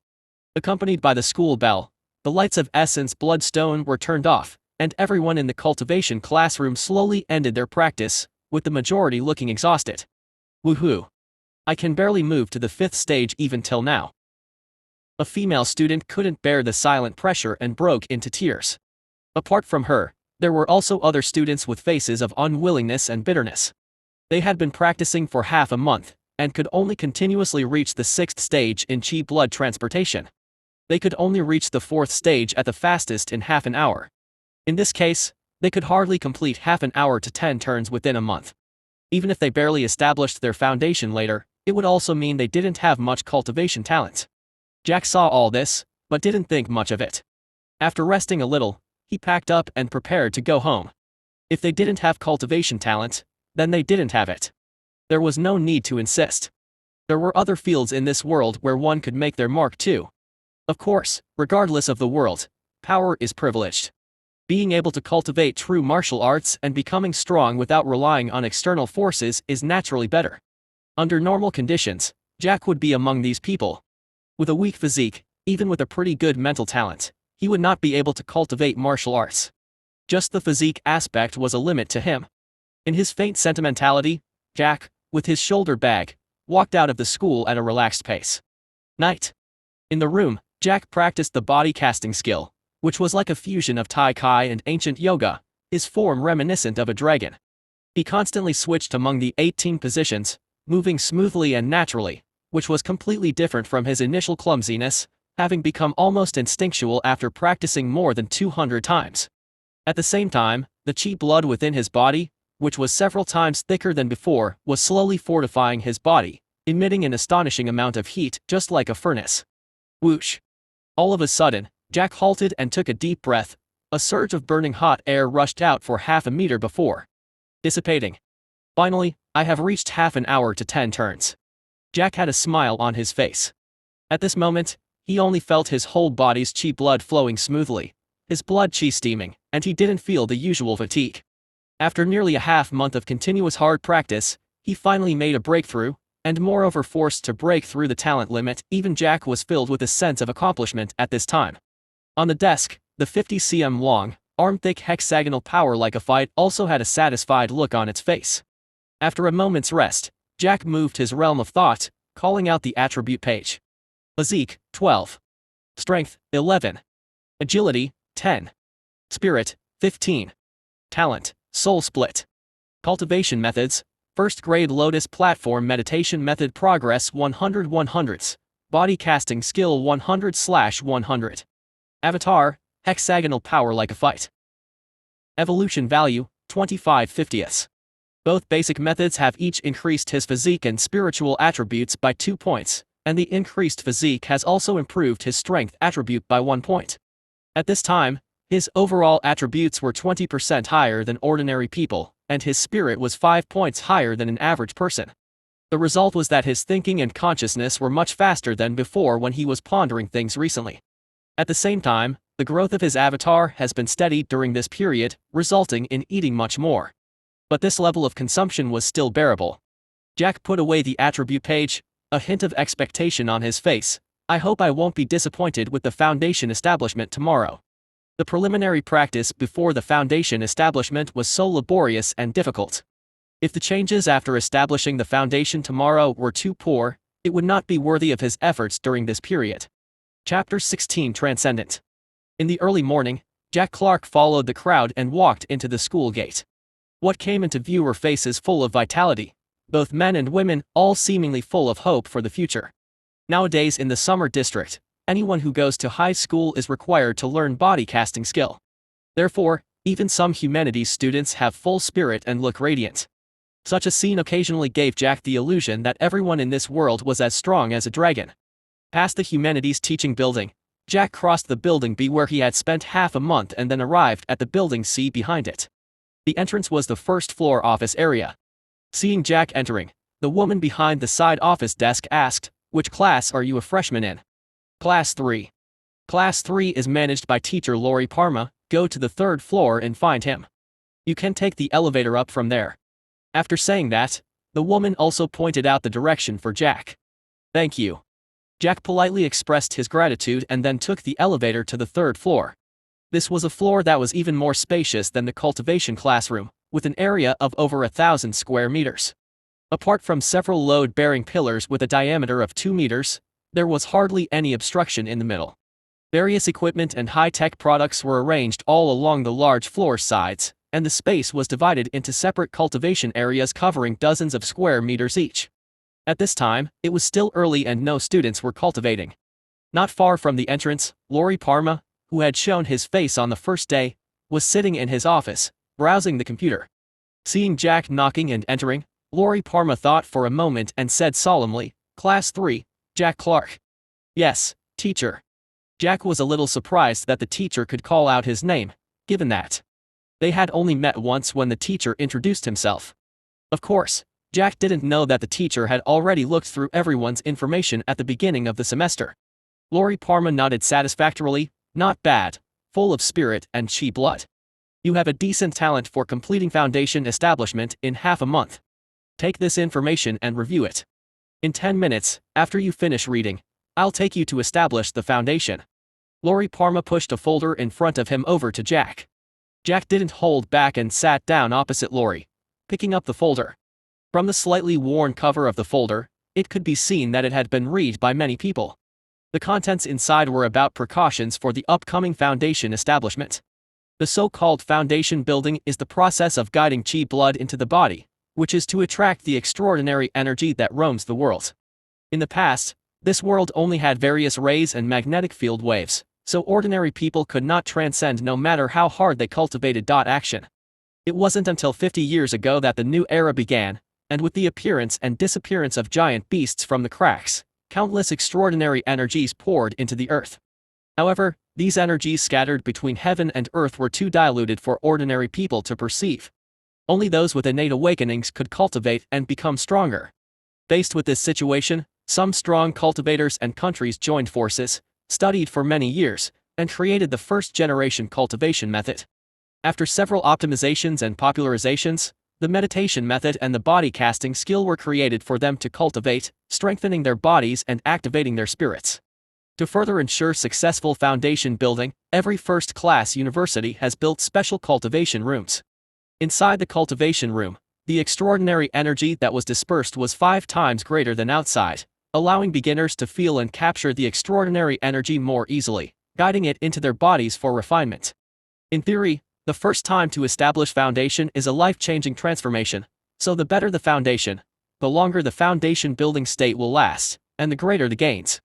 In addition, the document contains many details that need to be noted to avoid any mistakes by beginners that may lead to failure in the foundation building. Looking at the young man who had put down the information, Lori Parma said solemnly, "Have you finished reading it?" Jack nodded, "I've finished reading." "Alright, follow me." Lori Parma got up and led Jack out of the office. At that moment, several elevator doors opened, and more than 10 students came pouring out. Among these people were Justin Whelan, Crystal Leinster, and Matt Watkins, who had already established their foundations in class, including Freya Louise, who had just completed her foundation building the day before. Seeing Jack, Justin showed a happy smile. "Jack, you're finally here." "Not too bad, only lagging behind you guys for so many days." Jack smiled. Justin patted Jack on the shoulder enthusiastically, feeling very happy. "I knew you'd be fine." Freya, with her long hair tied with a butterfly ribbon, walked over with a smile on her beautiful face. Her charming phoenix eyes slightly narrowed. Seeing their classmates, Crystal and Matt nodded slightly, to which Jack responded with a smile. Just as Justin was about to say something, Lori Parma interrupted. "Alright, there'll be plenty of time to catch up later. Don't waste everyone's time." Justin smiled at the teacher. "Right, Jack. Hurry up and build your foundation. After that, you can choose a true martial cultivation method. Good luck." Freya gave an encouraging look. After nodding and saying hello, Jack followed Lori into the elevator, but instead of going up, they went all the way down to the underground -5th floor. Stepping out of the elevator, there was a row of corridors with closed rooms on both sides. Jack stood aside while Lori went to a counter that resembled a self-service vending machine in front of him, inputting data, verifying his identity, and a card was dispensed by the machine. While Jack was waiting, several more teachers came down one after another, followed by 1 or 2 students at Novelman at. "Go ahead, room 15. Remember, the longer you can persist, the better." "Okay." Jack took the card and found room 15. As soon as he inserted the card, the heavy metal door slowly opened. When Jack entered, the door slowly closed again. Then the second layer of the white glass door in front of him opened a gap, and a cool breeze blew in suddenly. This was the phenomenon of the high concentration extraordinary energy flowing into the low energy zone. Jack didn't dare to delay and quickly passed through the glass door. The door closed automatically as it sensed him entering. This was a small room about 3 to 4 meters long and wide, covering about 10 square meters. There was a faint white light on the ceiling, and apart from that, everything was very simple. Phew. Jack took a deep breath, stood in the middle, and without any fancy preparations, began to cultivate. The basic requirement for foundation building was to reach 10 turns in half an hour with the body casting skill, which meant that one had to practice it once every 3 minutes. The purpose was to make the body's chi blood boil. At the same time, the meditation method was used to make the spirit power more condensed and pure, allowing it to transport chi blood faster and catch the free extraordinary energy outside more quickly. With Jack's cultivation, the 18 positions of the body casting skill changed continuously, with increasing speed, and chi blood circulated faster and hotter throughout his body. When completing 10 turns continuously, his whole body was like a steamer, with chi blood emitting high temperature, and the spirit power became even more sensitive due to the active chi blood. Immediately, he felt a seemingly non-existent energy drifting around him, which was very faint and elusive. "Now's the time." Jack's expression tightened as he practiced the body casting skill at an even faster speed. At the same time, his spirit power pulled a strand of the sensed external energy into his body. Boom. Chapter 17, First Layer Heaven. As the energy entered his body and touched the boiling chi blood, it was like sparks igniting gasoline. Jack Clark felt as if his entire body was set ablaze. Of course, it was only a metaphor, not that he was literally on fire. As strands of extraordinary energy were absorbed into his body, Jack's burning chi blood became even more vigorous, and at the same time, it circulated throughout his body. Under the influence of the extraordinary energy, the nature of his blood chi underwent some special changes. As it circulated through his body, his muscles and bones were greatly strengthened. This strengthening included the 5 viscera and 6 bowels, fascia, and nerves. This feeling was somewhat similar to the previous improvement during the Avatar evolution, which involved a comprehensive enhancement of physical fitness and a significant improvement in all aspects under the effect of extraordinary energy. Every minute, Jack's body became stronger and stronger. This situation made him cultivate even harder, using his spirit power to frantically guide the extraordinary energy into his body. Action. If the boiling chi blood cultivated by the body casting skill was the foundation for igniting the extraordinary energy, then the strength of the spirit power cultivated by meditation determined how much extraordinary energy could be guided within 1 minute and how long one could persist. Both were indispensable at novelman. The person who could think of and create such a foundation cultivation method was simply a genius. As Jack began the foundation establishment, many classmates in the classroom looked at the empty seat where he usually sat. Next to him, a short-haired female student said enviously, "I think Jack hasn't come yet because he has already broken through and went to teacher Parma for the foundation establishment." "I don't think so," another male student shook his head. "I remember that when Jack first practiced the body casting skill, it took him almost 50 minutes to complete a cycle, while most other students needed just 20 to 30 minutes. His talent is among the worst in the class. How is it possible for him to establish the foundation faster than us?" "No, I think he must have broken through. Although his first chi blood transfer was slow, I noticed that his progress in subsequent cultivation classes improved rapidly, and he was already able to transfer 8 cycles with ease yesterday. I also think he has broken through. I envy him. I'm only at the 7th stage now, and I can only transfer 6 cycles within half an hour. I don't know when I'll be able to break through. You're better than me. I can only transfer 5 cycles at a time. Any more, and I feel dizzy and exhausted. You're only at the 5th stage after half a month. You have no hope. I advise you to choose cultural studies instead. Woo. I'm only at the 4th stage. What should I do?" The foundation establishment state persisted for a long time. Jack only slowly ended his practice when his spirit power was exhausted to the point that he could no longer guide external energy into his body. Phew. Jack took a deep breath, opened his eyes, and the exhaustion and excitement in his gaze were evident. The exhaustion was due to the excessive mental exertion, while the excitement stemmed from the rewards gained from this period of cultivation. With the successful foundation establishment, Jack could now clearly feel the boiling chi blood in his body, making him feel full of strength and as if he could punch through a wall with one fist. Of course, this feeling was due to the illusion created by the sudden and massive improvement in his physique. Suppressing his excitement, Jack summoned his attribute page with a thought and immediately saw physique 21, strength 20, agility 19, and spirit 24.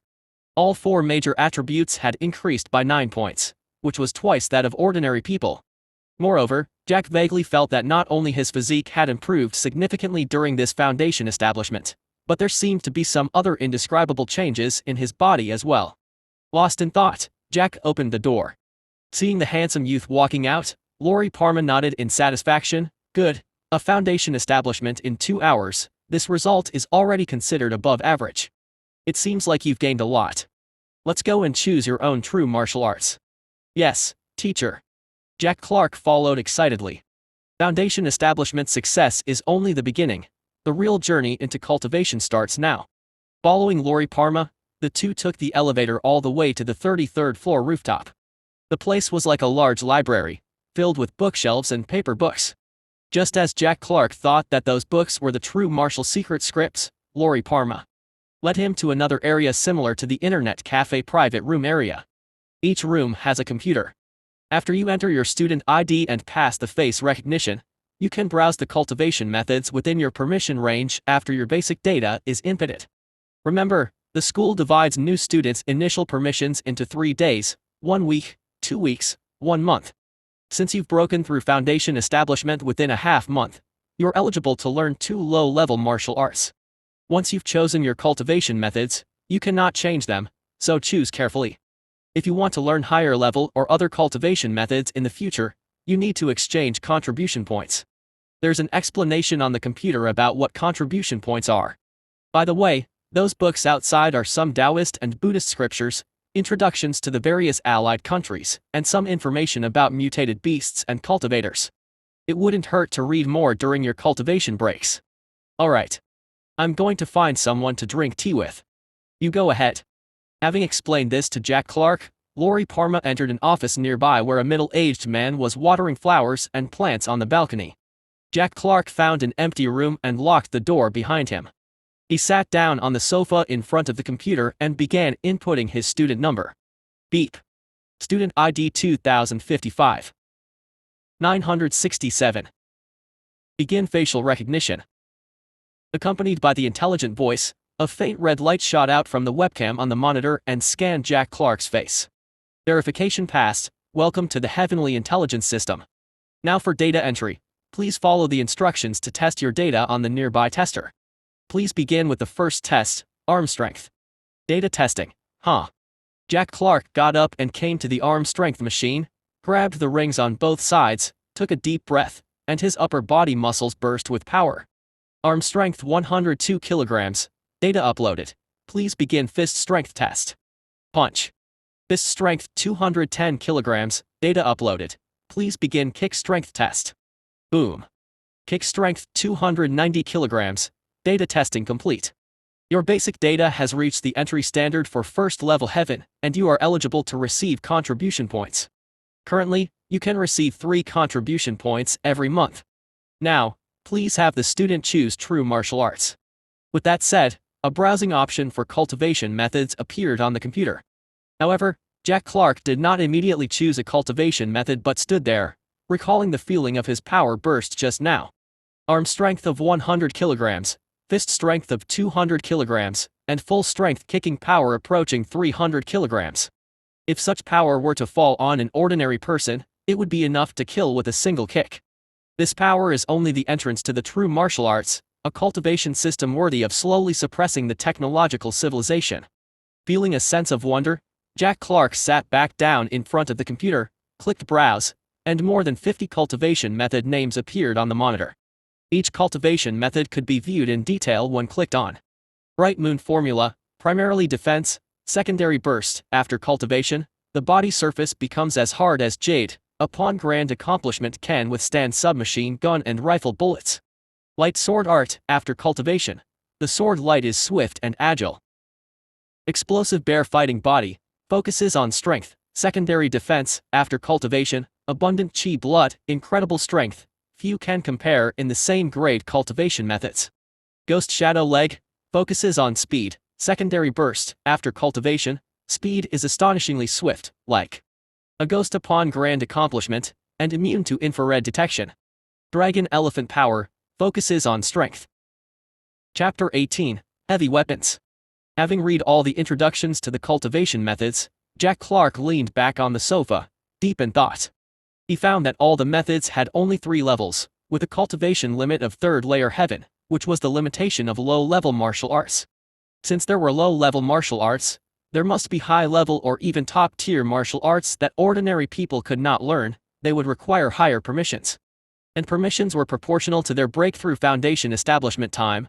The faster the breakthrough, the higher the initial permissions. No wonder Crystal Leinster and others who already had good natural talents were also willing to spend a lot of resources to quickly break through the foundation establishment. They must have known about the permissions thing early on. Thinking about this, Jack couldn't help but recall the day when Justin Whelan deliberately waited for him to tell him about the chi blood resources that could replenish chi blood and speed up cultivation. At that time, Justin Whelan might not have just been reminding him to pay attention to his body, but also obliquely suggesting that he spend money to buy resources to accelerate his foundation establishment. Unfortunately, even if Justin Whelan had explicitly told him at that time, he had no way to do anything about it. Because he had no money, and his talent was inferior to others, his breakthrough in half a month's time had been due to factors like his avatar evolution and attribute page solidified proficiency. During this contemplative moment, Jack's attention returned to the choice of a cultivation method. These methods could be roughly divided into 2 categories, body cultivation and weapon-based ones. Body cultivation methods were further divided into those focusing on strength, defense, speed burst, and short-distance movement techniques, leg techniques, etc., while weapon-based ones were even more diverse. However, no matter which type of weapon, Jack found them all to be extremely exaggerated. For example, the sword skill of the cultivation method for sword techniques required the chosen sword not to be shorter than 1.5 meters and not longer than 2 meters. That's insane. Isn't 2 meters already a giant sword? And for the meteor hammer technique, the suggested data for matching objects specified that the hammerhead should weigh at least 100 kilograms. Otherwise, the full power could not be unleashed, and the heavier the weapon, the better. Apart from that, several other knife techniques were also no exception, with the most exaggerated being a technique called hegemon 10 slashes, requiring the knife to be 3 meters long and 0.5 meters wide. How is this even a knife? It's more like a door panel. However, considering that the people who created these methods had targeted them for dealing with mutated beasts, Jack could somewhat understand. After all, those mutated beasts had body sizes of several meters or even over 10 meters, not to mention the huge giant beasts. If the weapon was too small, wouldn't it just tickle them? In the course of his reflection, Jack finally chose one main cultivation method, the dragon elephant power, and one blade technique, the mind's eye bright knife, with a suggested weapon length of 2 meters. After deciding on a cultivation method, Jack took a deep breath. It was quite troublesome to choose because of his indecisiveness, since although all these cultivation methods were low level, each seemed excellent.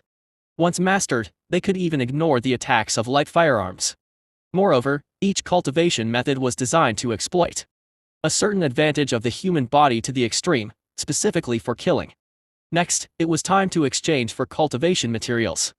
That's right, true martial arts could be potent, but their cultivation could be problematic, and many physical cultivation techniques required supplementary resources to get started. For example, to get started with dragon elephant power, one needed to apply a mutated beast called tyrant elephant's blood on their body during cultivation, to gain some attributes of the elephant. Once successfully cultivated, the person's strength would greatly increase. When Jack finally decided on a cultivation method, a virtual helmet slowly descended above his head, and without hesitation, he put it on. Identity verification in progress. Verification passed. Please relax, and don't be nervous.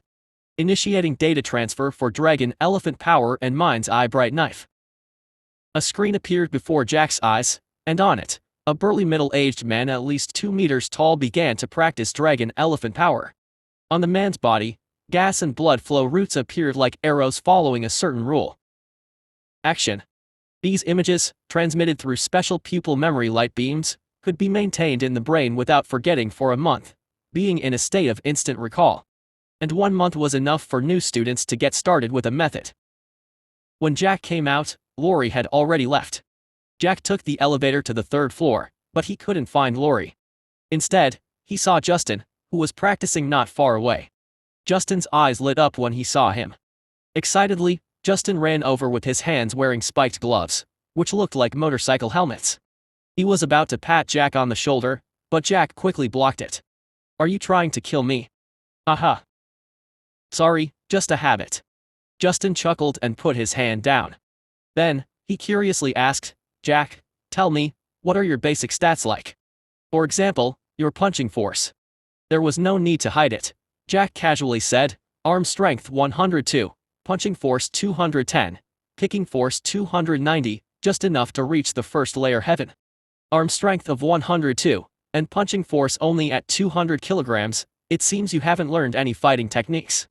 Normally, people with professional training could have a punching force 3 times their arm strength, even 4 times for those who specifically trained for muscle enhancement at novelman. Justin laughed and said, "But it's already pretty good. With your basic stats reaching the first layer heaven, you'll receive contribution reward points every month, which can help you quickly enter the world of true martial." The first layer heaven threshold was having an arm strength of over 100 kilograms and doubled constitution after foundation establishment. Moreover, I remember that you initially had an average physique, not even reaching the standard of an ordinary person. That's right. Jack nodded. His body was originally weak and appeared somewhat malnourished. That means your body has high compatibility with strengthening physique and increasing strength cultivation methods. The body casting skill could enhance your constitution by 0.6 times. Only in this way can it explain how you broke through to the first layer heaven all at once. At this point, Justin couldn't help but show envy. Having high compatibility with certain cultivation methods, such as strength and defense, was also a form of hidden talent. As long as you choose the right method, you can achieve twice the result with half the effort. "I guess I'm just lucky," Jack said modestly. He knew Justin misunderstood, but it worked out for the best. When his avatar evolved again, his physique would definitely improve greatly. This reason could be used to cover up the sudden explosion of his strength in the future. By the way, Justin, what were your stats when you reached Foundation establishment? Jack asked, wanting to know the stats of these geniuses who had reached Foundation establishment within a week. Me. I did all right. Justin grinned smugly. My arm strength was 140, punching force 340, and kicking force was 420. How about that? Am I not impressive? You should know that Crystal Leinster's arm strength was just 130 when she completed Foundation establishment, so I'm even stronger. Jack nodded. Indeed, that's impressive. Using an average untrained person's arm strength of 50 kilograms, Justin had a physique of at least 28 when he completed Foundation establishment, 6 points higher than him. Body casting skills enhancement might have only given him an increase of 2 or 3 points, or else he wouldn't have been envious of Jack's 0.6 times enhancement. Plus, considering an estimated 10-point improvement during Foundation establishment, he must have had a base physique of 16 points before practicing, well beyond ordinary people. With additional resources to replenish chi blood, it was no wonder their cultivation speed was so fast. Jack, don't listen to him bragging. At this moment, Freya approached and said, Justin, don't forget that the average arm strength of women is only 40 kilograms. Even if class leader had practiced some physiques before, having an arm strength of 130 kilograms after Foundation establishment indicates that her base physique is 3 times stronger than an ordinary person, even higher enhancement than you. Really? Did I remember it wrong? Aren't men and women's base strength the same? With his bluff called out, Justin looked confused. Chapter 19, Sticking Together. Ignoring the feigned ignorance from Justin Whelan, Freya Louise looked towards Jack Clark, suggesting, It's almost noon, shall we go eat together? The canteen in the martial sex area is different from the one in the humanities section. There's unique beast meat every day. Upon hearing this, Jack became curious. Unique beast meat? What's the difference in taste compared to ordinary meat? There's not much difference in taste, it's just chewier and more nutritious since the meat in the canteen is from ordinary farmed unique beasts. As she spoke, Freya Louise brushed her hair behind her ears. At this moment, the office door opened in the distance, and Lori Parma glanced at the three of them. It's still a bit early for lunch. Jack, come over and sign some agreements. All right, teacher. Not knowing what to sign, Jack hesitated, greeted Freya and Justin, and followed Lori into the office.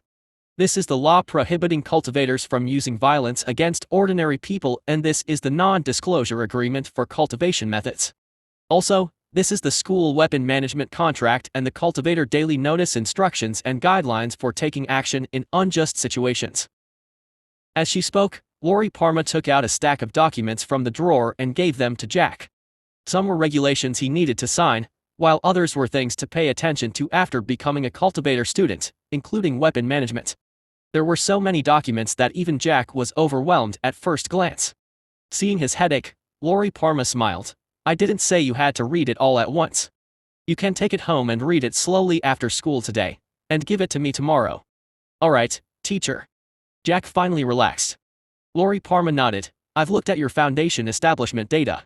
It's good. Have you chosen your cultivation method? Yes. Jack nodded. Lori Parma reminded, since you've chosen, go to the logistics department to collect cultivation resources after lunch and start practicing. You should know that Foundation establishment is not only about strengthening your constitution, it also changes it to a certain extent, making you more compatible with extraordinary energy. All you need to do next is cultivate true martial arts, carry chi blood, and you'll be able to absorb the extraordinary energy from the outside world to strengthen yourself. And during the few days after your foundation building is complete, your body will be more sensitive and active to extraordinary energy, making your cultivation more efficient. Jack was slightly stunned, not expecting there to be so much to it. No wonder Justin and the others were gone for a long time after completing their foundation building. Thank you for the reminder, teacher. Jack gratefully said. Lori Parma said indifferently, that's what I'm supposed to do. If you have any questions about cultivation in the future, you can come ask me. I'll be here for a while every morning. Upon leaving the office, Jack saw Justin, Freya, Sherry Lesser, and 2 other male and female students chatting about something. Justin said cheerfully, Jack, you're out. Let's go eat and tell you something on the way. Jack looked at Sherry and the others, nodded slightly, and said, all right. The canteen in the cultivation area was on the 30th floor. The taste was similar to that in the humanities area, but the portions were larger and mostly meat-based. Besides, it was quite crowded. There were nearly 50 classes in Senior 1, and many students from these classes had made breakthroughs. Some had as many as 10 in Class 3 and even less in other classes, with 5 or 6. At this rate, there were already more than 300 first-grade students who had completed their foundation building. The group served themselves and found a quieter corner to sit in. Jack and Justin sat together on one side, while Freya and class leader Sherry Lesser were on the other, with 2 classmates sitting nearby. Once seated, Sherry smiled at Jack across the table. "First of all, congratulations to student Clark for successfully building your foundation within half a month." Jack modestly replied, "It's nothing compared to your achievements." Sherry shook her head slightly. "It's not a compliment. With your ability to build your foundation within half a month, your talent has surpassed most people in the school. This is also related to the matter we wanted to discuss with you. Please, do tell." Action. Sherry didn't beat around the bush. "For us, the foundation building is just the beginning. We still have a long way to go, so we're planning to form a club." Club? Yes, a club. The club would serve 2 purposes. One is to exchange ideas on cultivating true martial arts, encourage each other, and prepare for future trials. Trials? Do we need to fight? Jack was slightly stunned. Of course. Sherry said matter-of-factly, "We don't just cultivate true martial arts for the sake of interest. Without experiencing battle, how can we forge the heart of a strong man? Haven't you noticed, student Clark, that there are very few 2nd and 3rd grade martial cultivation students in the school? Even cultivators in society are relatively scarce." I didn't pay much attention to that. Having been here for half a month and with so many things happening, Jack hadn't been paying attention to these issues. Although he had occasionally wondered why he hardly saw any cultivators on the street, he thought they were just hiding their abilities. After the 2nd year, all cultivating students have to participate in trials. In previous years, the trial locations were usually the military blockade of the primitive forests. Over the years, the number of mutated creatures has increased, so they need to be cleared regularly. These trials are somewhat dangerous, with casualties every year. Faced with this situation, many 2nd-year students decide to team up to increase their chances of completing the tasks. This is also the reason why I want to set up the club. Currently, the club has 5 members, all classmates, and if we manage to integrate well in the coming year, we will form a team to participate in the trials next year. Of course, if we find any differences in character, ideas, etc. during this year, we can quit the club at any time. So, student Clark, are you interested in joining? Faced with Sherry's invitation, Jack hesitated for a moment. In fact, joining this club had its advantages, such as sharing information and gaining knowledge. Sherry and Justin, among others, had familial backgrounds that granted them access to many secrets unknown to ordinary people. With their talents, they would be well ahead of ordinary people and the gap between them would widen further. Of course, if you had monstrous talent, you could surpass them later. But, how many people with monstrous talent are there amongst ordinary people in this world? Moreover, Jack was aware that Sherry's invitation had to do with him building his foundation within half a month, and his talent was average, not too bad. It wasn't that Sherry and the others were being practical, but that dragons do not mix with snakes. In just a short while, Jack had weighed the pros and cons and then tactfully said, "Could you give me 2 days to consider it?" Fine. Sherry hesitated for a moment, realizing that this was Jack's tactful rejection. She couldn't understand why Jack would refuse to join a club that was obviously more beneficial for him. Not just Sherry, but others were also surprised. They didn't know that Jack had too many secrets, and compared to the small benefits of joining the club, he still felt that cultivating alone was better. Chapter 20, Dragon Elephant. "Mr. Willard, aren't you going to ask me why I refused to join your club?" "Can't be bothered to ask, Jack, I'm sure you have your reasons." After lunch, everyone dispersed after Jack declined their invitation. Jack was going to exchange cultivation resources at the logistics department, and Justin Whelan volunteered to show him the way. On the way, Jack was surprised that Justin didn't ask him why he refused to join. "By the way, Jack, you completed foundation establishment within half a month. According to the rules, you can earn 3 contribution points every month, so don't waste them. If someone comes to collect contribution points from you, just give them a punch and tell them to scram." So there are people who buy contribution points. Action. Of course, everyone's in short supply. Justin explained, under normal conditions, the school's contribution points exchange rate is 1 to 1,000. In the black market, it's 1 to 3,000, but both are hard to come by. Especially for us newcomers, contribution points are even more important. We can exchange them for resources that are not available in the market at the logistics department. And for every freshman's first purchase of cultivation resources, the school offers a discount. For example, the Tyrant Elephant Essence blood you're going to exchange for next. One portion costs 50,000 yuan in the market, and ordinary people can't buy it. But with contribution points, you only need 20. And weapons, like ordinary level 1 alloy swords, sell for 30,000 to 50,000 pieces. But in the school, you only need 10 contribution points. Besides, if you want to practice other cultivation methods, you also need contribution points. So everyone is short of them, and some people go and buy them from the freshmen. Some new students who've just completed foundation establishment can't resist the temptation of selling their points at 3,000 or even 5,000 for one contribution point. At novel bananas. This happens every year, and those who sell their contribution points soon regret it. Why doesn't the school remind these freshmen? Jack couldn't help but wonder. Justin shrugged, the school isn't your nanny. They have already prepared basic resources for you. If you can't resist temptation, who's to blame? That's true, Jack nodded. In this world, ordinary people are still the majority. One contribution point for a few thousand yuan is indeed a huge temptation for many ordinary high school students. Moreover, the discount offered to freshmen can only be applied to their corresponding cultivation resources. There are many restrictions on contribution points trading and exchange rights, so there are no loopholes for people to exploit. As the two talked, they arrived at the D building where the logistics department was located. As soon as they entered the lobby, they noticed a few older students looking at them. Among them, a blonde student seemed particularly enthusiastic. Junior, do you want to sell contribution points? I'll buy 1 point for 5,000 yuan. Without waiting for Jack to speak, Justin snapped back, scram. Get as far away as you can, you scum who sucks freshman's blood. The blonde male student narrowed his eyes, exuding a faintly dangerous aura, and said in a deep voice, Junior, I was just asking if you wanted to trade normally. There's no need to be so rude, right? I advise you to be more polite. I'm not a freshman. What, you want to bite me? Justin wasn't afraid of him at all. He puffed up his chest and said disdainfully, come on, hit me if you dare. Don't think I'm scared of you just because you started cultivating a year before me. Hit me, if you have the guts. Come on, hit me. Looking at Justin's arrogant face, the sophomore student's face turned ugly, but for some reason, he didn't dare to make a move. In the school, I may not be able to do anything to you, but don't be too arrogant. With that, the blonde student left in a cold huff. TCH. Threatening me. You think I'm scared? Justin scoffed, don't think that cultivating for an extra year makes you anything special.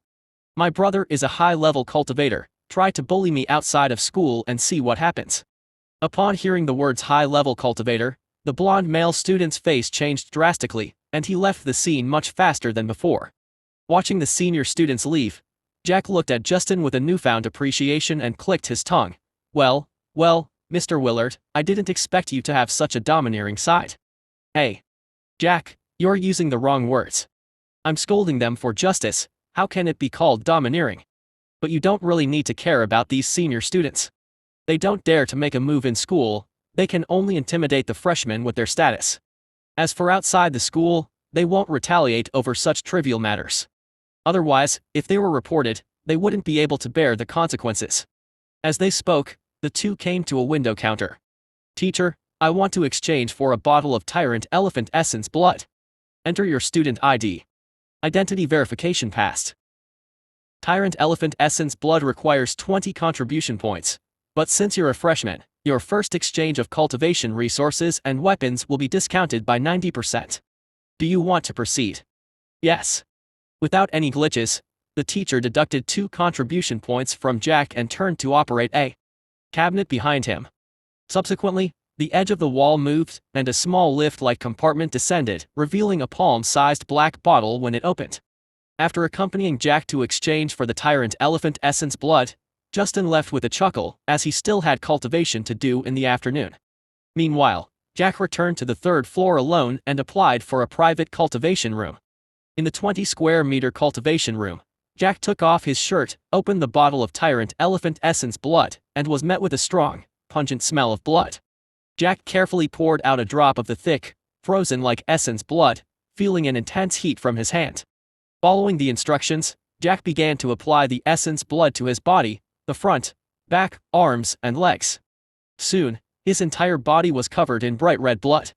At this moment, Jack closed his eyes slightly, and the beginning of the dragon elephant power appeared in his mind. Human strength is limited, and the human body alone cannot rival those gigantic creatures. Therefore, I created this cultivation method to strengthen oneself by borrowing external force. To cultivate this technique, one must apply the blood essence of mutated elephant-type beasts to their body, with tyrant elephant essence blood being the most effective for beginners. After applying the essence blood to the entire body, recalling the cultivation steps, Jack's chi blood began to circulate according to the dragon elephant power route. His spirit power spread out, attracting the surrounding heavenly energy. Boom! As the extraordinary energy entered his body, Jack's chi blood was ignited again, and the tyrant elephant essence blood applied to his body surface was affected as well. The essence blood became scorching hot as strands of hot steam mixed with extraordinary energy poured into Jack's body, being refined by his circulating chi blood. Indistinctly, Jack faintly heard the overbearing roar of a massive elephant, causing his consciousness to tremble slightly. With his mind focused and undistracted, Jack didn't pay any attention to the mental influence and concentrated on refining the extraordinary energy and the essence blood's power. 1 cycle, 2 cycles. Uff. With the absorption of the tyrant elephant essence blood and the functioning of the cultivation method, Jack's physique began to undergo a special transformation. His muscles and skin became stronger and more resilient. Even his internal organs were affected. His breathing became heavy like the low growl of an elephant, and a faint, oppressive aura began to emanate from his body. It was as if the person standing there wasn't a youth, but a massive, awe-inspiring elephant. Chapter 21, Become Strong, Trading with Pain. In the cultivation room, as the boiling chi blood subsided, Jack Clark slowly opened his eyes, and a faint sharp glint flashed in them, fierce and intimidating. Is this true, Marshal? It's indeed powerful. With a sigh, Jack clenched his right hand slightly, and the muscles of his entire arm swelled a little, forming a strong force concentrated in his palm. He could feel that his overall physical attribute had not increased much, only that his skin and muscles had become a bit tougher. However, after practicing the dragon elephant power, the nature of the power in his body had changed. The strength changed from its original loose state to a more cohesive, overbearing, and substantial state, allowing him to unleash about twice the destructive power in his every move. Don't underestimate this improvement. If Jack's punching power was 210 kilograms in the morning test, he would now be able to unleash as much as 400 kilograms, a terrifying increase. And this is still without mastering the dragon elephant power's matching battle skills. According to the cultivation method's description, there are 2 battle skills that come with dragon elephant power. Each skill allows the user to unleash far more than their limit, just like a giant elephant stomping on the ground. After briefly sensing the changes within his body, Jack moved his thoughts and called up the attribute page. Level, first layer heaven. Physique, 23. Strength, 24 at novelban at. Agility, 19. Spirit, 24. Talent, soul split. Cultivation methods, Lotus platform meditation skill complete dragon elephant power beginner, first layer. Avatar. Having just mastered the cultivation method, his physique increased by 2 points, his strength attribute increased by 3 points, and there wasn't much else. There's no proficiency remark behind the true martial arts. Jack was slightly taken aback, and he looked at the remark behind the dragon elephant power only to find that there was indeed no hint of progress. However, there was an additional level remark. After researching for a while without any results, Jack shook his head, opened the door of the cultivation room, walked into the dressing room, and washed off the dried blood stains on his body. It was already past 5 p.m. at this time, and no one was on the 3rd floor, but surprisingly, Lori Parma was still in her office.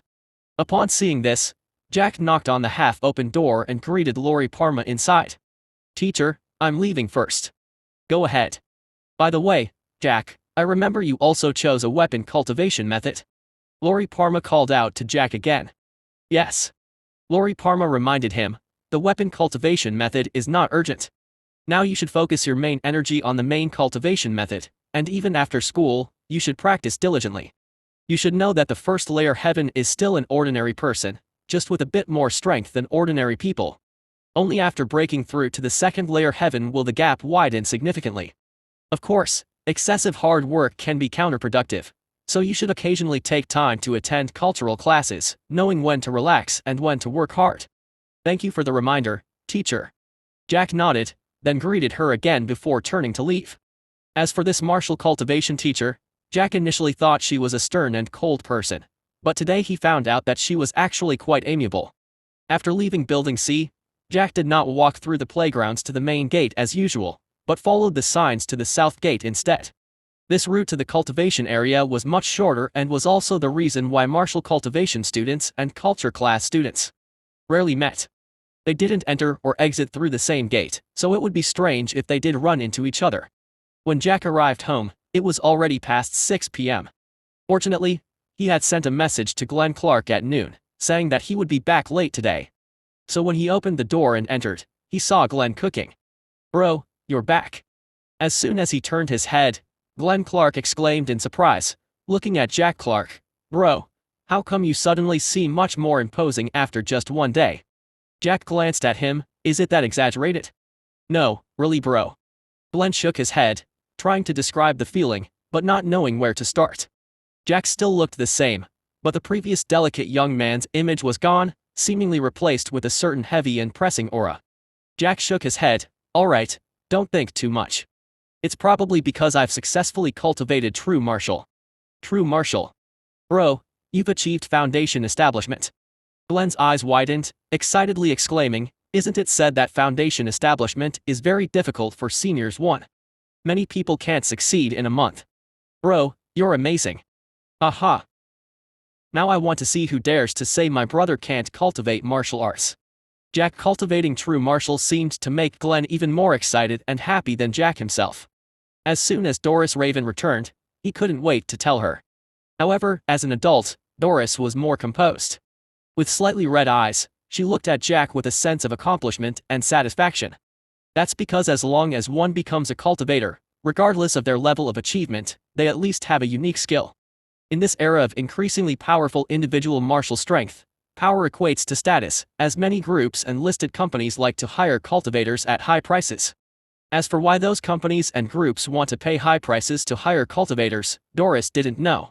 But she knew that as a cultivator, they would have preferential treatment if they joined the police or military systems, and the criteria for civil servant assessments would be lower than those for ordinary people. Originally, Doris had never imagined that Jack could become a cultivator. After all, she knew all too well how weak her eldest son's physique was. He would easily catch a cold if he wasn't careful. A slightly more serious illness might be pneumonia or nephritis. He even had a high fever and passed out the day before the school started. Who would have thought he would suddenly bring her such a pleasant surprise? At this time, she felt that all the hardships and tiredness she had suffered as a single mother raising 2 children had been worth it. After dinner, while Doris was washing the dishes, Glenn eagerly pulled Jack aside, asking him to demonstrate how powerful true martial was. Jack tried to refuse but didn't succeed, so he stopped resisting and went to the courtyard. There was a dead peach tree on the left side of his small courtyard. The tree trunk was about 10 centimeters thick, and some parts of it had split open and its branches were sparse. Jack walked to the peach tree and signaled Glenn to stay back. He took a deep breath, his figure slightly lowered, his left foot stepped forward, and his upper body turned to the right. It was already 7 p.m., and the sunset was setting in the west. A few elderly neighbors who had finished dinner came out for a walk. Seeing the Clark brothers in the courtyard doing something, they curiously looked over. Then they saw Jack let out a low shout. The muscles in his body instantly swelled as powerful dragon elephant power coursed through his body. Using his waist as an axis, his right leg swung like a battle axe. When he completed foundation establishment, Jack's kicking power reached 290 kilograms. After practicing dragon elephant power in the afternoon, his entire body's power had undergone a transformation. Bang! With a nearly 600 kilograms kick tearing through the air, Jack roundhouse kicked the tree trunk. The withered peach tree cracked under the immense power, making a snapping sound as it was broken in half. Thump. The tree trunk and branches fell to the ground, making a heavy dull sound. Action. The noise attracted Doris from inside, who, with Glenn, looked in astonishment at the broken peach tree. Outside the courtyard, the elderly neighbors taking a walk were also startled. They couldn't believe the person who just kicked down a tree was the Clark family's sickly child. As everyone was amazed at the broken tree on the ground, Jack had already retracted his leg and stood calmly, watching the scene with a faint aura of an expert. Only his right leg was shaking slightly. It couldn't be helped, it hurt. Although the physical resilience of his skin and muscles had been improved upon entering the realm of dragon elephant power, his current strength was still limited and wasn't to the point where it could withstand blades and spears. Chapter 22. First Layer Heaven Limit. Jenny, your Jack has come into his own now. Yeah, he kicked such a thick tree and broke it right away. As expected of a cultivator, if my old arms and legs got hit, they'd definitely be done for. Uncle Isabel, you do have a sense of humor. Congratulations, Jenny, your family has a cultivator. Oh, please, Aunt Raven, you're too kind. Jack has just begun his foundation establishment. He still has a long way to go until he's a real cultivator. Perhaps one day he'll find martial training too bitter and tiresome and won't want to cultivate anymore. In the yard, the elderly folks taking a stroll showered Doris Raven with praise, and she modestly accepted. Inside the yard, Jack Clark and Glenn Clark were dismembering the peach tree, shaving off its branches, chopping the trunk into sections and stacking them on the side, ready to be disposed of. However, it was actually Glenn who was doing all the work. Bro, you're the one who broke it. Why do I have to chop the trunk while you just watch? As he said this, Glenn rubbed his sore shoulders. Jack, annoyed, replied, because you're the one who wanted to see the power of true martial in action, so stop talking and get back to work. His shins were still hurting, he couldn't squat down. What was he supposed to do? However, Glenn was just complaining. After witnessing the overwhelming power of true martial, he was incredibly excited and even more resolute in his determination to cultivate. At night, the hexagonal power like a fight, over 50 centimeters long, lay lazily on the table, its face expressing a human-like languor, its black, being-like eyes seeming vacant as if it were in a daze. In the room, Jack Clark sat cross-legged on the bed, his eyes tightly closed. Inside his body, the chi blood was circulating continuously along the dragon elephant power route, refining the extraordinary energy that had been introduced into his body. Each circulation made his constitution a little stronger. According to the cultivation methods, the main focus of the first layer heaven is to strengthen the constitution, tempering the skin, flesh and bones to become more robust. When both the constitution and chi blood reach the current realm's limit, something will be produced from nothing, cultivating a similar true strength to that in Wuxian novels, and then break through to the second layer. The basic requirement for reaching the limit of the first layer heaven is an arm strength of 300 kilograms, and a constitution about 5 times that of ordinary people. This is just basic data. Combined with the cultivation of true martial arts, even a cultivator at the first layer heaven can unleash formidable fighting power, far exceeding ordinary people. In the following days, nothing unexpected happened, everything was running as scheduled. Every day, Jack would go to school to cultivate on time, seeking advice from Lori Parma whenever he encountered problems. Occasionally, he would exchange ideas with Justin Whelan.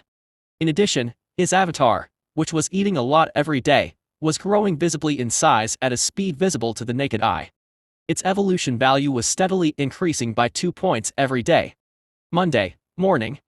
On the 3rd floor, in the cultivation area, Jack Clark, sitting cross-legged, slowly opened his eyes, a bitter smile appearing on his slightly tired face. Not far away, sitting on the sofa resting, Justin Whelan said with a smile, "How is it? Can't you accept this kind of intense loss?" Indeed. Jack nodded. It had been 3 days since his foundation establishment. At first, he was training hard every day. Both his physique and strength were increasing by 1 point a day. At this rate, he would reach his first layer heaven limit in just a month. However, 3 days later, Jack realized that the speed at which his body absorbed extraordinary energy during cultivation had sharply decreased. According to his current cultivation speed, he estimated that it would take at least 4 days to increase his attributes by 1 point. He would probably take about 4 months to reach the first layer heaven limit. Even Jack was a bit taken aback by this gap. "Hey, I was in a similar situation as you back then." Justin Whelan chuckled, enjoying that rapid progress when you just get to the foundation establishment stage, and then feeling the speed slow down several times after a few days. It's really uncomfortable. Otherwise, with the cultivation speed I had just after foundation establishment, I was confident I could reach the first layer heaven limit in half a month. But now, I feel it's going to take me more than a month. Jack Clark nodded. Justin Whelan had achieved foundation establishment for half a month. Under such circumstances, he still needed to cultivate for more than a month, and it would probably take just over 2 months to reach the first layer heaven limit. This cultivation speed was about twice his. Now, the strength of both of them was very weak. This difference did not seem significant, but when they later cultivate to the second layer heaven, third layer heaven, or even higher realms, the gap brought by this talent will only get bigger and bigger. Of course, being fast in cultivation does not necessarily mean one will become a strong man. Similarly, in the cultivation world, there is no lack of records of ordinary people who initially cultivated slowly, accumulating over a long period to surpass the genius, but this probability is too low. Moreover, while ordinary people are striving to cultivate, these geniuses are also trying, such as View. In the distance, Crystal Leinster, dressed in a tight-fitting cultivation suit, exhaled and slowly put down the long sword in her hand that's 1.5 meters long, 10 centimeters wide, and weighs 20 kilograms. The school's cultivation area is divided into two types. One is the personal area for the practice of static exercises like Jack Clark, and the other is a wide field required for practicing sword formulas and sword method. The surrounding walls were also reinforced with some high-strength material, along with some accompanying testing and cultivation equipment, which can meet the normal cultivation needs of most students. A few geniuses who prefer quiet, or people who have cultivation needs, can also rent some special cultivating rooms from the school for a fee. However, this is expensive, such as the activity room that Crystal Leinster and others applied for, which costs tens of thousands a month, and it also needs to be audited, reportedly taking 2 days to approve. Crystal Leinster wiped her sweat and walked over after putting the long sword on the rack. Jack Clark, don't think too much, although your cultivation speed is a bit slower than ours, your foundation is solid. Also, the way of cultivation values persistence. A short-term advantage doesn't mean everything.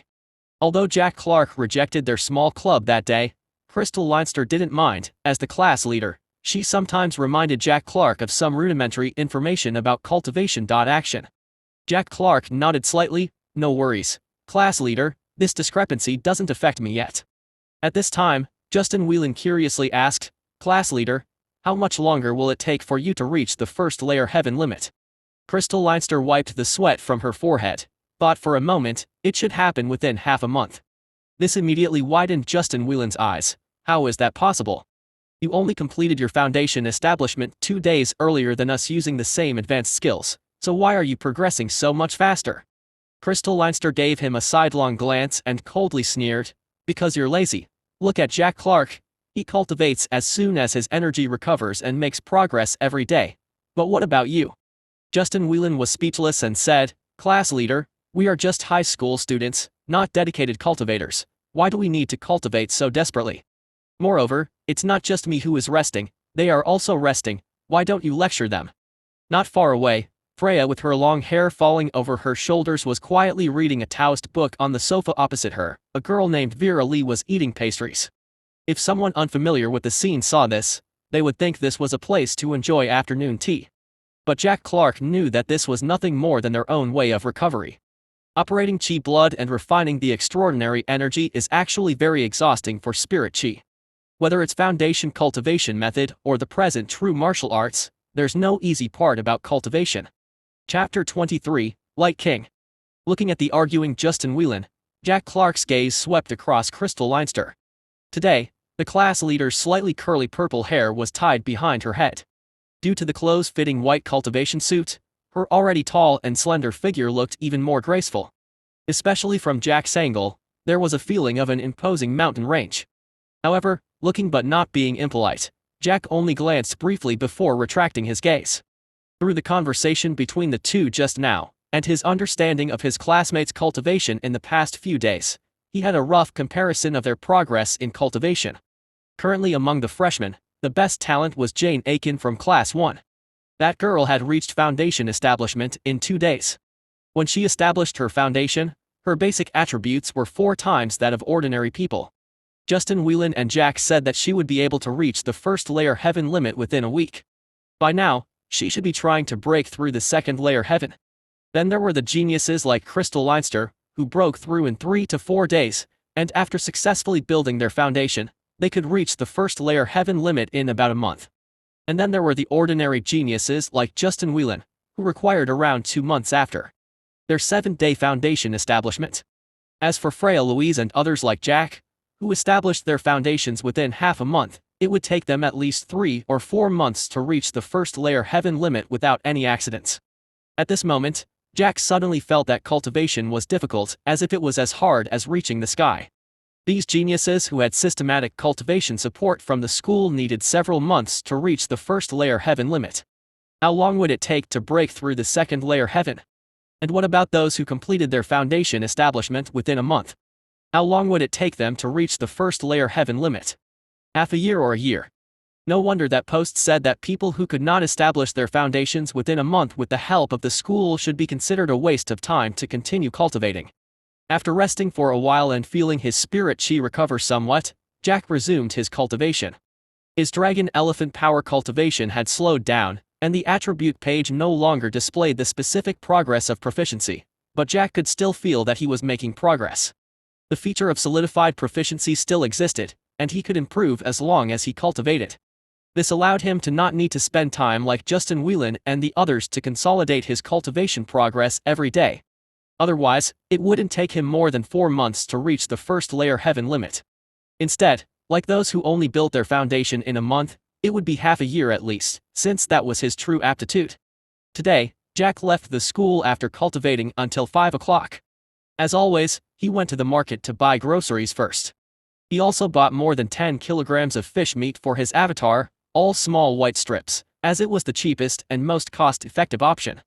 Now that his avatar had grown in size, its appetite had increased, requiring 4 meals a day, each with more than 4 kilograms of fish meat. It was already demanding so much food at this size. What would happen after it evolved further? This further affirmed Jack's idea of releasing his avatar into the wild. He simply couldn't afford to keep it. Thinking of his avatar, Jack remembered he still had something he almost forgot.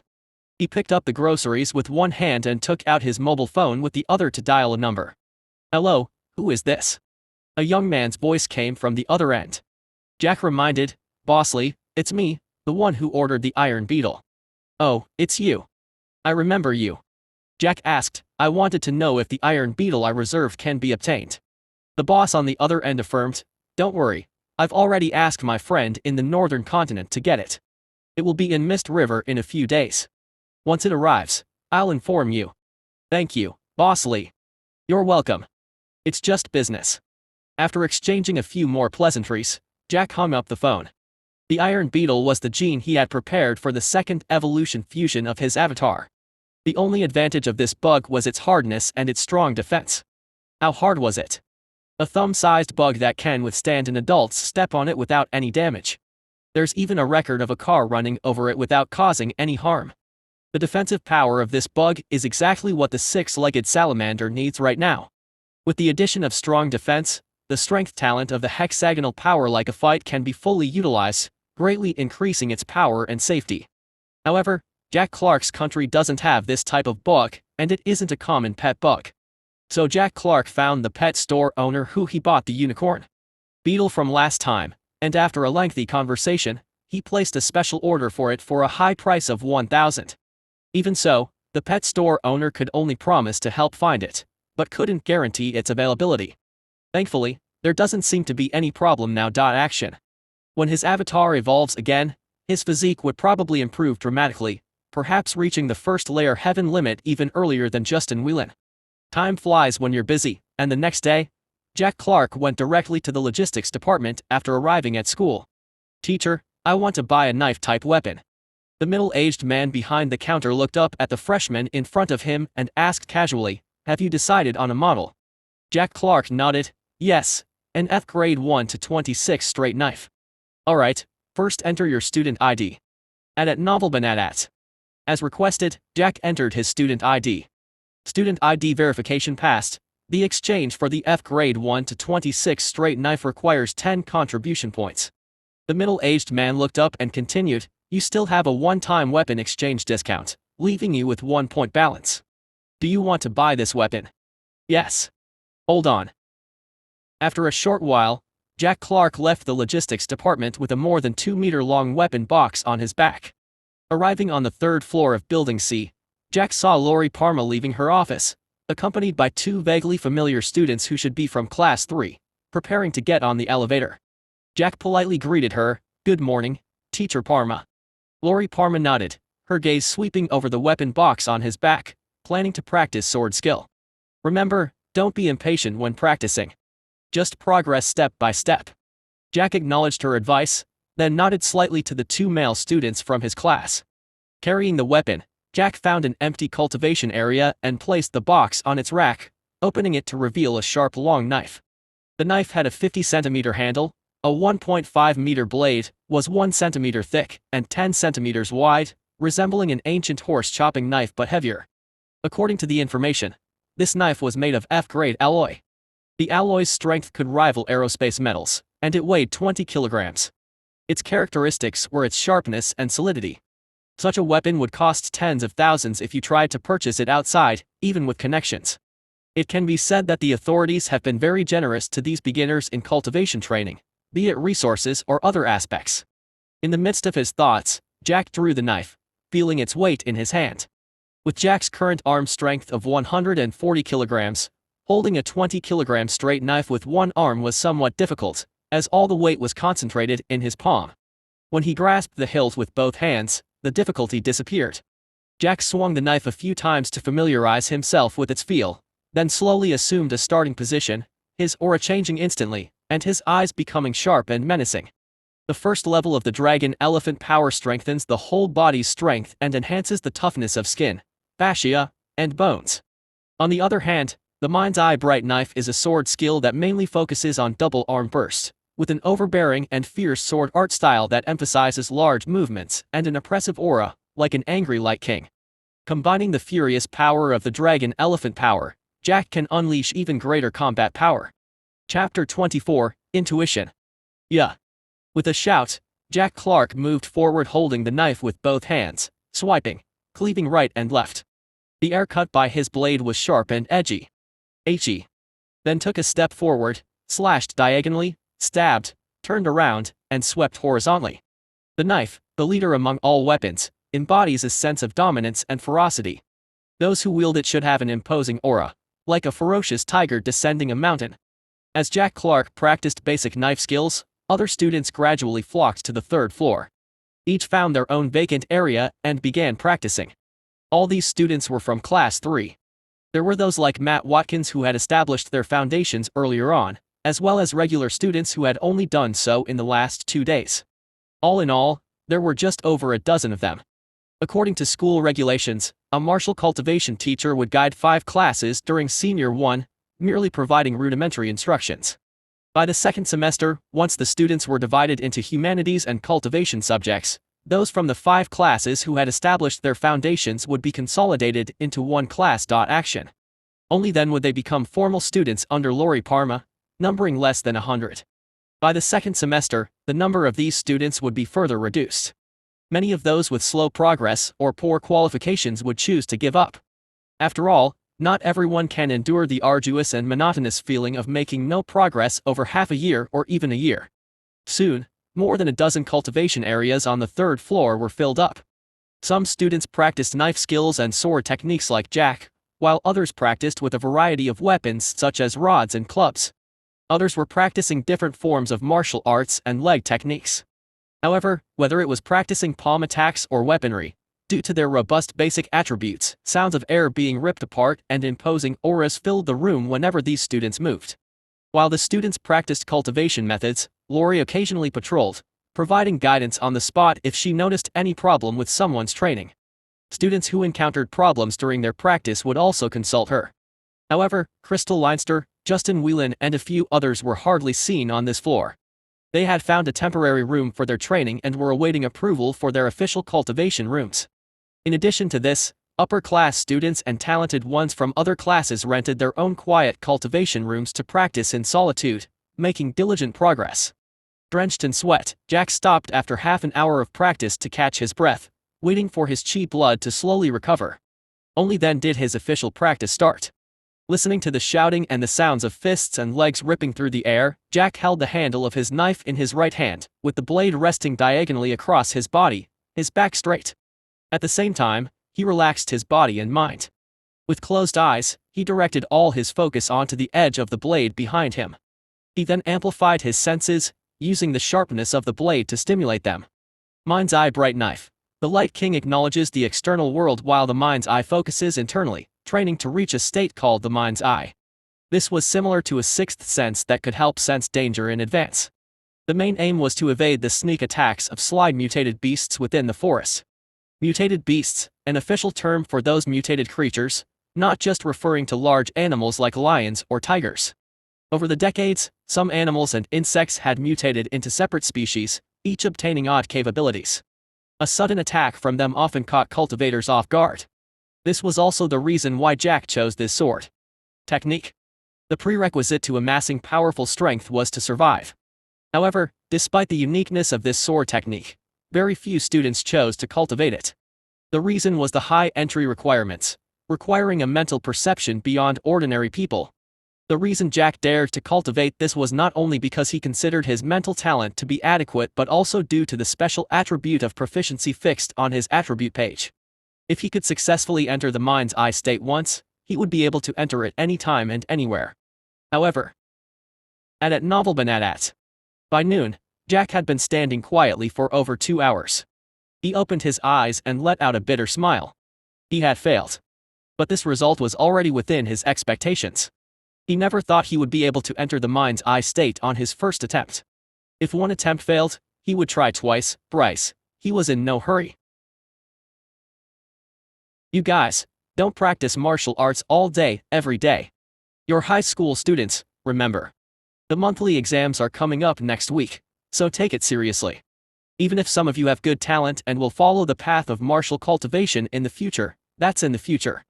For now, at least this semester, you are still humanities students. On Friday, in Class 3's classroom, James Clark stood at the lectern, speaking discontentedly. All the students were present today, whether it was Jack Clark, Crystal Leinster, or anyone else, because everyone had received a notice from the class teacher yesterday and dared not be absent. Despite their practice in true martial, they still dared not neglect James Clark, their class teacher. The reason was simple: their class teacher was very strong. As for just how strong, Jack didn't know, but he had heard from Justin Whelan. It's been almost a month, right? Time flies so fast, right, Jack? During break, Justin Welch leaned against the chair and sighed. Jack nodded slightly, indeed. He had been practicing true martial for over a week. Every day he either practiced dragon elephant power or sword skills. He even practiced again before he went to bed at night. In such a busy and fulfilling situation, he could hardly feel the passage of time. During this period, several classmates in the class continued to succeed in foundation establishment. Unfortunately, the talents of these classmates indeed fell short. Only one person reached the first layer heaven during foundation establishment, the others were still struggling to cultivate. Besides, there were still 25 students in the class who hadn't established their foundation yet. Some of these students had already given up, only a few were still unwilling to give up, hoping to break through in the last week. Their brows were filled with restlessness and urgency. By contrast, the students who had broken through were more complaint, having lost the initial pressure. Justin asked at this time, Jack, tomorrow is Saturday, do you have any plans? Any plans? Of course, to continue practicing. Jack looked at him weirdly. I knew you would say that. Justin Welch held his forehead. Jack, we're high school students, and now that we've completed foundation establishment, there's no need to lead a monk-like life. Don't you want to cherish your youth? Going shopping, watching movies and drinking milk tea together with a few beautiful girls on a day off. Having said that, Justin Whelan gave Jack a wink. Not far away, the pure and beautiful Freya Louise was talking quietly with Vera Lee. Obviously, Justin was suggesting Jack to ask Freya out tomorrow. In his view, Jack was handsome and Freya was pure and beautiful. Together with their good relationship in the class, they were a perfect match. As a good friend, a good brother, he naturally wanted to try to bring them together.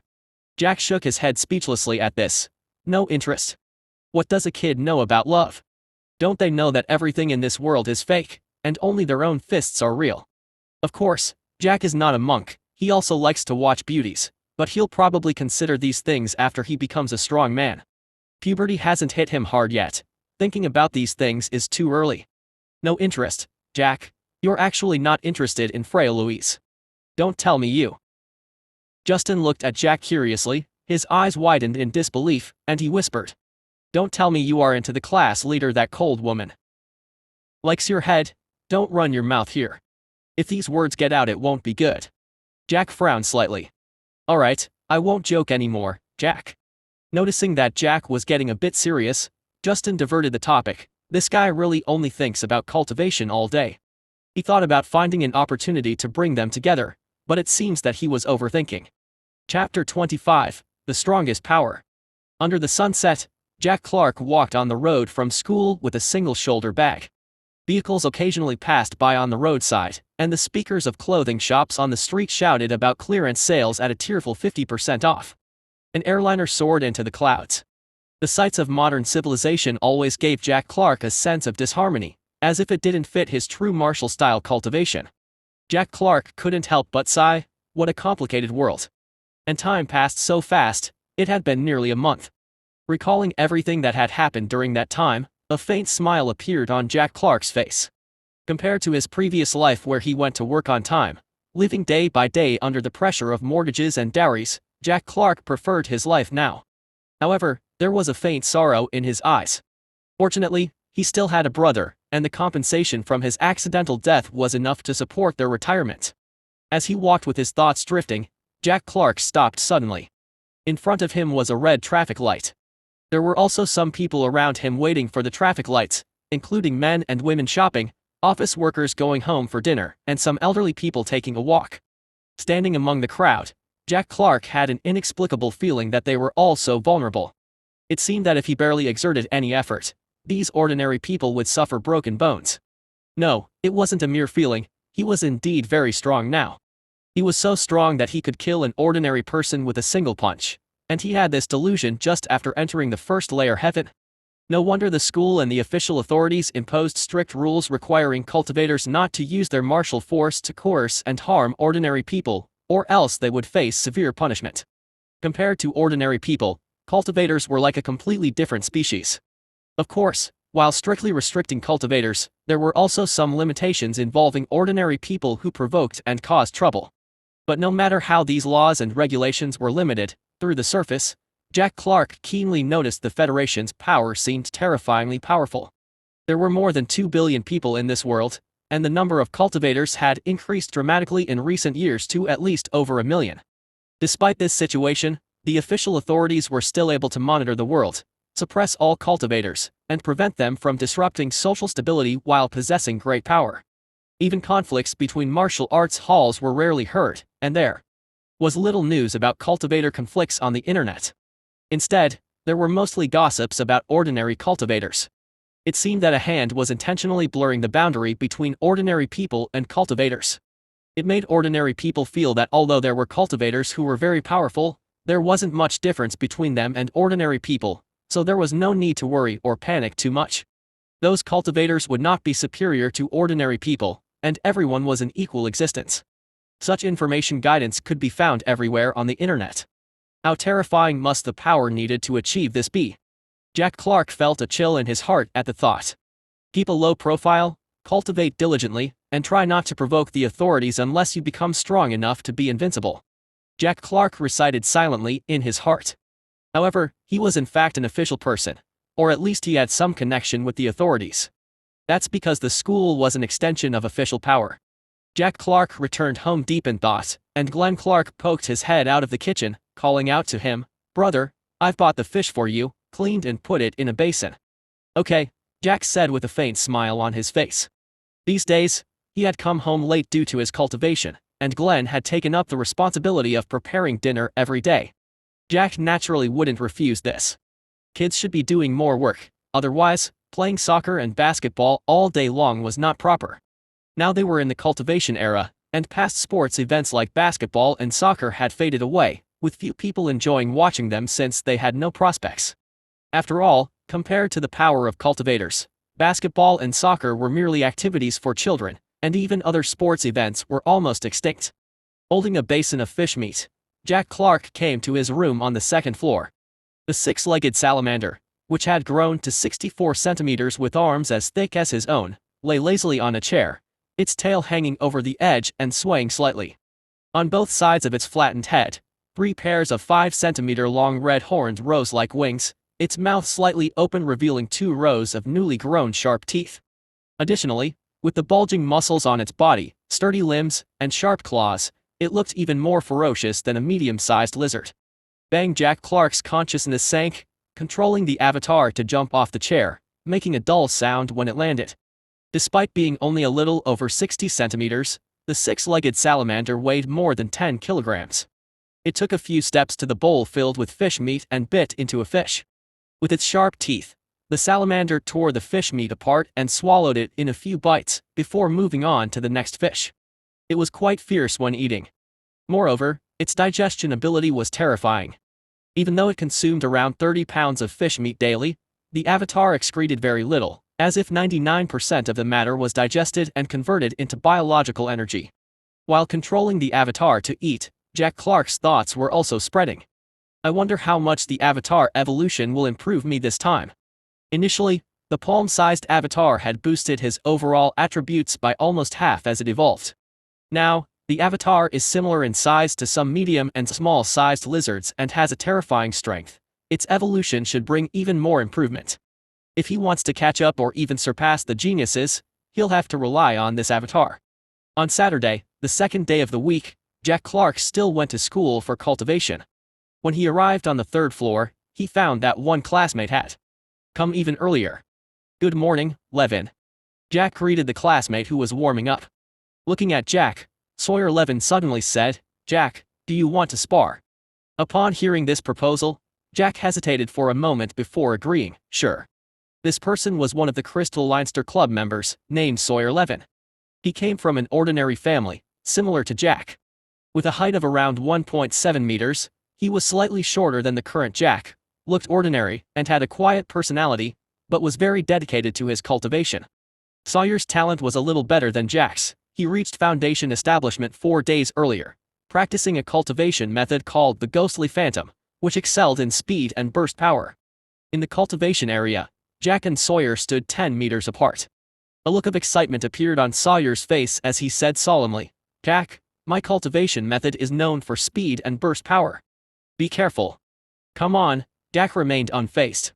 "Whoosh at novelban."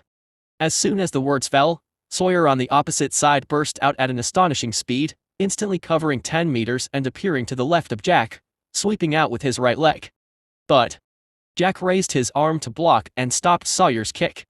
When his arm collided with Sawyer's leg, a dull sound erupted, and the impact of hundreds of kilograms of force made Jack's body involuntarily retreat a step.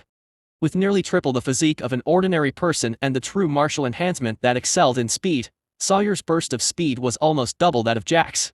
And as speed equals strength, even if he couldn't overpower Jack in absolute strength, under the blessing of his speed, every kick would still unleash over 400 kilograms of force. Moreover, he was incredibly agile. But, Sawyer's legs brought up a series of afterimages surrounding Jack, launching relentless attacks like a raging storm, initially suppressing Jack for a moment. But only momentarily, as Jack, who was primarily practicing the dragon elephant power, had even greater strength. Raising his arms, he easily defended against all attacks. Meanwhile, the increasingly rugged membrane made his defense sore, as even using his arms to block Sawyer's leg strikes only caused a slight pain. Suddenly, Jack shouted sharply, his voice like an elephant roar, and the furious howl stunned Sawyer into a pause. In that instant, Jack seized the opportunity to rush forward, clenching his right fist. With his upper body muscles bulging like an enraged elephant, he threw a punch with his furious power. Facing Jack's bullet-like lunge punch, Sawyer's face slightly changed, and he crossed his hands, unable to dodge. Boom. Under the overbearing power of the enraged elephant roar, Sawyer was blasted back 6 meters by Jack's punch before stopping. There were 2 distinct shoe marks on the ground. Chapter 26, Mutated Beast. What incredible strength. Sawyer Levin's face turned red as he slowly lowered his trembling arms. Jack Clark also let out a breath, slowly calming his surging chi blood, and looked at Sawyer Levin a few meters away, smiling. "You're not too shabby either, Levin." At this moment, the elevator door in the distance opened, and several students emerged. Even though it was a Saturday, many students still chose to come to school to cultivate, working hard to catch up with the geniuses who had already reached the foundation establishment stage. Seeing that people had arrived, Jack Clark and Sawyer Levin both lost their interest in continuing their sparring session. The 2 of them now had a rough understanding of each other's strength. Overall, their powers seemed to be on par, but Levin knew he had actually lost. He had reached foundation establishment 4 days earlier than Jack, had spent more time cultivating true martial, and had slightly better initial talent. Yet, he had just exchanged more than 10 moves with Jack and there was no clear winner. This result made Levin somewhat silent. He went quietly to the obstacle-filled cultivation area and began to cultivate his leg technique even harder. Meanwhile, Jack stood in his original spot, reflecting on the gains from their sparring, while he circulated the chi blood in his arms to gradually reduce the swelling. Speaking of power comparison, blocking a leg with an arm is inherently at a disadvantage. If his skin hadn't become as tough as cow skin, he would have had more than just a bit of swelling after having to endure over 10 kicks. However, Levin was not having an easy time either, as evident from the fact that he couldn't even lift his arm now. Not only them, he too had made progress during this period. His current physique attribute was at 27 points, but his strength attribute had already reached 29 points, with an arm strength test of 150 kilograms. When he delivered a punch at full strength, his basic punching power had reached over 300 kilograms, plus the overbearing force of the dragon elephant power and a double boost. If an ordinary person were to face this punch, not only their arms would be shattered, but their ribs and chest would collapse, leading to death. This battle wasn't just about the comparison of speed and strength, but also about the characteristics of both their cultivation methods. Levin's ghostly phantom force was sharp and highly penetrating. On the other hand, the force of the dragon elephant power was solid and overbearing, and it also provided a certain increase to defense. Of course, Jack was able to easily block Levin's attacks thanks to his 5 senses becoming much sharper than before. Although he hadn't entered the Heart's Eye realm yet, his cultivation over the past few days was not in vain. So what if he could move quickly? Could he move faster than the speed of a swing of the arm? Moreover, his final punch, if he had changed it to a palm strike, and grabbed Levin's arms the instant he swung his left fist, he would have been able to severely injure him, if not kill him. Jack seemed to be pondering something, summarizing the experiences from this battle. At 4 in the afternoon, Jack, who had completed his cultivation task for the day, looked a bit tired. After taking a bath in the changing room, he arrived at the 33rd floor of the library. Following the labels, Jack flipped through and took a book off the shelf, 2055 Latest Mutated Beast Data Compendium. As his cultivation process has slowed down, he decided to enrich his knowledge of the cultivation world in his spare time, especially regarding the data on mutated beasts. Apart from that, the miscellaneous notes of other cultivators were also worth reading. They recorded some of their cultivation insights which could be quite helpful for newcomers like Jack. Many students were also reading at this time slot. Jack noticed a long-haired girl sitting by the window. The golden sunlight penetrated the glass and shone on her pale face with a hint of red, the 3-dimensional features, and the strands of hair hanging down. It was like a perfect profile picture. Jack couldn't help but walk over and greeted, "Freya, you came to school today too."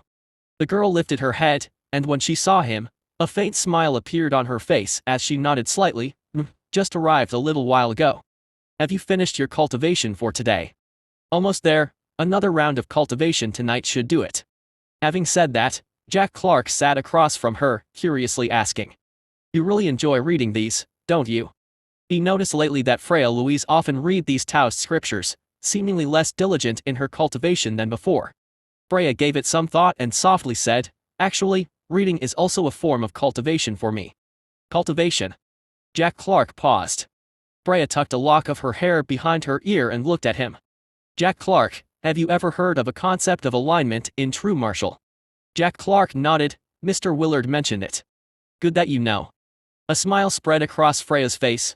My cultivation method is rather peculiar, requiring my mind to enter a state of serenity and oblivion. While in this state, my cultivation is twice as effective.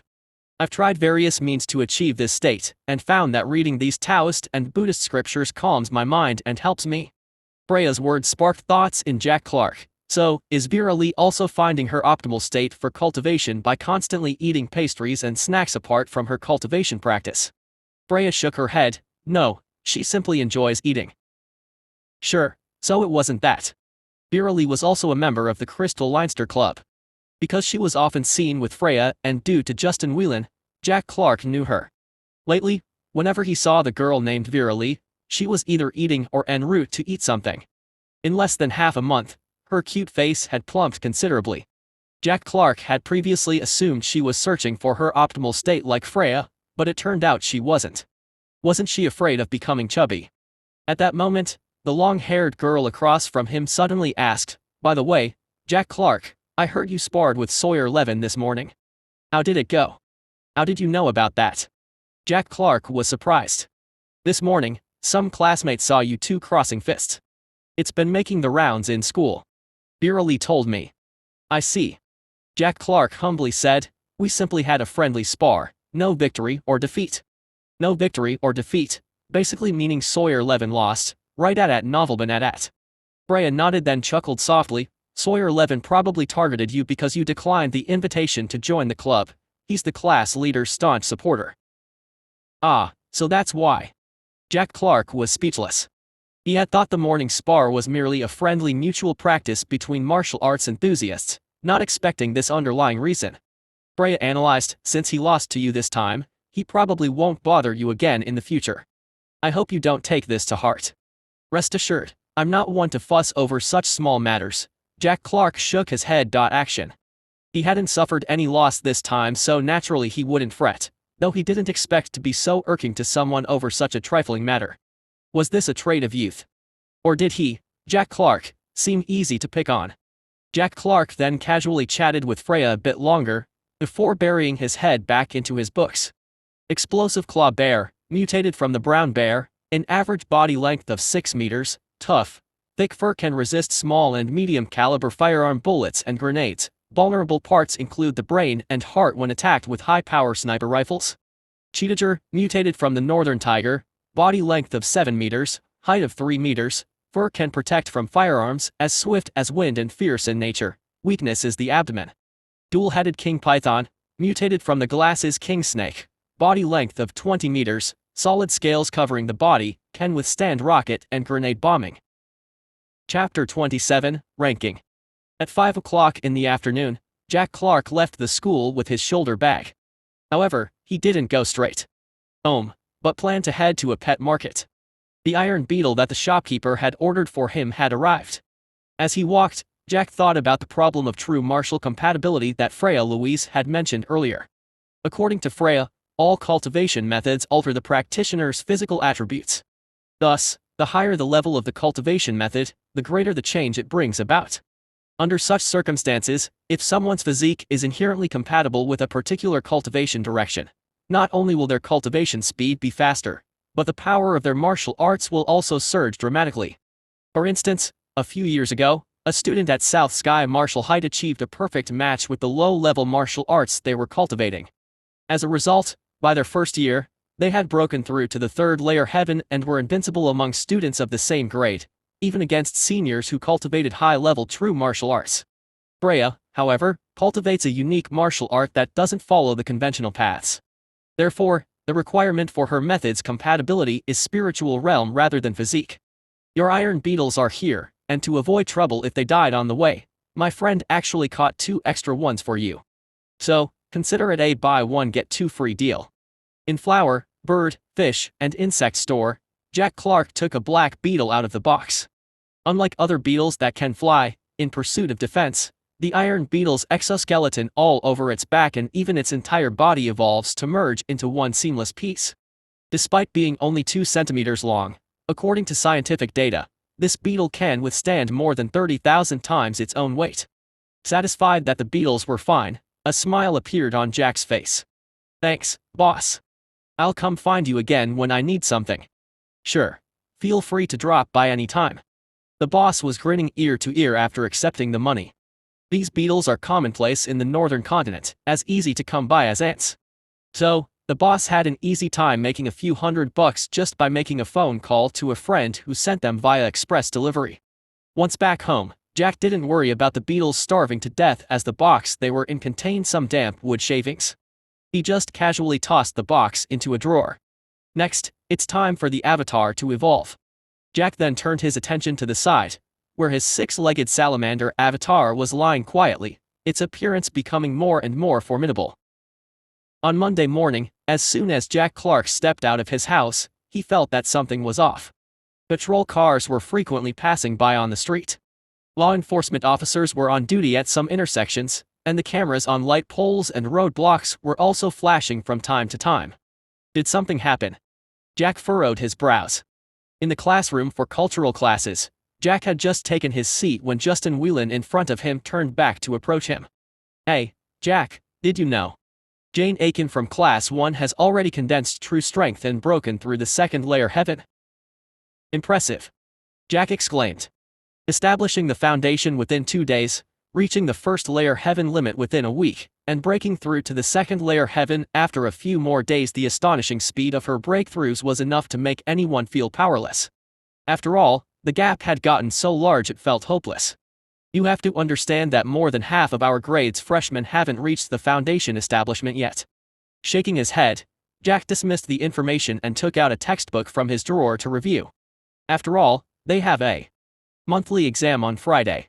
No matter what, he had been the top student back in Forest Mount No. 1 middle school. It would be a shame if his grades dropped significantly right after entering high school. Besides, other people's talents have nothing to do with him. Practicing martial arts earnestly should suffice for him, but the freshman ranking. In the afternoon, while in the cultivation room, Jack felt a bit bewildered upon hearing this news. Why would anyone rank new students who had just started practicing martial arts? Could it be entertaining to watch a bunch of newbies duke it out action? Justin Whelan excitedly said, "It's said that the officials have allocated a lot of resources aiming to nurture the new generation of cultivators, especially to accelerate the growth of those with outstanding talent. Not only our South Sky Marshall Height in this city, but also the first-class universities of South Marshall Height next door have made a new student ranking. Starting from the first day of next month, the top 50 will be determined on that day. Those on the list can earn an extra 5 contribution points each month. 5 contribution points. It's equivalent to everyone getting an extra $5,000 subsidy each month. It's a significant boost indeed, considering the large number of students in a school." Even Jack Clark was a little moved when he heard this. He only gets 3 points a month, not enough to exchange for a fraction of Tyrant Elephant Essence blood at a normal price. If he could use another portion of the Tyrant Elephant Essence blood for cultivation, even if he could not break through the first layer of the martial art, he could still save 1 month of cultivation time. Jack Clark raised an eyebrow. No, it starts on the first day of next month. Doesn't that mean those who have just reached foundation establishment won't have a chance? During this period, many freshmen who worked hard for most of a month have just reached foundation establishment. If the competition takes place in a few days, many people may not have reached the threshold of the first layer heaven. Do you think it's a bit unfair? Justin Whelan patted Jack Clark on the shoulder and sighed. Jack, if this world were truly fair, there would be no distinction between talent and background. If everyone is the same, that's fair.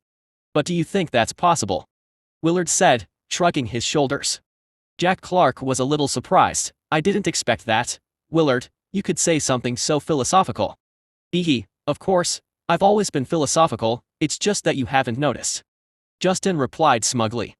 He was right, fairness doesn't really exist in this world. It's just that humans are thinking beings, who also live in groups, and have stepped into modern civilization. Therefore, the society on the surface seems pretty equal at novelbanadat. But only on the surface, no matter the era or society, people always divide themselves into levels, which is an unchangeable fact. After chatting a bit with Jack, Justin went off to cultivate diligently. Not just him, learning that the school actually has a real student ranking, instead of the casual rankings on the official website, all the students were full of motivation. Because after making the list, it's not just about resources, but also fame. After all, they're teenagers. Who doesn't want to show off? Top 50, huh? Jack Clark thought pensively. According to the information Justin gathered, out of more than 1,900 freshmen, over 700 have successfully reached foundation establishment after nearly a month of hard cultivation. Among the 48 classes, there are over 130 ordinary geniuses who reached foundation establishment within a week, and more than 200 with average talent who reached foundation establishment within half a month. That is to say, if Jack Clark wants to participate in the competition and aim for the top 50, he will have to defeat at least 80 geniuses who are cultivating advanced martial arts. This doesn't even include those over 200 students who reached foundation establishment within half a month. Who knows if there are geniuses among them who would make a significant breakthrough? I wonder how strong those who are cultivating advanced martial arts are. Jack Clark said, eyes slightly squinting. Although he wanted to keep a low profile and develop slowly. But when opportunities and resources appear before him, he should fight for them. At that time, it shouldn't be too difficult to rank in the 40s or 50s, right? After all, people only remember the first place. Nobody cares about the second place, let alone him at the bottom of the list. Moreover, if he doesn't strive in the early stage of cultivation, once those geniuses obtain more resources, the gap in strength between them will grow larger. Finally, he may not even be able to see their shadow. Of course, Jack Clark is just thinking about it for now. Unless the second evolution of his avatar in a few days greatly improves his strength, there's no need to participate because it will only result in him ranking at the bottom. Chapter 28, The Upper Limit of 6th Level Heaven. The difference between high and low level martial arts. On Tuesday morning, during the break between classes, Jack Clark and Justin Whelan were chatting in the stairwell, and Jack brought up this topic. Since Jack had decided to take part in the ranking competition, he wanted to learn about the basic information of his opponents first. For example, the difference between high-level and low-level martial arts. Jack had searched for this information online, but strangely, he couldn't find any results. It seemed to be deliberately blocked by the official. Justin thought for a moment. The first difference is the upper limit. High-level martial arts can be cultivated to the 6th level heaven, and low-level ones can only be cultivated to the 3rd layer heaven. As soon as he finished speaking, Jack asked in confusion, can high-level martial arts only be cultivated to the 6th level heaven? I thought the martial arts realm has 9 levels. Jack had always thought that high-level martial arts could be cultivated to the 9th heavens.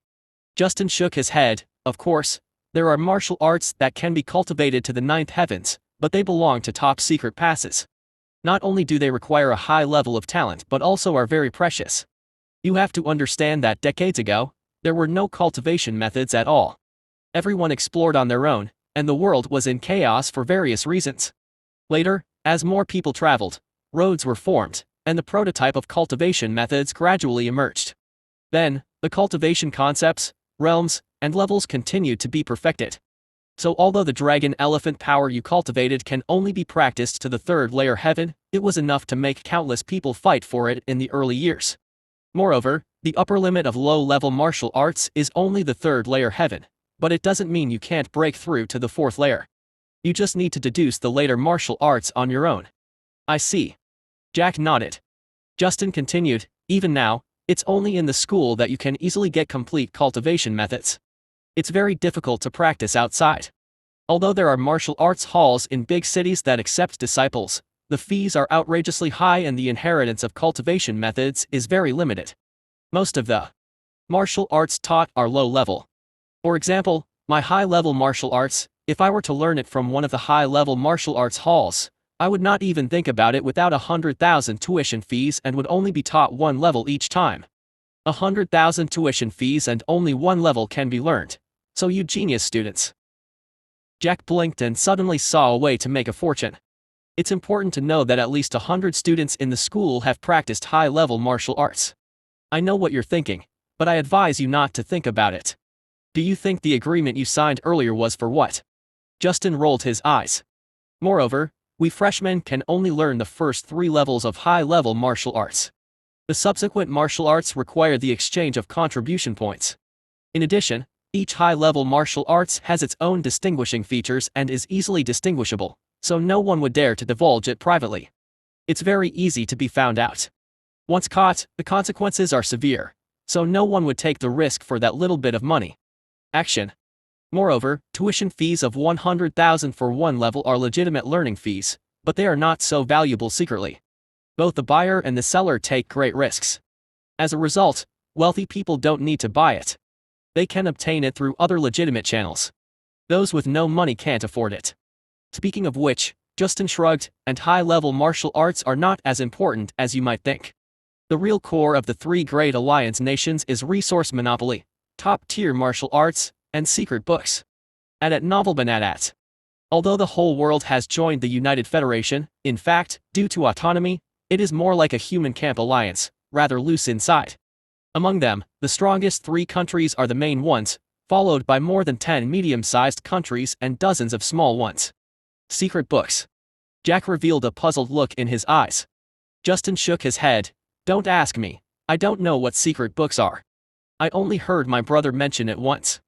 At this time, Justin suddenly said, Jack, I heard that Sawyer Levin suffered a loss at your hands the other day. What do you think? Do you want to experience the power of high-level martial arts? Practice with you. Hehe, how about it? Are you scared? After lunch, Jack took a short rest and then found a classroom with Justin to practice. However, before they started, several onlookers arrived. Seeing Jack's questioning gaze, Freya Louise smiled faintly. Justin told us about it, asked us to cheer you on, just afraid he'll make you cry later.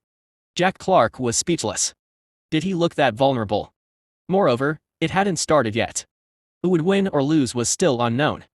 Hehe, I'm just being cautious. Justin Whelan across laughed.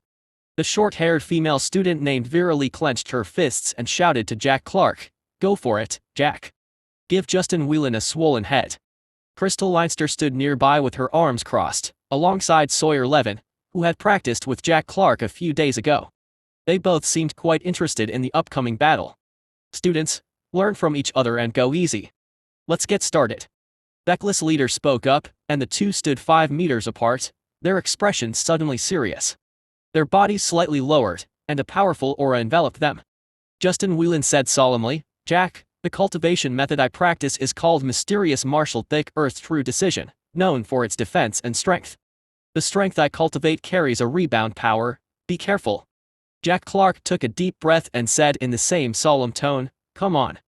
Justin Whelan stepped hard on the ground, like a giant turtle turning over, shaking the ground slightly.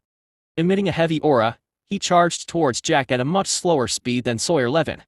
But his aura was even more majestic and domineering. When he reached Jack, he pushed forward with both palms.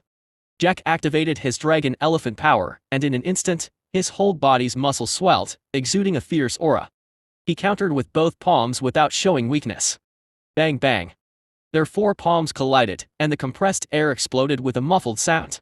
Soon, Jack's face changed slightly as a thick rebound force came from the other side, causing him to involuntarily take half a step back. He became even more excited and shouted. Again. Roar. Accompanied by a faint roar of an elephant, Jack's muscles swelled even more. His bones crackled, and a more ferocious power burst forth. Bang bang. The two exchanged punches and palm strikes again, producing muffled explosions. Powerful forces scattered throughout their bodies, causing the ground beneath them to shake slightly. Continue. Justin Whelan also got excited. His aura became heavier and thicker, like a spiky armored mysterious martial tortoise relentlessly attacking. Jack, on the other hand, was like a ferocious giant elephant. The two were like 2 newborn giant beasts wrestling, making the cultivation room full of muffled sounds of heavy object collisions. Under their tremendous power, their movements created raging winds with awe-inspiring momentum. But Jack was soon at a disadvantage. Because his overall strength was indeed weaker than Justin Whelan's, this gap came from various aspects. Dragon elephant power mainly cultivated strength. When Jack broke through the first layer, his enhancement was about 1-fold, and there was a certain increase in defense. As for Justin's mysterious martial thick earth true decision, Jack felt it enhanced Whelan's strength by about 1.5 times, and the high-level skill made the resulting power more cohesive and substantial. In addition, its defense was not weaker, besides the strange rebound force that always reflected a portion of Jack's strength back, making him very uncomfortable. Moreover, Jack's foundational strength was also weaker than Justin Whelan's, so he was under pressure in various aspects. However, as the two continued to fight, Jack's proficiency in using dragon elephant power increased, and many previously unclear techniques became more fluid. Combined with the more sensitive perception after cultivating the inner eye, he often managed to block Justin Whelan's attacks and counterattack at critical moments, making him flustered and barely maintaining an undefeated record. At this time, Freya, Louise and the others were also watching very seriously. They thought about how they would defend against such attacks and how to counterattack, summarizing their experiences. Without using weapons, the gap between first-layer Heaven freshmen was not big. It was just that because of the characteristics of their cultivation methods, some people had greater strength and some had faster speed. Chapter 29, Cultist. Jack Clark and Justin Whelan unleashed a full-force strike, their fists and palms colliding with a muffled explosive sound. Both were sent staggering back several steps by the powerful counterforce. "Stop, no more fighting." A heavily sweating Justin Whelan gasped for air and waved his hand to signal a halt to the fight. Seeing this, Jack also stopped and took a long breath. At this moment, both of their bodies were soaked with sweat, their skin flushed red, and they radiated intense heat, a sign of chi blood seething within them. After steadying their inner breath, Justin complained, "Jack, we were just having a friendly spar, you really didn't need to go all out." At first, both were restrained and held back their full strength in their exchanges. However, as the battle intensified and their blood boiled, Jack's strikes became heavier. Faced with this situation, Justin naturally didn't hold back, and the two of them exchanged increasingly fierce blows. Jack touched his slightly swollen left cheek and smiled. "Well, isn't this just a fair competition? I got carried away. Besides, I got hit by over 10 more punches than you did, so I'm actually at a disadvantage. You really think we can count it like that? Look at my face." Justin pointed at his swollen eyes, defiant. Although Jack had been hit by more punches, they mostly landed on his back or shoulder, with only one on his face. He was much better off than Justin at Novelman at. At this point, not only Justin but also Freya, Louise and the others on the sidelines did not expect the fight to be so brutal. Freya came up to Jack and looked at his cheek with curiosity. "Jack, does it hurt? What do you think? You want to try?" Jack's gaze fell upon her pure and pretty face, feeling slightly tempted. Such a beautiful face, one punch would probably make her cry for a long time. Freya quickly shook her head. "No. Hey, Justin, your arm is swollen." Vera Lee poked Justin's left arm with her finger, causing him to grimace in pain and quickly dodge. "Don't touch, it hurts." Crystal Leinster came over with a small bottle in her hand. "I have a bottle of special ointment here that can quickly reduce swelling and improve blood circulation.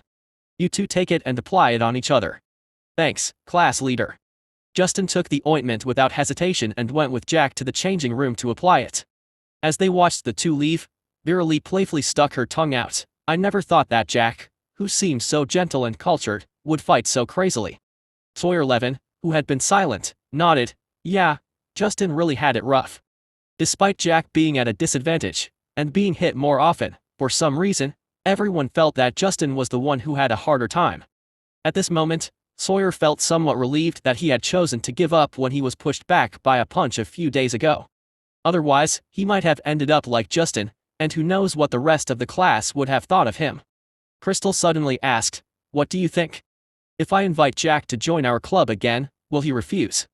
Vera blinked her big eyes, puzzled. "Class leader, why would you invite him again?" The other two were also surprised.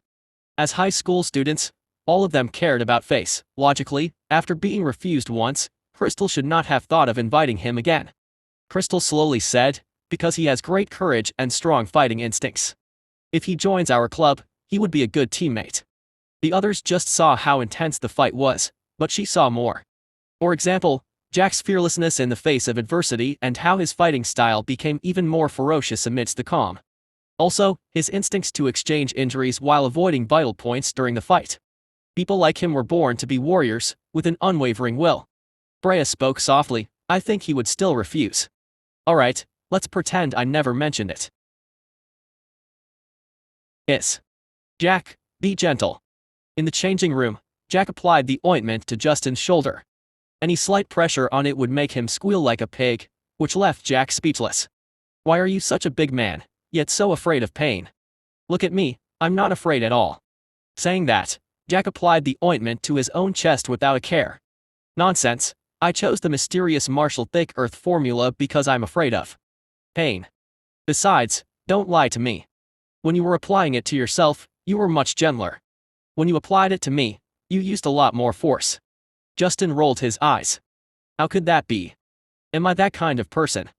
Jack smiled and put down the empty ointment bottle. After applying the ointment, the two moved their bodies around.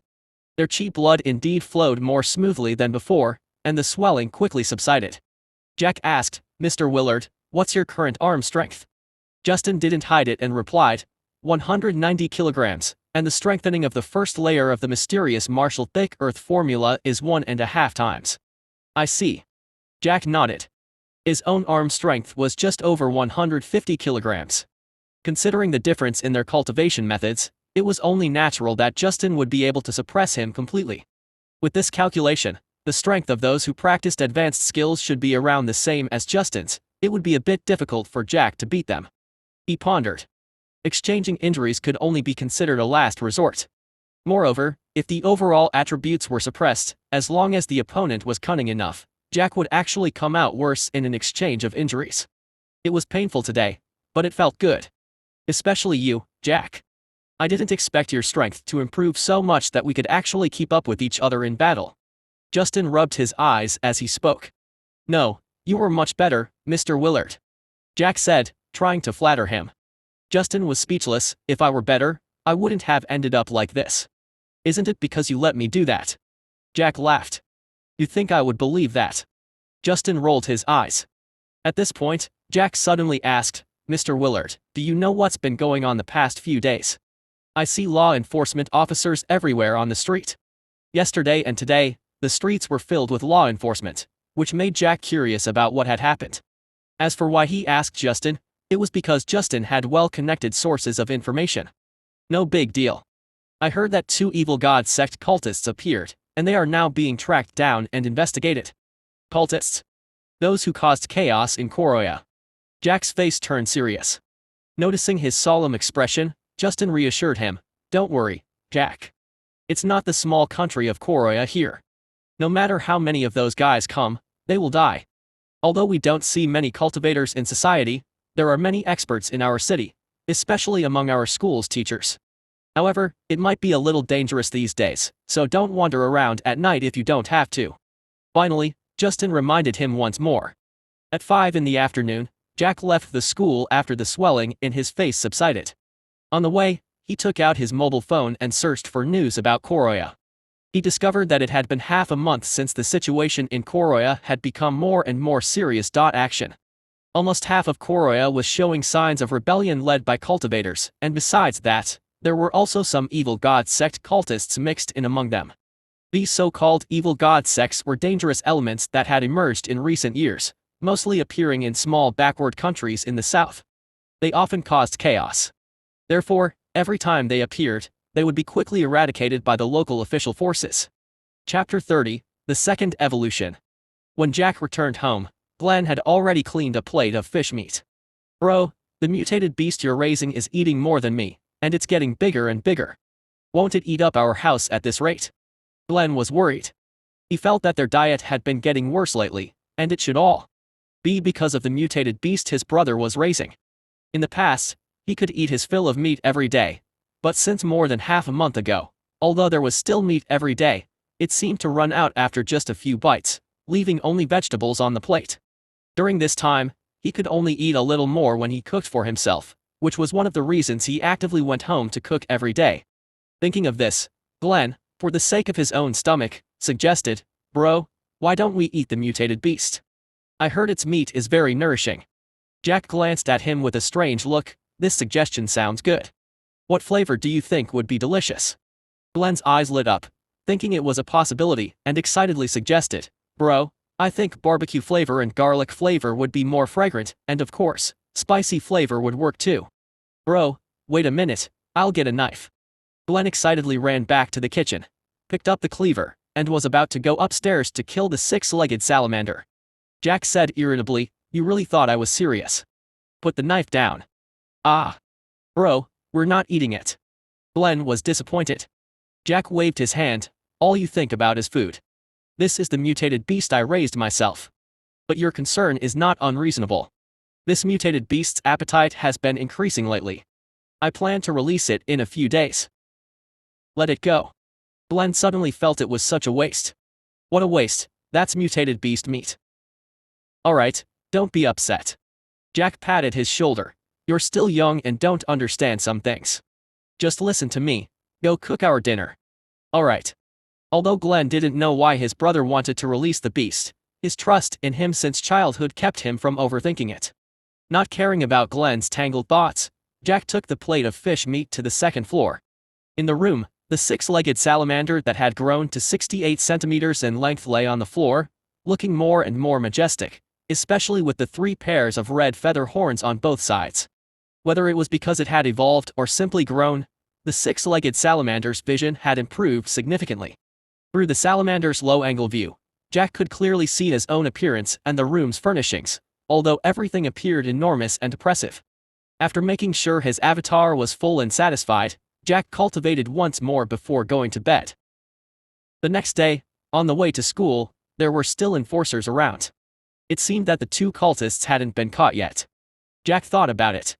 As soon as he entered the classroom, he found it much busier than usual. Everyone was discussing the upcoming ranking competition.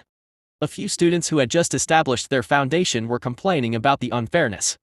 They had only just entered the first layer heaven a few days ago, while many classmates had been cultivating for half a month.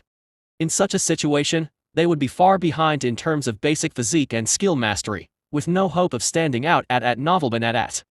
Compared to them, those who had broken through half a month ago were excited, rubbing their hands with anticipation, believing that this was their chance to become famous at school. With everyone at the first layer heaven, they felt that if they tried their best, they might have a chance to make it into the top 50. As for those who had not yet established their foundation, they could only watch enviously. I think class leader Crystal should have no problem making it into the top 10 this time. You're underestimating class leader. I think she has a chance to make it into the top 5. Yesterday afternoon at the sparring training, class leader defeated Bryant and 2 others in a joint clash. Yeah, I think class leader has the strength to make it into the top 5. Her sword skills are amazing. Many classmates gathered around Crystal, who sat in the front row, admiring her for overpowering 3 classmates in a joint effort during yesterday afternoon's training. After Jack's and Justin's battle yesterday afternoon, Crystal and the others had also noticed the issue of actual combat experience. So yesterday afternoon, she called all the Foundation establishment students in the class together in her capacity as class leader. She claimed that it was to improve the overall strength of the class so that they could achieve good results in the upcoming ranking competition and organized the actual combat training. Most people had no objection to this suggestion, and they had all been itching to test their skills. So, the sparring during their afternoon training was lively. I think Matt has a chance to make it into the top 10 this time. He's a genius who reached Foundation establishment in just 3 or 4 days, like Crystal. That's right, Matt is very strong too. In yesterday's training, Justin was easily defeated by him. He's definitely making it onto the list. Action. Haha. You guys flatter me. My strength is actually average. Yesterday, I only won by a lucky chance. And besides, we're all still students, so the priority is friendship. It doesn't really matter how we rank. As long as we learn from each other and make progress, that's enough. Jack sat down in his seat and looked at Justin in front of him with a puzzled expression. What happened? You even got beaten by the class council member yesterday. Justin felt wronged. I wasn't beaten. We just sparred a bit, and besides, I hadn't fully recovered from my injuries after fighting you, so I just lost a couple of moves. Really? Jack felt that he was just being stubborn. After fighting Justin yesterday, Jack had found a personal cultivation room to focus on cultivating the dragon elephant power, so he hadn't participated in the training. At this time, Jack asked curiously, Justin, what do you think about Matt and Crystal's strength? Justin hesitated for a moment. Very strong. I haven't practiced with Crystal, but I don't think I'm her match. Her aggressive and fierce swordsmanship particularly counters mine. As for Matt, he's just a little bit stronger than me. I understand.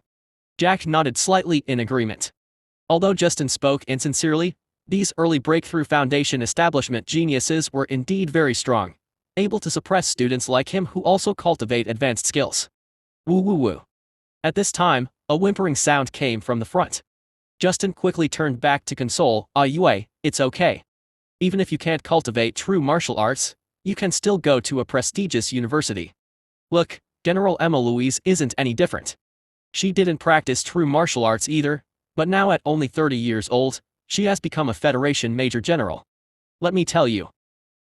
Not only was it the girl who sat in front of Justin. While the excited martial cultivation students were discussing the ranking competition, the emotions of the classmates who were still at the 6th and 7th stages after nearly a month of cultivation were quite low. Jack saw this but could do nothing. Talent wouldn't change because you were unhappy with it. Moreover, they were already lucky.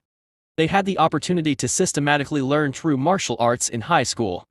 In some allied countries, information about true martial arts and cultivation resources were controlled by the upper class, and ordinary people had no chance to access them. This was also the reason why these small countries had become more chaotic in recent years. After all, not everyone is content to be at the bottom for a lifetime. At 4 o'clock, with the sound of the school bell, Jack slowly opened his eyes and prepared to go home.